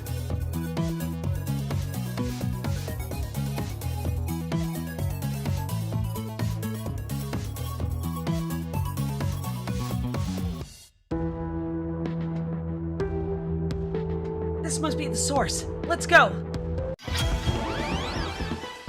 Damn, this game moves at a very fast clip. All right.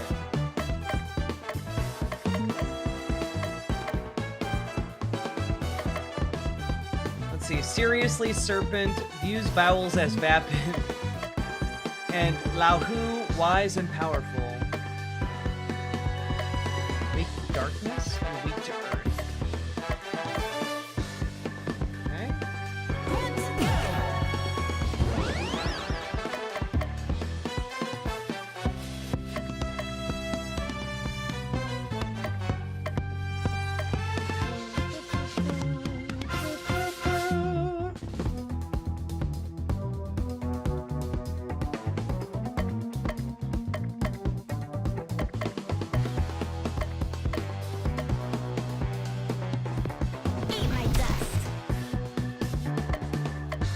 Ooh, I can poison someone?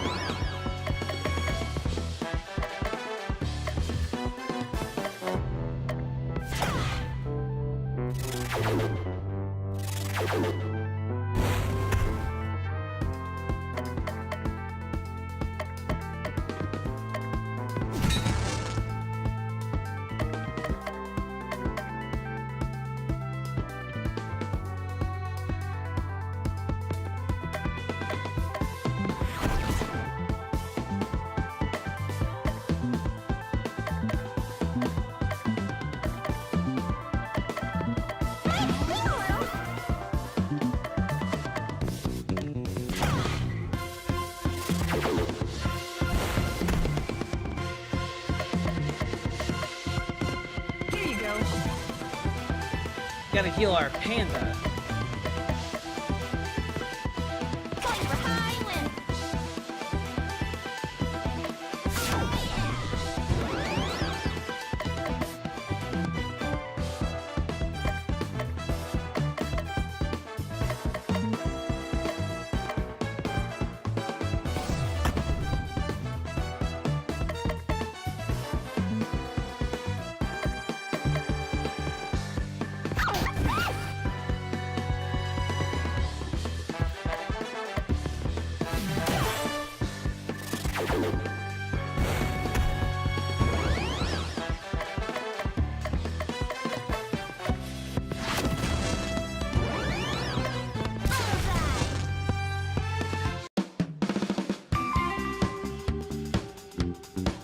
Eugene gained a new trait, loyal. Viola, get back to normal. I kind of liked Panda, Viola. I miss Panda, Viola already. Let's go back and watch the elephants. Come on, we only have 3 more hours left before they close.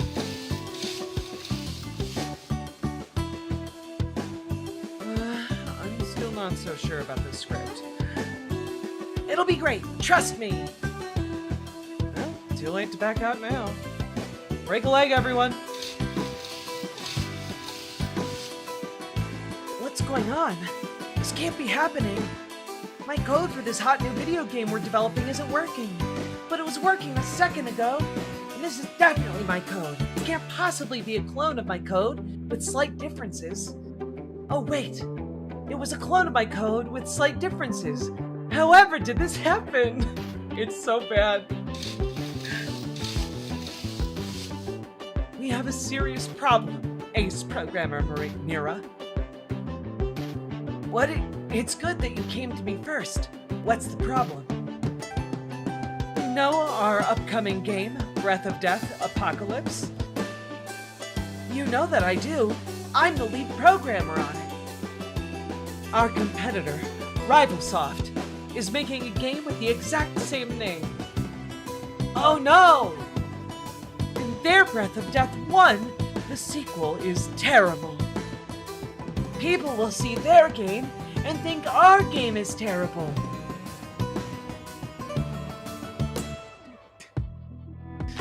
I need you to stop them, or do it fast, or I'll hack your keyboard on my desk. I can explain everything. I have an evil clone, and she's the one that killed all those people. I knew it couldn't have been you. You were busy making all the best video games for our company, and I knew you'd be the one to solve the case. What better detective than the one who could commit the crime, but didn't? Now back to work on our next game. The graphics are already done since that's what gets finished first.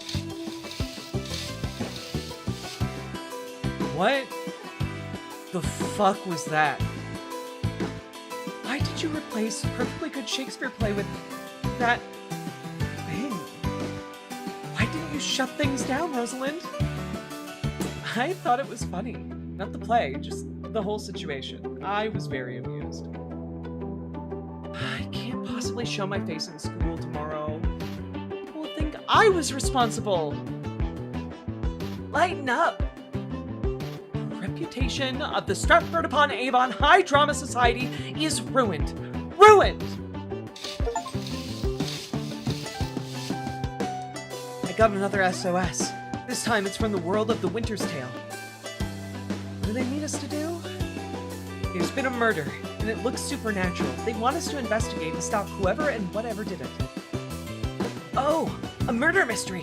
I love murder mysteries!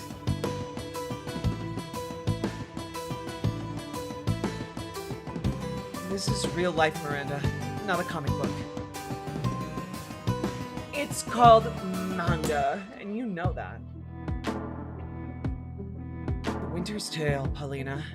That's where your namesake is from, isn't it? Yes. I wonder what the Paulina from the other world is like. We'll find out soon enough. Everyone ready? Other dimensional portal activation! Is everyone okay? No problems here. Yay, I made it this time. I only brought 2 other people this time, and I was trying so hard to bring everyone. But one of them is me, Ace Detective, Miranda! Reading detective manga doesn't make you an actual detective. But having the badge and magnifying glass from the collector's... But having the badge and magnifying glass from the collector's edition does. Let's get this over with. If we ask around, we'll find all the clues we'll need. Everyone knows the first thing you do in a murder case is investigate the crime scene.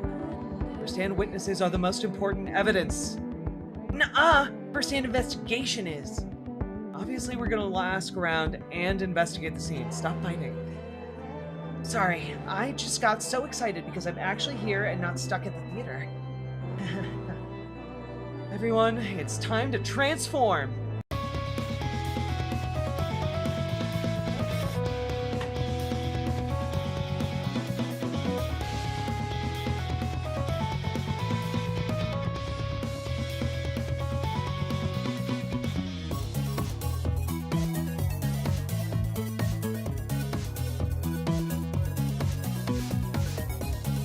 Stupid sexy tiger. Oops.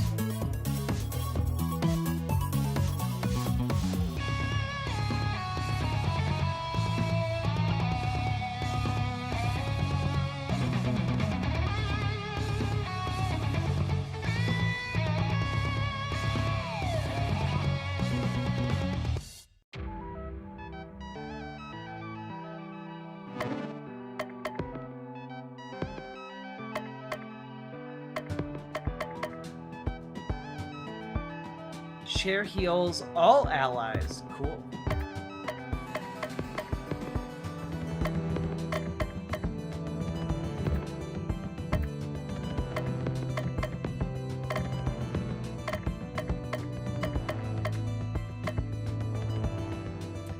Vulnerable inflict plus 50%. Let's go.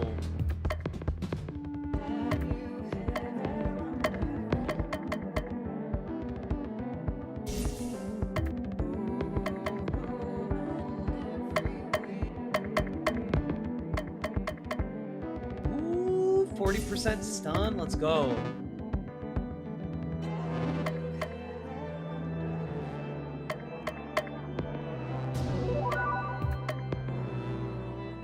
This case we're on reminds me of an episode of Magical Mermaid Detective Yumi.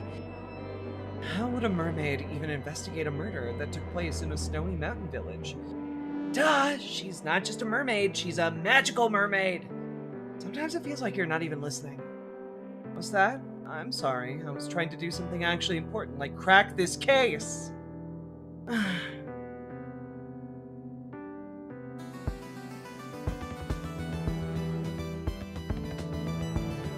But lo, a trio of lasses of fine repute approaching the scene of death, most foul, eager to prove their worth. Have no fear, Ace Detective Miranda's on the case.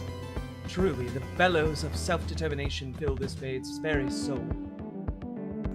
Yes, I see.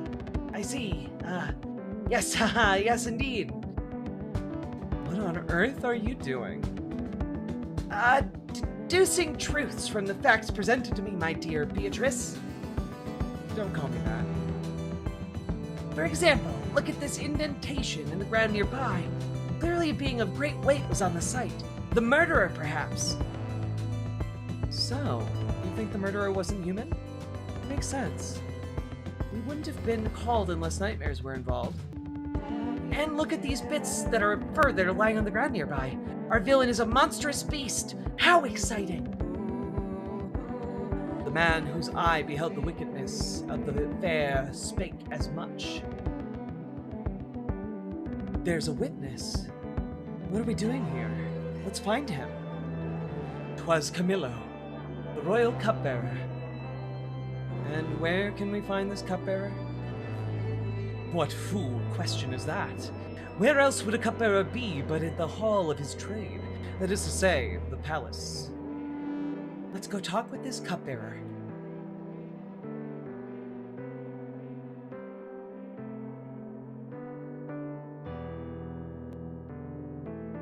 What's in here?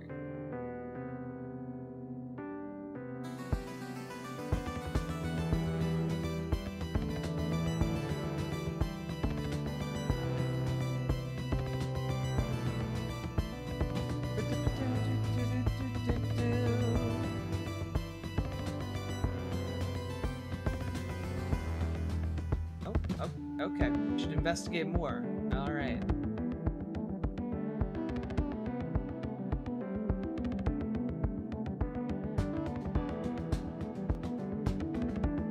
Thou mustn't botherest me. Visage of the old noble Antigonus must be finished ere the day's over.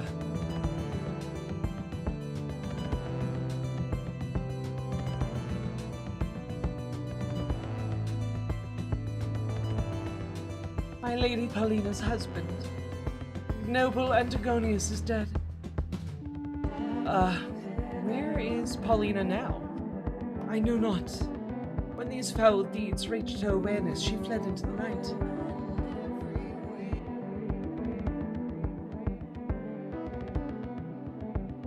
Could this be poison?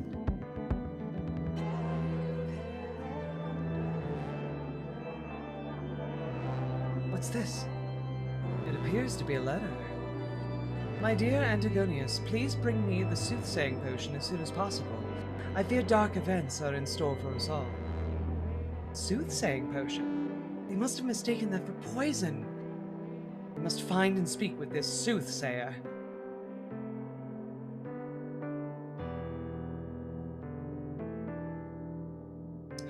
The constabulary sent you to investigate. Such action is needless. Poison made its acquaintance with Antigonus, and he suffered for the meeting. And that scoundrel Camillo, the cupbearer, is in prison, never to be set free.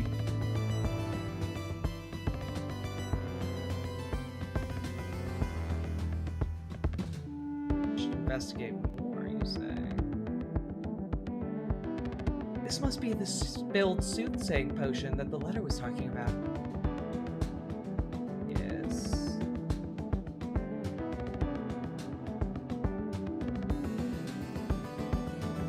Okay, there we go. The old soothsayer. Southeast of the castle, you'll find her abode.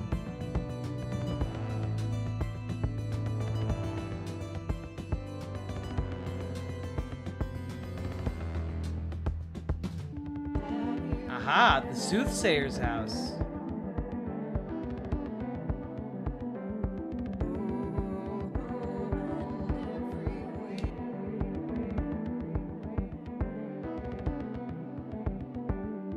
Welcome. Your arrival was read on the wind. Then you know why we're here. Indeed. Fear not for poor Camillo, 'cause accused of murder wrongly, his freedom shall be secured. But Paulina, her fate is uncertain. In the Hunter's Lodge to the west, she prepares herself for battle, most deadly. Neat! We didn't even have to ask any questions. It'd be nice if everyone knew that we were going to say in advance.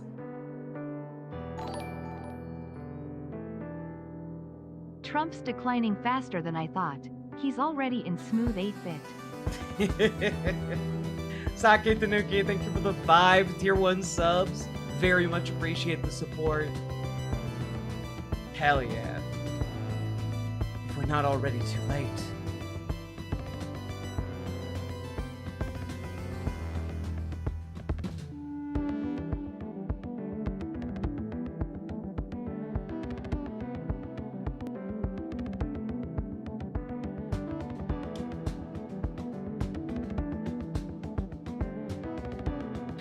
Have knowledge of who I am. It is I who called to you. I am Paulina. We know who you are. You're our friend. Wait, how did you get in here without Imogene's help? This must be the Paulina of this world. She looks identical to the one in our world. What is going on? This doesn't make sense.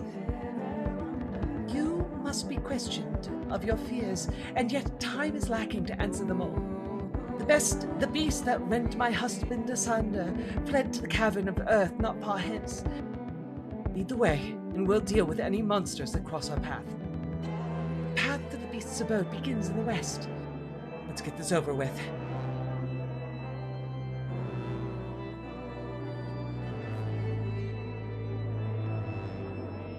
Here we go. Watch out! Monster incoming!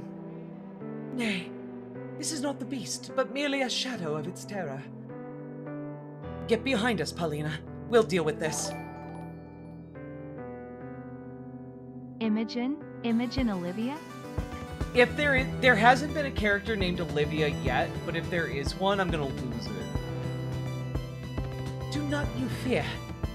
Upon mine honor, I will stand betwixt you and danger.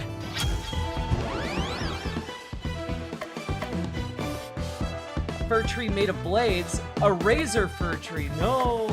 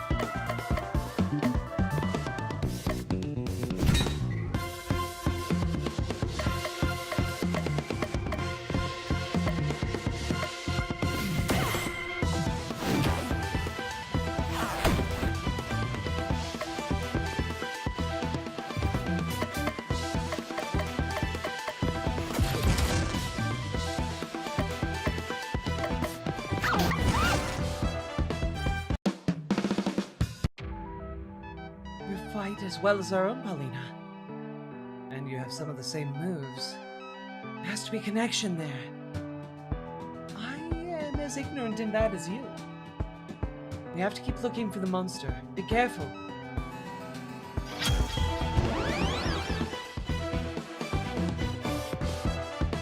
Morel the snail. Change its appearance to better fit the environment. And then there's Snow Fox. Cute but deadly.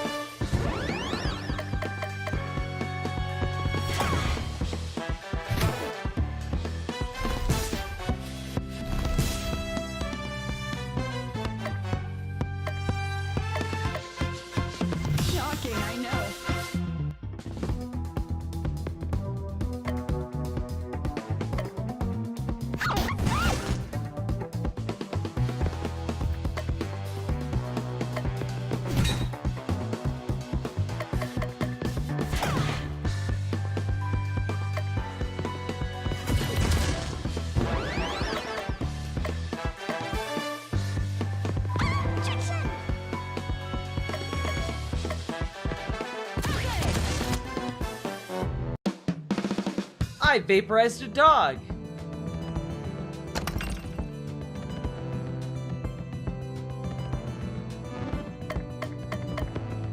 Gotta make sure I equip it. I don't think I want something that does ice damage here, though.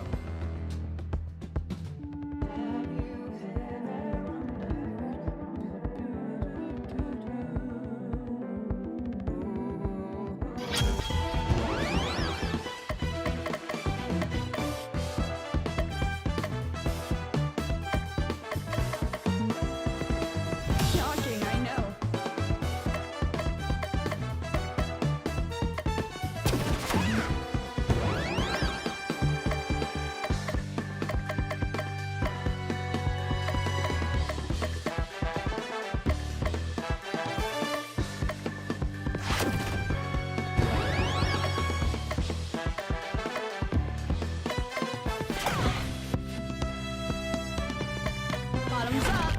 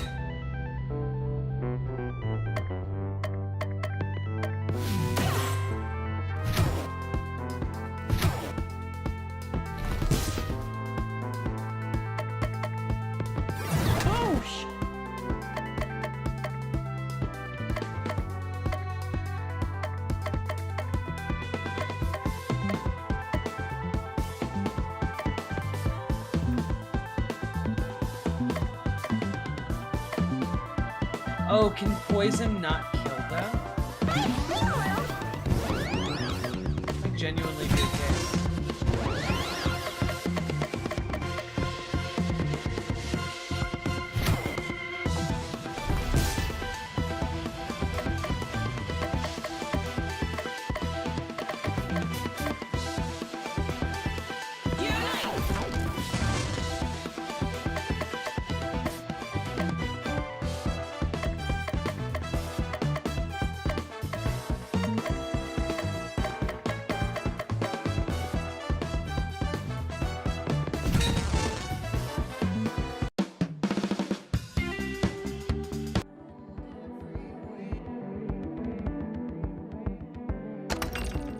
You got cat ears. Let's go.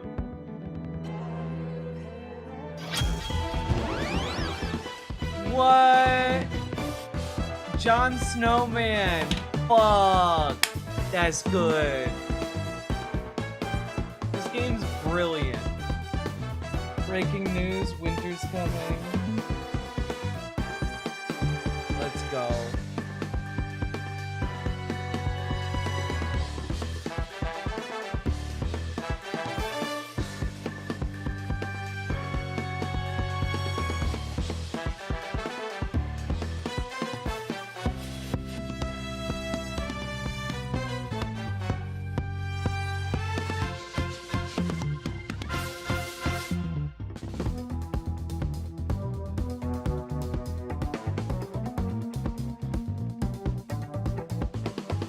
Bottoms up.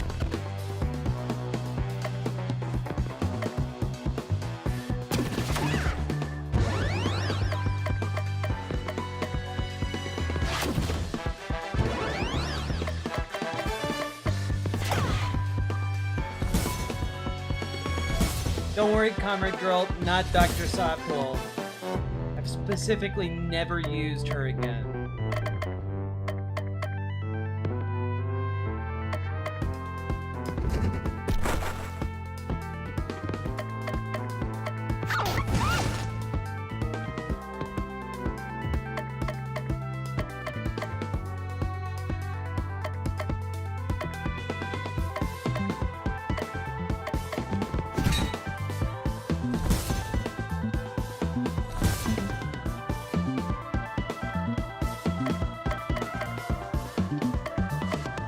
Shocking, I know.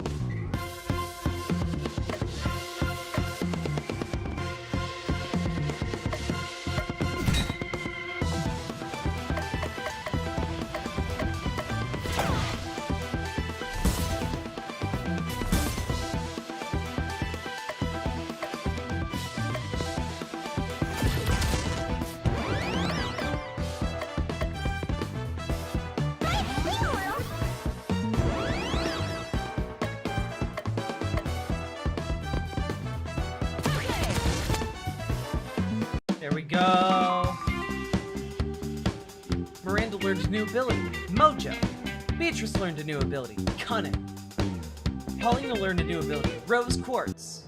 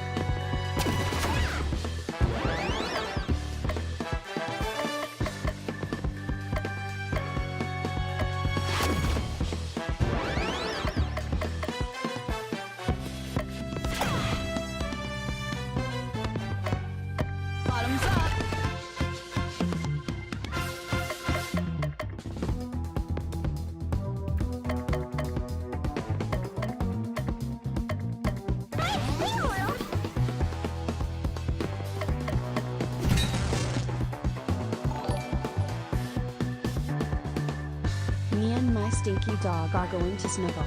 Hope you all get some snuggles. Good night, Big Grackle. Get good sleep. Thanks for chilling and grilling with us.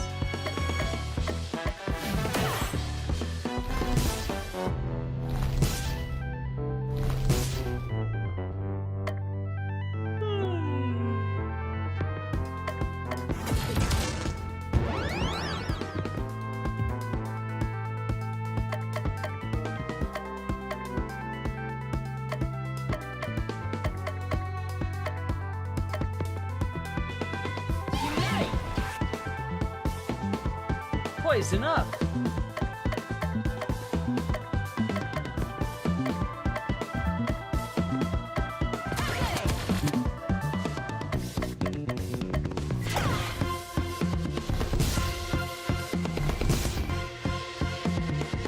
It has been real chill.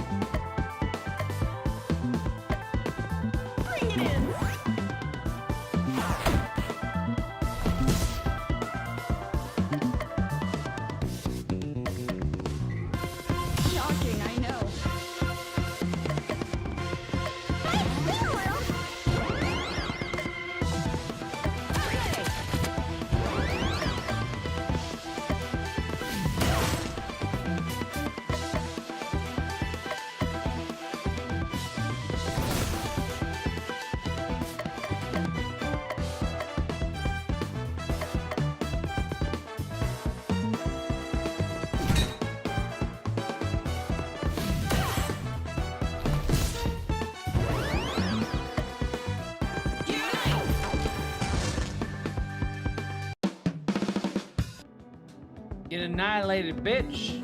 Let's do it. You got a bigger backpack. You can now equip more items for combat. Oh.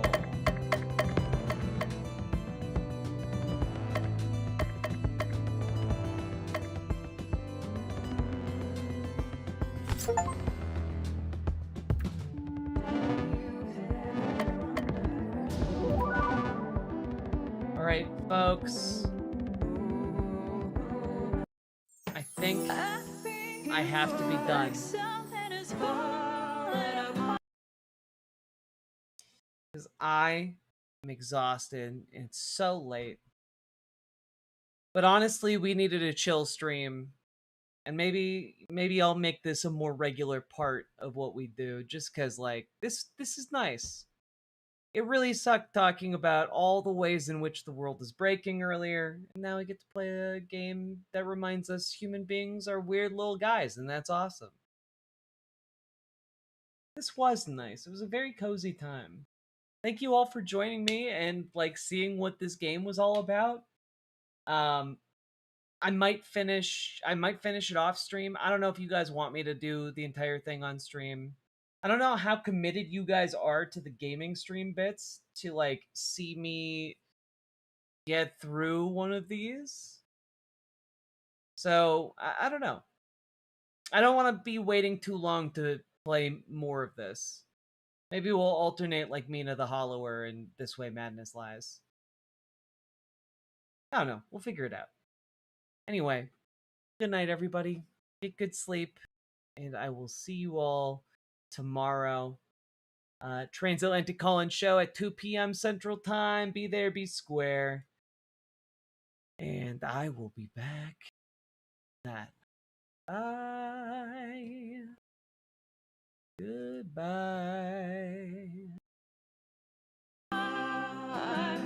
There's two roads diverge from my